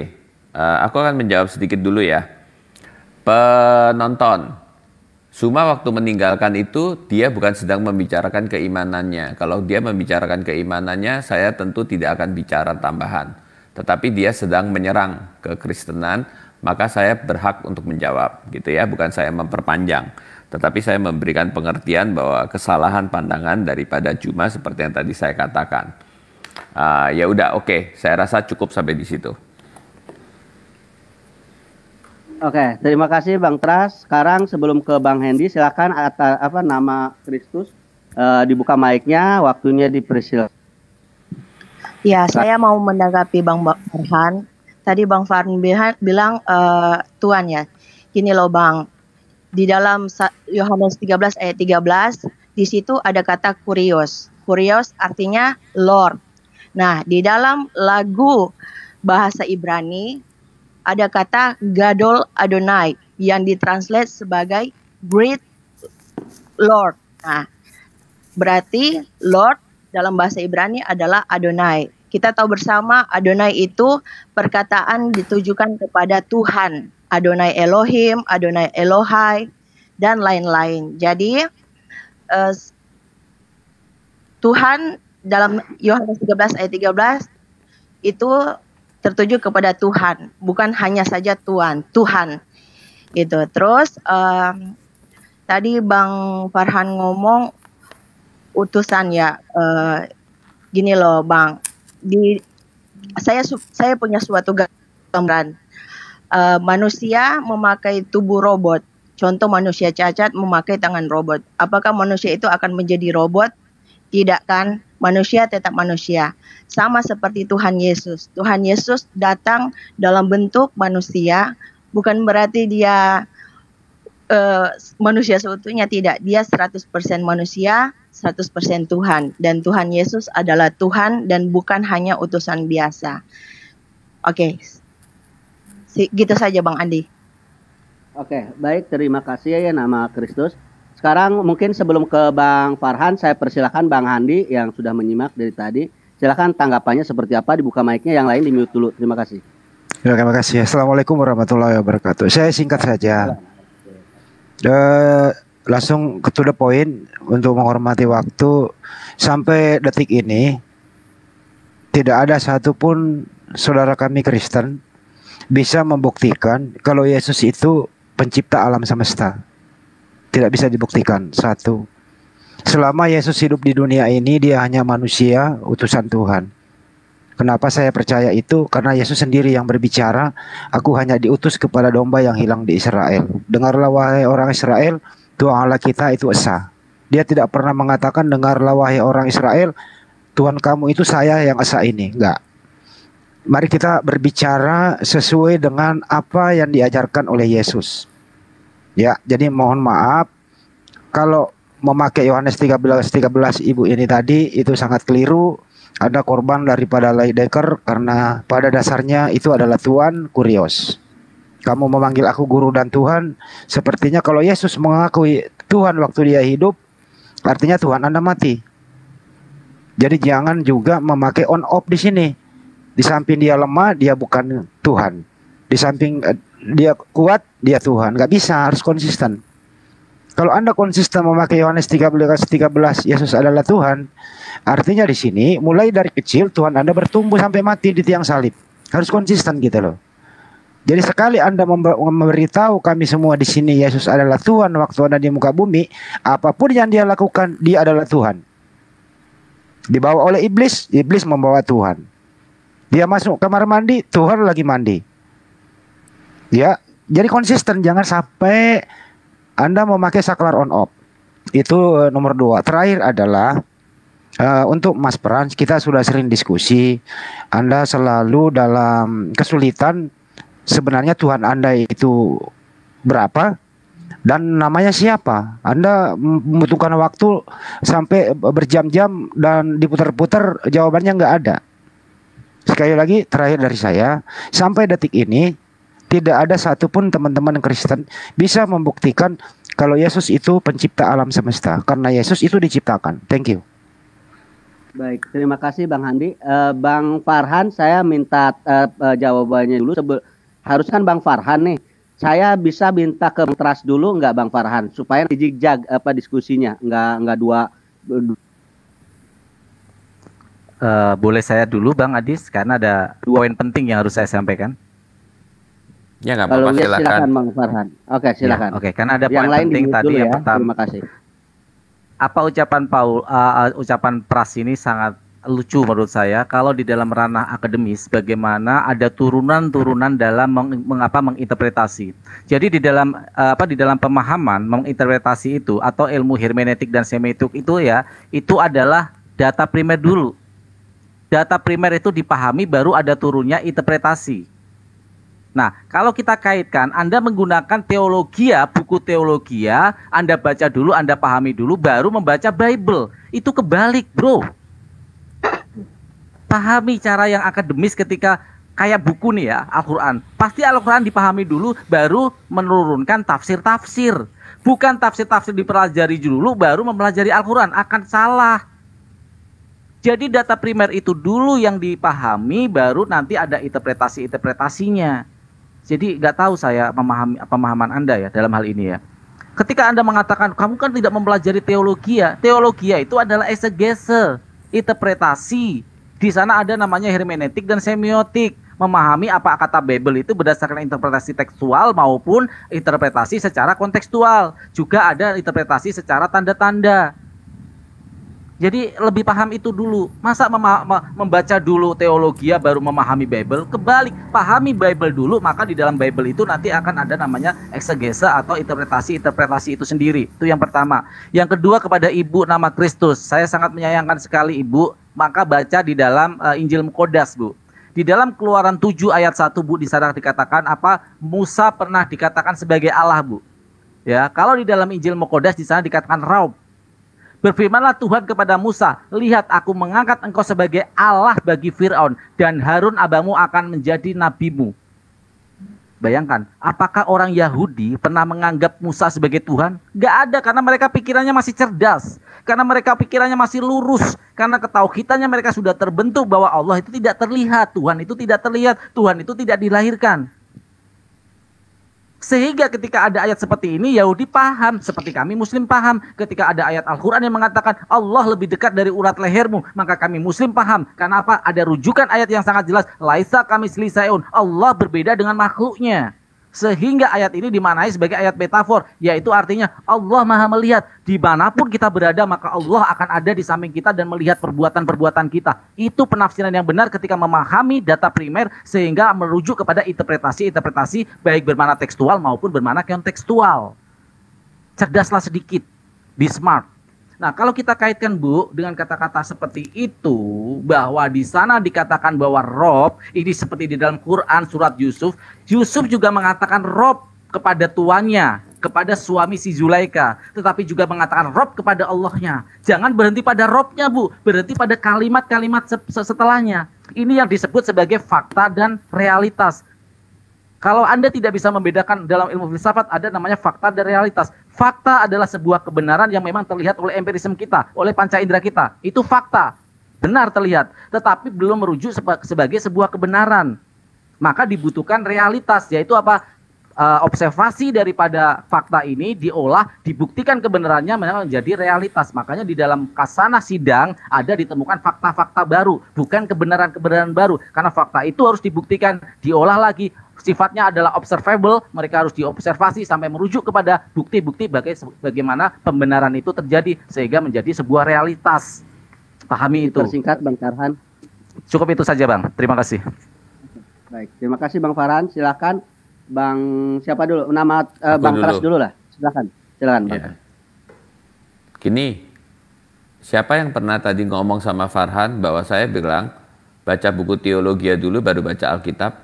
Enggak. Kepada teman-teman yang ada di pendengar, maka baca Alkitab dulu. Kepada Farhan yang kelihatannya sudah baca Alkitab, karena kelihatannya kacau dan Sukma tadi kacau, maka saya suruh baca buku teologi ya, gitu ya.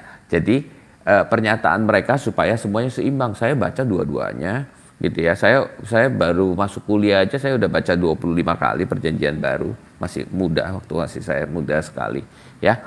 Jadi tentu baca Alkitab dulu, baru baca buku teologi. Bagaimana yuk baca buku teologi tanpa baca Alkitab dengan baik dan nggak mengerti apa yang mereka bahas dan mereka katakan, ya. Jadi itu nggak ada masalah ya, Farhan, jangan salah nangkep.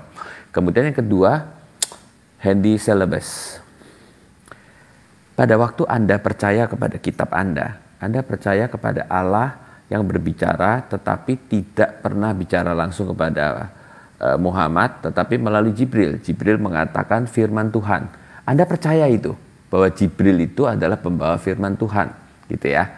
Lalu Anda percaya bahwa Jibril yang hanya ketemu dengan Muhammad, Anda pun juga nggak pernah ketemu kan ya. Lalu kemudian mengatakan itu firman Tuhan. Alasannya apa?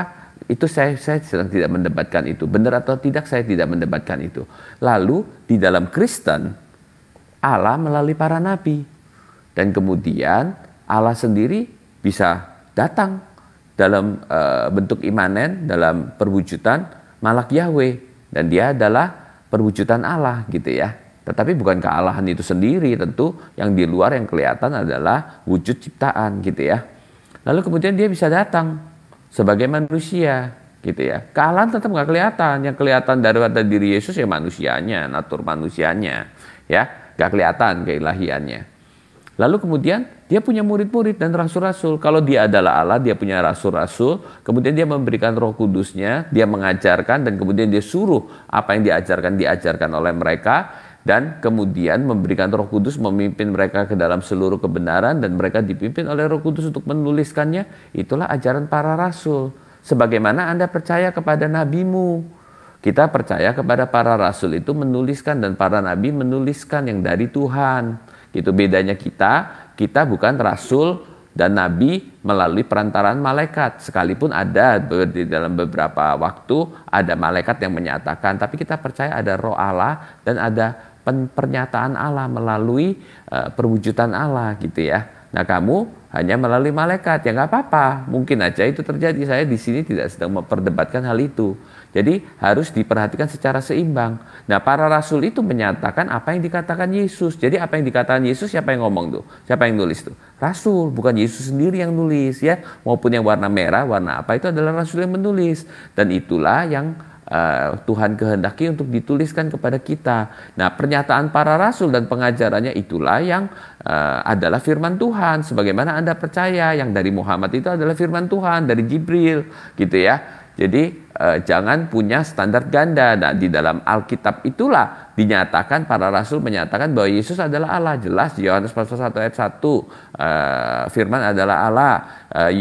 Roma pasal 9 ayat 5 Mesias itu adalah Allah yang harus dipuji sampai selama-lamanya. Ya Yesus. Kemudian Ibrani pasal 1 ayat 8 taktamu ya Allah. Kemudian satu definite artikel untuk Allah dan untuk Savior ya di dalam Titus pasal 2 ayat 13. Kemudian pernyataan Yesus, dia mengatakan dia bisa maha hadir. 2-3 orang berkumpul dalam namaku, aku ada di tengah-tengah mereka. Ada berapa banyak orang di dunia yang kumpul dalam nama Yesus? Dan Yesus berkata bahwa dia ada di tengah-tengah. Kok bisa begitu? Karena Yesus adalah Allah. Yesus mengatakan segala yang Allah punya, ya segala yang Allah punya adalah aku punya gitu. Yesus juga mengatakan before Abraham was I am. I am itu hanya bisa untuk Allah karena Allah yang tak terbatas ruang dan waktu. I am itu untuk diri yang tak terbatas ruang dan waktu. Itu sama dengan Yehowa yang menyatakan diri di dalam Keluaran pasal 3 ayat 14 gitu ya. Oke, aku rasa aku serahkan kepada saudari Nama Kristus. Terima kasih. Terima kasih Bang Teras. Nama Kristus, silakan waktunya untuk tanggapannya. Terima kasih. Oke, tadi Bang Farhad ngomong Keluaran 7 ayat 1, berfirman Tuhan kepada Musa, lihat aku mengangkat engkau mengangkat sebagai Allah bagi Firaun. Di sini saya mau mengatakan bahwa bagi Firaun Tuhan itu seperti matahari yang harus disembah, binatang, lalat. Di sini bukan Musa jadi Allah Maha Kuasa, bukan, tapi di sini Tuhan mau menunjukkan bahwa sebenarnya apa yang disembah oleh Firaun itu masih manusia lebih tinggi daripada itu semua gitu loh. Nah, bedanya dengan Kristus, Kristus itu mengakui bahwa akulah Tuhan atas hari Sabat. Nah, kita tahu bersama dalam hukum Taurat juga tertulis, kuduskanlah hari Sabat. Dan siapa yang disembah dalam hari Sabat? Yaitu Tuhan yang berkuasa atas segalanya. Jadi beda ya. Terus tadi Bang Handi ngomong, Yesus hanya utusan. Gini loh Bang, tadi saya sudah gambarkan. Manusia pun pernah ada dalam posisi pencipta, yaitu menciptakan robot. Ketika manusia menggunakan tangan, kaki, bahkan tubuh robot, apakah manusia menjadi robot? Tidak.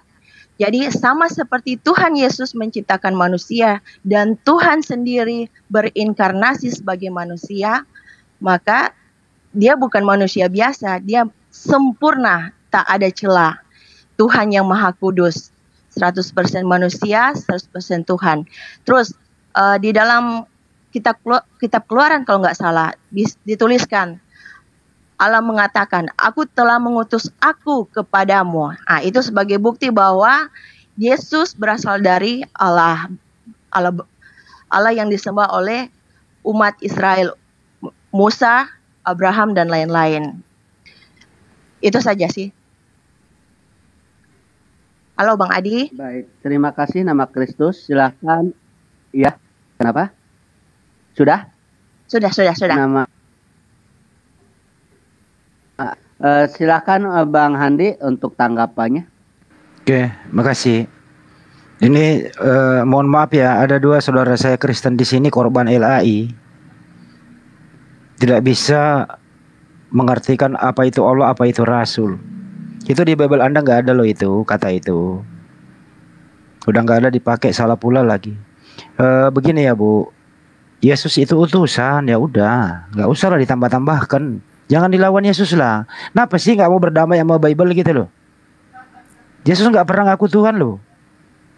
Dia utusan gitu loh. Ada yang ngutus kok. Baca aja Yohanes 17:3. Baca yang lain-lain kan gitu. Aku hanya diutus kepada domba yang hilang di Israel. Jadilah hidup yang kekal itu. Mereka mengenal Engkau satu-satunya Allah yang benar. Nih Yesus nih ngaku nih, aku ini utusan. Lu mau bantah tuh? Jangan dong dilawan Yesus. Kenapa sih teman-teman Kristen selalu diskusi melawan Yesus tiap hari gitu loh? Nggak capek apa ya lawan Yesus gitu? Begini ya Bu, kalau Anda mengatakan 100% manusia, 100% Tuhan, itu sangat keliru. Bagaimana mungkin manusia menyatu dengan Tuhan pencipta alam semesta, sedangkan manusia ini lemah? Gitu loh. Nah waktu Yesus misalnya lemah, ketuhanannya bagaimana nasibnya? Susah loh itu dijelaskan. Udahlah ikuti aja, Yesus utusan kelar gitu. Ada yang ngutus bener, ikuti Yesus saja gitu loh. Kami hanya ini membimbing Anda mengikuti Yesus gitu loh. Tapi kalau Anda nggak mau mengikuti Yesus ya up to you, itu urusan Anda kan gitu.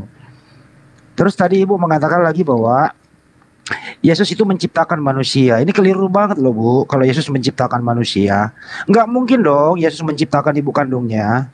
Bunda Maria manusia loh Bu. Apakah Ibu mau mengeluarkan statement malam ini bahwa anak kandung menciptakan ibu kandung? Kan aneh Bu, diketawain orang. Janganlah. Yesus itu diciptakan. Baca Wahyu 1:14 dan lain-lain itu loh. Awal penciptaan loh Yesus itu. Firman amin, awal daripada penciptaan gitu loh. Diciptakan tuh Yesus itu. Bacalah Bible dengan baik. Itu ya untuk Ibu. Untuk Mas Frans, saya itu nggak membahas loh tadi bagaimana proses pewahyuan Al-Quran. Saya nggak membahas itu. Saya hanya Anda minta kepada Pak Frans ini, kalau Tuhan Anda satu itu siapa namanya gitu loh. Sebut saja kalau Anda Tuhan Anda Yesus. Ya udah Yesus, jangan lagi kalau berdiskusi menyebut Adonai, menyebut Yahweh, menyebut Hashem dan segala macam. Artinya Anda keimanan ini Tuhan Anda ini pindah-pindah gitu loh. Kalau pindah ke perjanjian baru, nama Yesus dihilangkan. Perjanjian lama Adonai, Hashem, Yahweh, Yehovah-Ve. Giliran di perjanjian baru Yesus. Apakah Anda tega Bunda Maria mau menuhankan anaknya yang namanya Yesus? Tentu kan tidak. Coba ada nggak teman-teman Kristen mau mengakui malam ini kalau Bunda Maria menuhankan anaknya namanya Yesus? Coba Anda katakan, berani nggak dalam live ini? Coba Mas Frans, saya pengen nanti Anda membuat suatu statement yang fenomenal sama ibu ini, mengatakan bahwa Yesuslah yang menciptakan ibunya sendiri dan kemudian ibunya menyembah anaknya sebagai Tuhan. Apa ini Anda mau katakan seperti itu? Janganlah, berhentilah mulai detik inilah, berhentilah memasukkan keilahian dalam diri Yesus, karena Yesus ini terkunci dalam kandungan ibunya. Di sana dia terkungkung 9 bulan sebagai manusia biasa, membutuhkan nutrisi gizi, membutuhkan pernapasan dari ibunya melalui pusarnya itu. Keluar jadi bayi, dirawat sama ibunya sampai dia dewasa mengajar 30 tahun. Di mana ketuhanannya? Nggak ada.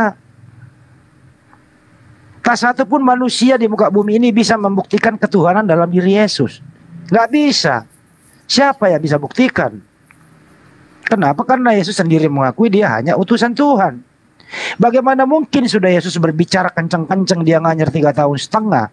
Terus manusia di zaman Nuh seperti Paulus memberikan, Allah lah yang membuat Yesus menjadi Tuhan. Bagaimana mungkin Tuhan dibentuk? Sudahlah, kembalilah ke jalan yang benar, Frans. Lu teman gue, ibu ini juga baru gue kenal. Ya kembalilah dulu ke ajaran Yesus, pelan-pelan dulu. Yesus tuh ngajar 3,5 tahun bro. Masih banyak yang ingin ku sampaikan kepada kalian semua. Kalian semua belum sanggup menanggungnya. Baiklah, aku akan pergi. Ajaran Yesus belum lengkap coy. Masa lengkap sih 3,5 tahun? Yang lengkap itu siapa? Yang tebalin Bible coba. Coba saya mau tanya semua teman. Yang menebalkan Bible itu siapa? 1, wartawan Lukas. Belum wahyunya Yohanes. Belum tulisan Yohanes. Belum Paulus, tebel banget bro. Efesius, Roma, Galatia, dan lain-lain itu. Apa Yesus taken tuh? Kagak, orang Yesus sudah nggak ada, baru itu nongol lagi. Yesus nggak paham tuh barang. Kan loh. Jadi saya harapkan berilah kesempatan kepada akal logika Anda yang sehat.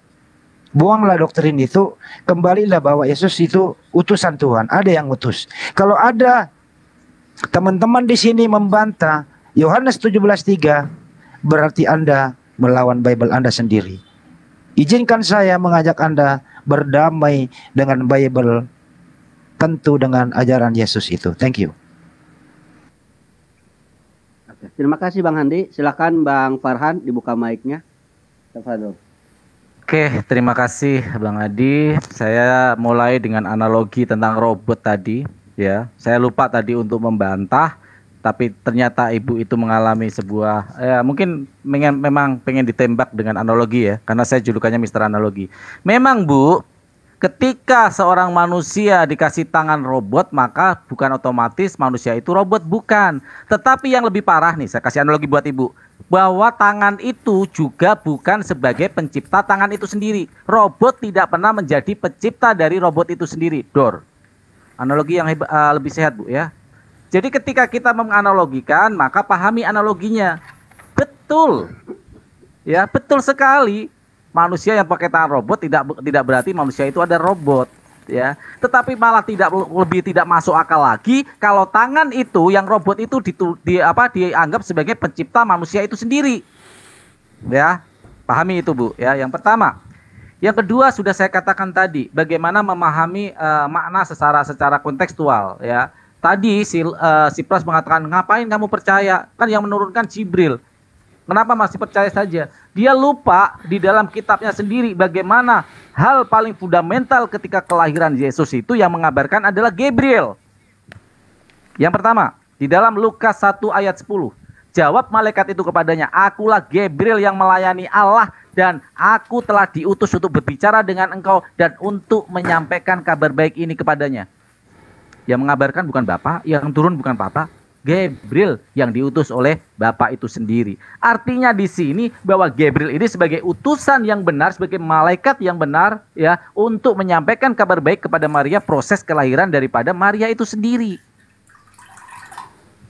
Ya, pahami sekali, pahami. Ketika kita mengatakan bahwa Yesus sebagai landasan kebenaran Yesus adalah Tuhan, maka pelajari segala aturan-aturan apa itu parameter sebagai Tuhan. Di dalam Al-Quran jelas dikatakan, apa itu menciptakan alam semesta. A'udzubillahi minasyaitonirrajim. Bismillahirrahmanirrahim. Allahu la ilaha illa huwal hayyul qayyum la ta'khudhuhu sinatun wa la naum lahu ma fis samawati wa ma fil ard. Menciptakan langit dan bumi. Akulah Allah Tuhanmu yang tidak lelah, tidak mengantuk, ya, yang menciptakan langit dan bumi. Parameter itu. Apakah Yesus punya parameter ini, menciptakan langit dan bumi? Tidak ada. Sehingga parameter Yesus ketika jadi Tuhan adalah memindahkan atau mentranslitasikan secara salah. Lord dikatakan God. Tuhan dikatakan menjadi Tuhan. Atau ayat yang menyatakan secara metafor jelas, aku dan Bapa adalah satu. Padahal ayat ini adalah bunuh diri sebenarnya. Artinya di sana ada keselarasan, ada parameter yang tidak terbantahkan bahwa mereka adalah setara. Karena mengatakan aku dan Bapa adalah satu. Tetapi dibantah lagi ayat Bible yang lain yang mengatakan aku tidak lebih besar daripada Bapa. Artinya lebih besar Bapa. Ketika Yesus dipuji baik, aku tidak baik. Kenapa kok katakan aku baik? Bapa lah yang lebih baik. Di sini artinya ada hierarki di sana. Ada hierarki mana yang lebih besar, mana yang lebih kecil. Sehingga di sini mengatakan bahwa jelas Bible Anda menyatakan Yesus adalah sebagai utusan. Karena dia tidak pernah lebih besar daripada Bapa itu sendiri. Jadi gugur makna metafor dari Anda, interpretasi dari makna aku dan Bapa adalah satu. Sebagai sebuah kalimat literate yang mengatakan Yesus dan Bapa adalah satu, itu artinya adalah gugur. Kalau kita kaitkan artinya secara literate. Tetapi kalau kita kaitkan di dalam metafor, maka akan sinkron ayat itu. Apa itu? Bahwa segala sesuatu yang diucapkan oleh Bapa, maka Yesus mengerjakan di dalam hatinya, menerima di dalam hatinya dan mengerjakan apa yang diterima oleh Bapa itu terimplementasi dari apa yang diajarkannya. Seperti yang di dalam Bible Anda, segala firman yang keluar dariku bukan dari diriku sendiri, melainkan dari Bapa. Ini linier, aku dan Bapa adalah satu. Jadi di sana ada hierarki, di sana mana yang lebih kuasa dan mana yang tidak, yang menerima kekuasaan dari yang pemilik kuasa itu. Ya, kalau kita Ya, sebentar. Ini emang ibu tadi. Bu, saya sudah kaitkan Bu ya bahwa ayat-ayat metafor di sana itu selalu di Al-Qur'an banyak, Bu. Tapi kami tidak pernah menuhankan ini loh Bu, menuhankan bahwa Allah itu ada di lebih dekat daripada urat lehermu, bahwa kita itu Allah itu ada di urat leher kita. Tidak, itu makna metafor. Seperti di dalam Al-Qur'an surat Al-Kahf ayat 16 ya. Wa nahnu aqrabu ilaihi min hablil warid.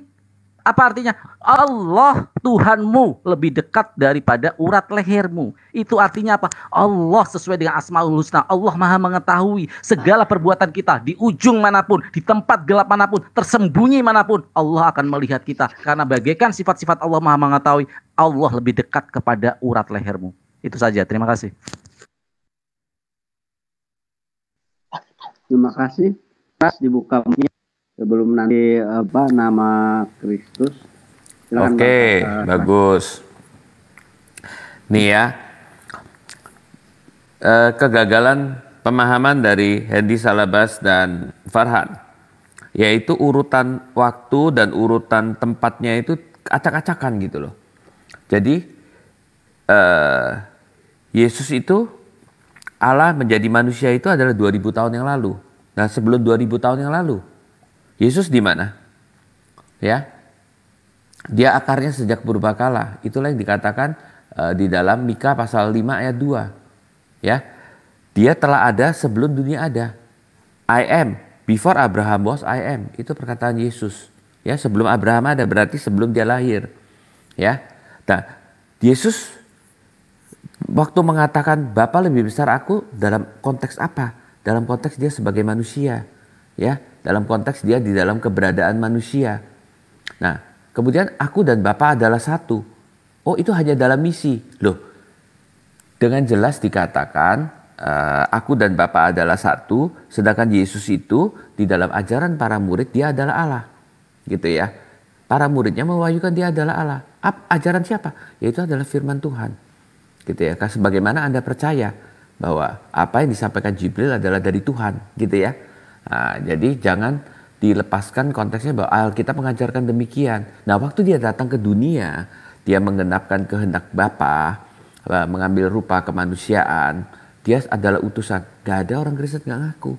Tetapi dia hanya utusan. Itu ajaran daripada Al-Quran, bukan dari jalan Alkitab. Ajaran Alkitab mengatakan dia yang sebagai utusan itu adalah Tuhan, adalah Kristus, adalah Mesias, adalah Raja, juga adalah Allah. Allah tidak bisa dilihat. Lalu kemudian yang dilihat di dalam perjanjian lama siapa? Tapi anak Allah lah yang menyatakannya, itulah anak Allah. Jadi siapakah yang dilihat oleh Musa? Dia adalah anak Allah. Perwujudan Allah, anak Allah dan Allah itu apa sih? Allah dan perwujudannya, ya. Perwujudan di mana dia mengenakan rupa yang bisa dilihat, itulah anak Allah, gitu ya. Allah itu maha hadir, bukan hanya maha melihat. Kalau tadi melihat berarti matanya ada berapa? Kemudian di mana aja? Nah, jangan dipikirkan, Allah itu memang sesuatu yang transenden, sesuatu yang tak terbatas, ruang dan waktu. Seperti apa kita nggak tahu. Ya, gak pernah ada seorang pun yang pernah melihat. Memang Allah gak kelihatan karena dia bukan termasuk materi ciptaan.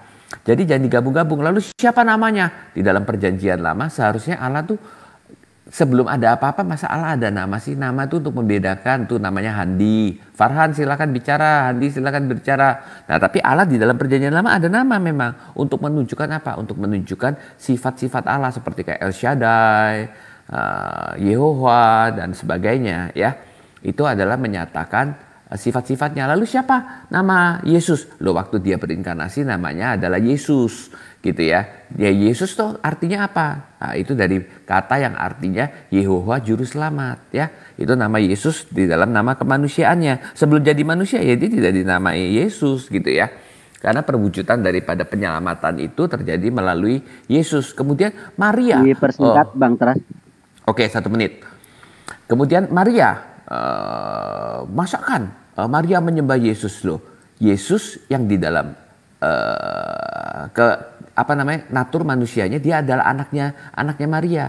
Tetapi dia sebagai Allah, dia adalah penciptanya Maria. Loh, kok bisa begitu? Nggak masuk akal di dunia ini. Loh, kalau di dunia ya memang nggak masuk akal. Mana mungkin mamamu anaknya adalah penciptanya. Karena manusia itu kontijen. sedangkan Allah itu adalah incontingent, tidak berasal dari apapun, memiliki hidup di dalam dirinya sendiri. Di mana dia mengatakan Yesus adalah pencipta? Di dalam perjanjian baru jelas Yohanes mengatakan segala sesuatu dijadikan oleh dia dan tanpa dia tidak ada sesuatu pun yang telah jadi dari segala yang telah dijadikan. Oh, itu kata Yohanes loh. Itu adalah firman Tuhan. Sebagaimana Anda percaya yang dikatakan oleh Muhammad itu dari Jibril dan dari Tuhan gitu. Jadi jangan punya standar ganda. Kemudian tentang Jibril dan Gabriel. Loh, saya tidak menampilkan bahwa ada wahyu yang diberikan kepada malaikat. Tetapi di aspek lain, wahyu itu datang dari Allah, dari Roh Allah. Ya, dari Yesus Kristus sendiri. Semuanya itu adalah Allahnya nyata bagi para nabi dan para rasul. Dan pada waktu malaikat ya malaikat. Tetapi kalian harus ingat Jibril dan Gabriel berbeda. Karena Jibril menyatakan sesuatu, Yesus adalah anak Allah. Sedangkan Gabriel mengatakan kepada Muhammad bahwa Allah tidak beranak dan tidak diperanakan dan mengacu kepada syahibah dan sebagainya. Oke? Nah. Oke, terima kasih Bang Teras. Silakan nama Kristus ditanggapi. Oke, saya mau tanggapi Bang Handi. Bang, gini loh, wakil presiden diutus, menteri diutus. Apakah mereka sama jabatan? Tidak kan? Jadi di sini bukan aku melawan Tuhan Yesus, aku bersama Tuhan Yesus karena ada beberapa Alkitab yang mengatakan bahwa Yesus adalah Tuhan, di mana seperti Keluaran katakan Allah sendiri yang mengatakan, aku mengutus aku kepadamu. Apakah Allah lebih rendah dari Allah? Tidak kan? Jadi di sini adalah Tuhan Yesus adalah Tuhan datang sebagai manusia untuk menebus dosa umat manusia gitu. Jadi Yesus adalah utusan tapi bukan utusan biasa, tapi dia adalah Tuhan. Dia mengutus dirinya sendiri ke dalam dunia. Terus Bang Farhan, soal manusia dan robot itu gambaran seperti Tuhan Yesus bisa jadi manusia. Manusia kan ciptaan, robot juga adalah ciptaan.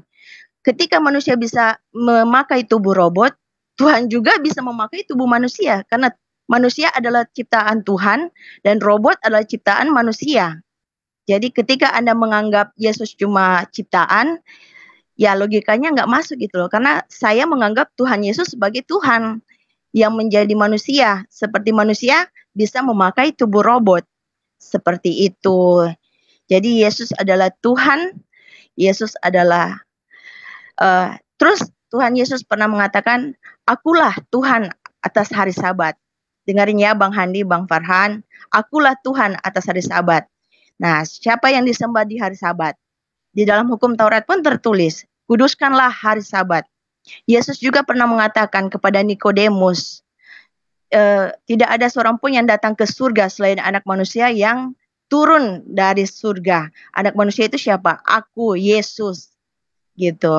Gitu saja sih Bang Andi. Oke, baik. Silakan Bang Handi ditanggapi, dibuka mic-nya. Terima kasih. Oke, terima kasih. Ibu ini memakai Keluaran 20:8-11. Akulah Tuhan dari. Itu bukan Yesus, Bu, di situ, Bu ya. Janganlah dikait-kait lah. Ibu ini kok semakin jauh aja. Ibu bukan. Nanti terluka. Jangan dibantah dong. Ibu nanti terluka loh batinnya kalau Anda mau pakai itu adalah Yesus Tuhan hari Sabat. Kalau nanti ibu memakai itu ya artinya ibu juga harus ikut Lukas 2:11 Bunda Maria melahirkan Tuhan. Ibu mau setuju tuh manusia melahirkan Tuhan? Mau setuju nggak malam ini kalau ada manusia melahirkan Tuhan? Jadi berhentilah memasukkan ketuhanan dalam diri Yesus. Nggak bisa. Nggak capek apa semua lawan Yesus nih orang berdua gitu loh. Kata Pak Frans gitu ya, sebelum dunia ada aku telah ada. Ya ikuti aja itu bahasa. Artinya apa? Kalau Yesus sebelum ada dunia ada, artinya Yesus dong yang menciptakan alam semesta. Mana ada nama Yesus pencipta alam semesta? Mana ada nama Yesus pencipta manusia? Itu namanya pemaksaan. Soalnya Yesus ini diciptakan gitu loh ya. Aku dan Bapa adalah satu. Kalau Anda konsisten aku dan Bapa adalah satu, oke. Berarti aku dan Bapa adalah satu, Yesus dan Bapa adalah satu, nggak pernah misah gitu. Nah kalau Anda konsisten di sini, bagaimana mungkin Anda nanti setelah disalib Anda pisah? Kalau aku dan Bapak adalah satu komitmen dari awal sampai akhir, mulai digendong sama ibunya sampai mati di tiang salib, Bapak selalu ada dalam diri Yesus. Nah terus siapa yang mati? Bapak melarikan diri gitu dulu, memisahkan diri, menghindar dari kematian. Janganlah.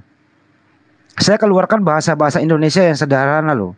Jangan sampai Yesus tidur, Bapak keluar dulu berjaga-jaga.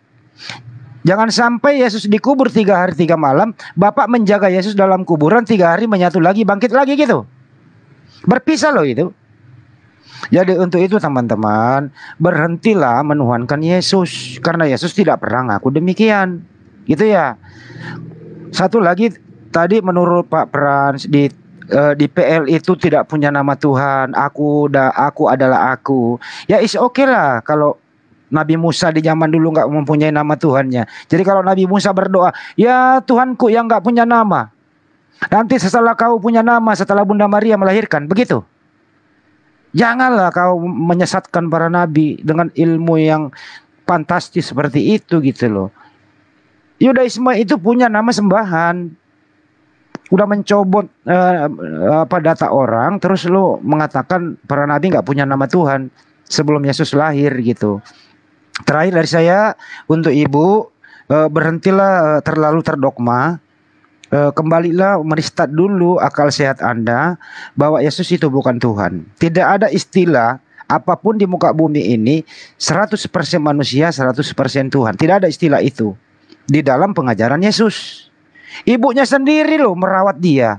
Ibunya sendiri melahirkan dia. Tidak pernah ada satupun statement di dalam Bible Bunda Maria berkata, anakku ini adalah 100% manusia, 100% Tuhan.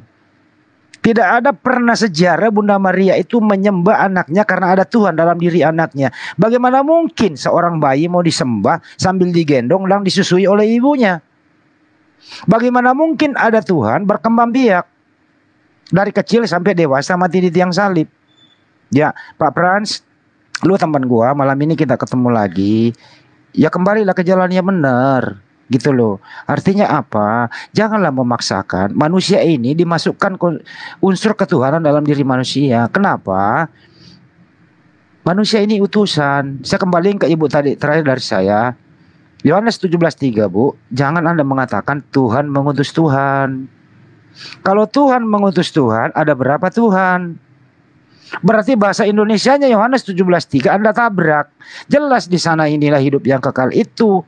Mereka mengenal engkau satu-satunya Allah yang benar, mengenal Yesus yang telah engkau utus. Kalau Allah yang benar ini adalah Yesus, kalau yang diutus ini adalah Yesus, berarti Tuhan mengutus Tuhan. Ibu mau mengatakan Tuhan mengutus Tuhan? Mengambil analogi wakil presiden diutus. Ya kalau wakil presiden diutus tetap dia wakil. Kalau wakil presiden mengutus menteri, tetap dia menteri. Nggak mungkin dia menjadi wakil presiden. Nggak ada yang berubah itu. Presiden mengutus wakilnya, nggak mungkin wakil ini adalah presiden. Begitu juga Tuhan. Tuhan mengutus manusia ke muka bumi, nggak mungkin manusia ini menjadi Tuhan. Karena Tuhan tetap ada di tempatnya.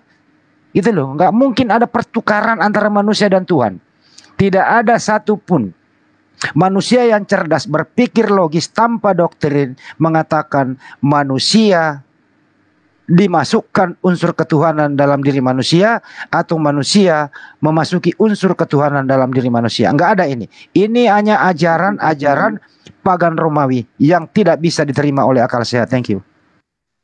Terima kasih. Silakan Bang Farhan, tafadhol. Ini parah ini ya. Analogi yang dilakukan tentang robot tadi, makanya saya bilang ini parah ya. Bu, saya menciptakan robot ya. Robot itu ya, dia bergerak atas perintah-perintah saya. Robot itu tidak akan pernah menjadi saya, Bu. Jadi analogi Ibu tuh udah salah kaprah, makanya saya bilang robot bisa bertindak atas kehendak dari yang membuat robot. Yesus bisa berkata atau mengeluarkan firman itu daripada Allah, daripada Bapa. Seperti yang dikatakan, segala yang keluar dari mulutku bukan dari diriku sendiri, melainkan dari Bapa. Ya, yang itu yang saya bilang ini parah tuh. Terus Pak Pras ya, Pak Pras tadi mengatakan Maha melihat, emang punya matanya di mana-mana. Inilah orang-orang yang kebingungan dalam membuat sebuah narasi. narasi, premis, silogisme, parah, hancur lebur. Itu tadi dia mengatakan bahwa saya yang parah gitu kan.